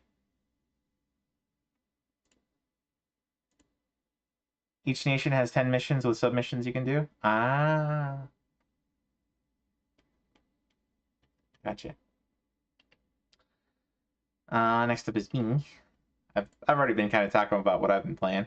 It's already covered up by what we were playing earlier today. But mostly Dragon Warrior 4. Played some Monster Hunter Freedom with Nacho over the weekend. Played some Mario Party 4. Played some Endless Duel with Nacho because we were watching Bame and Foxy play it on Friday. And then just doing some puzzle games during meetings as usual. Some jigsaw puzzles. Fun times. Next up we got Knocker. Shout out. That's how you beat the game essentially. Oh, doing the different submissions for the nations. Let's see, so Knocker's been playing some Kadash on PCE or Kadash. That's a pretty cool one. I watched Sark play through that one. Goes pretty quick. And then the Turtles in Time bonus subset. GG's on that, sir. Aladdin on the Master System. He was complaining bloody murder about these ones to Fox the other night. So I don't know if he enjoyed them, but he badged them. So GG's. And he was playing some Bonk. Bonk's Big Adventure on the PC Engine. I know some of my friends that are kind of in the Sega circles really like the Aladdin on Master System and Game Gear. So, I don't know. Different folks, different strokes. Next up, we got Los. Hangs out with us over on Foxy's pretty often. Sometime, I think I've seen him over here a time or two. He's been playing some Sudoku on PS2. Some Akira on the NES. I think that's the visual novel. I think? Yeah. Gold Rush on the Apple II. So that one's kind of a adventure game. Classic text adventure. Kind of text adventure. Like you have to enter in the commands you're putting in. But one of those Sierra adventure games, like King's Quest. Some Chip and Dale Rescue Rangers, and some Ultima on NES. You badged that one. GG, sir. That's quite the number of badges after Animal Crossing. So nice work, man. Next up we got Troffle. Troffle Waffles. He's starting in on the PSO on Dreamcast. So good luck with that, man. That's must have misspelled him there. It's not triggering. There we go. But yeah, he's playing with some PSO on Dreamcast. Super Adventure Island 2 on Super Nintendo. Super Adventure Island 1 on Super Nintendo. That was the homework from the FBG podcast, was to go beat this set. They must have liked it because he went and played the second one. And it looks like he's getting close on Final Fantasy VI and Yakuza. Good taste, sir. Good taste. Don't skip the Soul Eater quest. 100% missable. On the Dreamcast version. Good to know. Next up, got Necro. Necro's good people. He does kind of a late stream. Does a lot of Retro Achievement Stuff does Democracy in his channel, where his viewers can kind of pick what he plays. Um, he's already started in on that WWF Superstars game. Nice, nice. Hope you're having fun with that if you're listening, Necro. And he got to 100 badges. I think that's pretty recent. So GG's on that, man. He's been playing a ton of stuff as usual. Some ice hockey. He got the Hangman badge. Nice. Nice. Playing a bunch of Frogs and Flies. Some Dragonfire. I remember when that one came out and I tossed it his way. He was not happy with me that day. But he's playing again, so maybe his chat liked it. And Donkey Kong Jr. on 2600. Good times. You have to do it 4 times in the Dreamcast set? Oh, yeah. Yeah, I think when I was looking through the set, I noticed that. That's kind of crazy. You gotta do it in each difficulty. Yeah. And that's doubly annoying because if you wanted to get the Rico ring, you have to go a different route. And you can't get the Rico ring or whatever and the Soul Eater in the same run. In the same save. You have to plan to do the Soul Eater from the start or you'll miss it. Yeah, it's pretty easy to miss. For sure. Next we got Wise. Wise has been playing a lot of God Hand. I'm watching him play that the last couple days. And he was playing 1 last night too. Looks like he booted up some other stuff in the meanwhile. He's still working on Curse of Darkness. Got real close to that one. And got the beat on 1. And playing some Contra on Game Boy. Batman on PC Engine. That was probably a pretty quick one for him. That's the Bomberman style Batman. Battletoads on Game Boy. He did not look like he was having fun with that one, but he got the beat, and he got the badge for the Super Adventure Island. Yep. Next up we got Matty Boom Batty, who's here in chat with us, or was. Throw him a shout out. Maddie's been playing some Dragon Quest II. Getting close there. Need to get Hargon, Malroth. Yep, and basically just beat the game. So you're right there, man. And you got Dragon Warrior 1 badged. GG's on that. And he's got the beat on Lament of Innocence. So that one has a couple of different playthroughs you got to do. It's like an extreme mode or whatever. So, good work, man. Killing it. Next we got Manny. Throw Manny a shout out here. Manny was complaining to me the other night about Burnout. So he's been I know he's been working on a couple of those. He's been working on Burnout Revenge, Burnout 2, that Bloons tower defense game we saw last week. Bookworm that me, him, and Maine were playing together the other night. It's kind of like Words with Friends, plus like in a crossword. Still working on Millipede, which is arcade version of sort of a different version of Centipede. Looks like he already got the beat for Tinkle Pit. Nice work, man. And working on Burnout Legends on PSP, Centipede on arcade, and some Yu-Gi-Oh, some Star Soldier on N64. That's a really good one.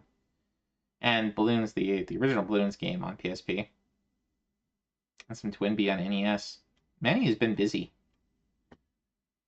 I'm surprised I got more points than last week with how busy he's been. It's crazy. Oh no, I guess I didn't mention I played all the Layton games. I got 3 Layton badges this last week. Because Cosmic got me playing those. They were fun though. I don't regret it. Next up we got Zash. And Zash has been playing some more Gun Mac. I think we saw him playing that a while ago. Started playing some Mr. Goemon. Just playing a lot of Evergrace. I caught him on stream playing that. That was pretty interesting. Yeah, chose some different weapons than Foxy did when he was going through that. And Cosmo King. Gunmax's really good, also very hard. Yeah, that's what I've heard. Mr. Goemon's really hard too. Foxy's still working on that one, I think. I think. Did Foxy batch that this week?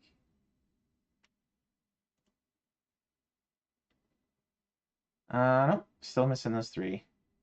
Darn. This is probably the hardest one. This should be like a 100-pointer. Eyes on the prize. Pacifist final level. They should have made the pacifist for the first level. What they should have done. And that could be a 10-pointer. Next up we got Lexi.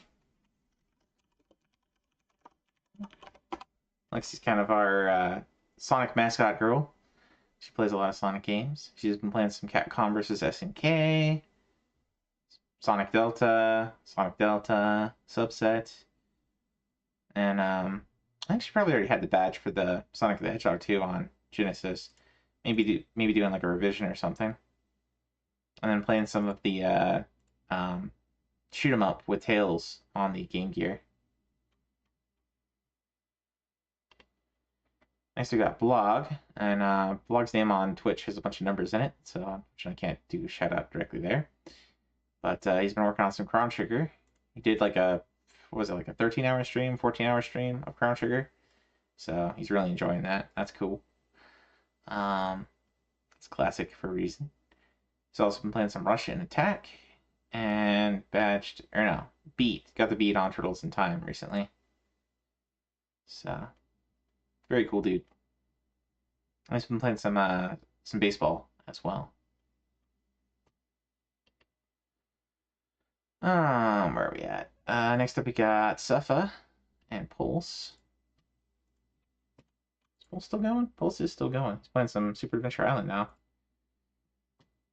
We'll throw Suffa a shout out here. It's usually over in the other chat. Get his name from there. Named a little bit different than it is here on Retro Achievements. But Suffa's a pretty cool dude. He's been playing some Maple Story DS, some Dragon Quest 1 and 2 on the Game Boy Color version. Almost got the badge on that one. Just gotta max out. Looks like the Prince and Princess in Dragon Quest 2. And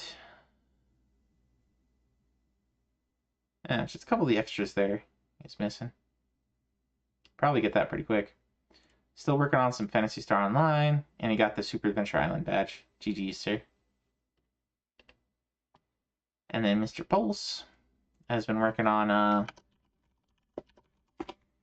Metal Gear Solid 3. That's been his main game recently. He got Persona 4 badged. I think that was 2 weeks ago. So he's been into Subsistence, Metal Gear Solid 3 Subsistence.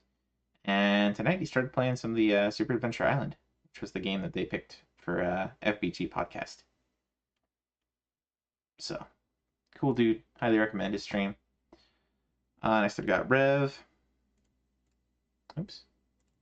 That is not the button I want to push. That was weird. Okay. Rev's been playing some Final Fantasy 11. Some the Billionaire, going for the Billionaire subset in Animal Crossing. And got the beat on Mario Party 4. Playing a little bit of Dawn of Sorrow and a little bit of God Hand. I think Wise has scratched an itch for a lot of people there. Got a lot of people playing that one. Throwing another shout out here, sir.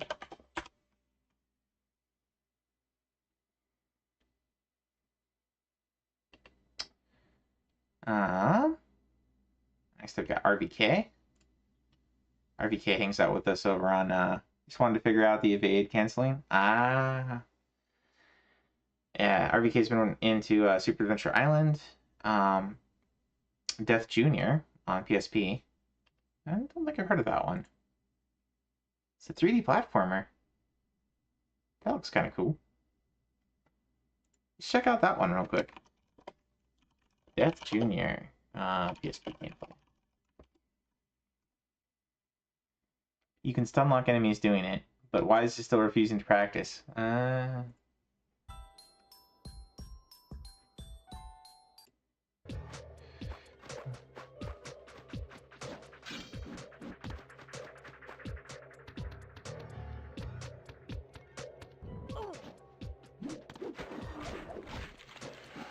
This looks kind of cool.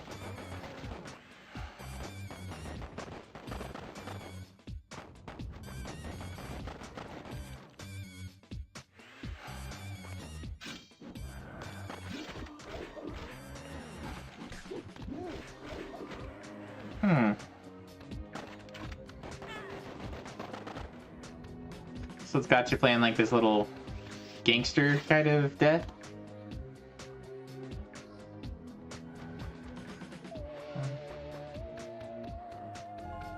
Pulling out a pistol or something.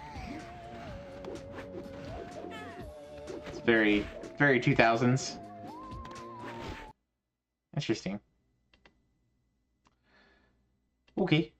So RBK's played a little bit of that and some Burnout Legends. Next we've got Lifted Senses. They're lifted a shout out here. Looks like Lifted booted up some Partners in Time, Mario and Luigi. Still working on Resident Evil 2. I think that's the main game he's been streaming. And also booted up some Super Adventure Island. And it looks like he got the achievement of the week in yep, he got the achievement of the week in Kirby Amazing Year last week. Cool beans. All right, and that is the first 25 on that one. So I guess going forward, we're gonna just hit the 25 there, so we're not we're actually going pretty late here already because I was playing the games as we went. So let's find a raid target and call it a night. Thanks everybody for stopping by, and hopefully this was fun and informational. We found some pretty cool games this week. That puzzle game was a lot of fun. The tile matching, I think I might play some more of that after stream today. Was cool. So thanks everybody for stopping by. Rio, Bo, Rev, Foxy, Necro. I think I saw Cosmic earlier on. Tricky Nick. Wise was on earlier. Really appreciate you guys. Hope you guys have a great rest of your night. And we can do... Where do you guys want to raid? We got Pulse up and going. He's doing some Adventure Island. I think Wise is probably going tonight. He usually goes on Monday nights. Necro's going too. Let's see who else is on. Oh, ZG is going. ZG is going too, playing some Castlevania Bloodlines. Oops. So what sounds fun to you guys? Oh, Wise is playing some God Hand. Let's go raid Wise. We'll go give Wise some love here. He's a good dude. And he needs the cheering squad with oh oops. No S. No S on the end. He needs the cheering for God Hand. That's a pretty crazy game. Especially where he's at. He's getting close to the badge too, so let's throw him some love. Thanks again, guys. Have a great night. God bless. Be good to one another. Keep earning some Chivos. See you guys later.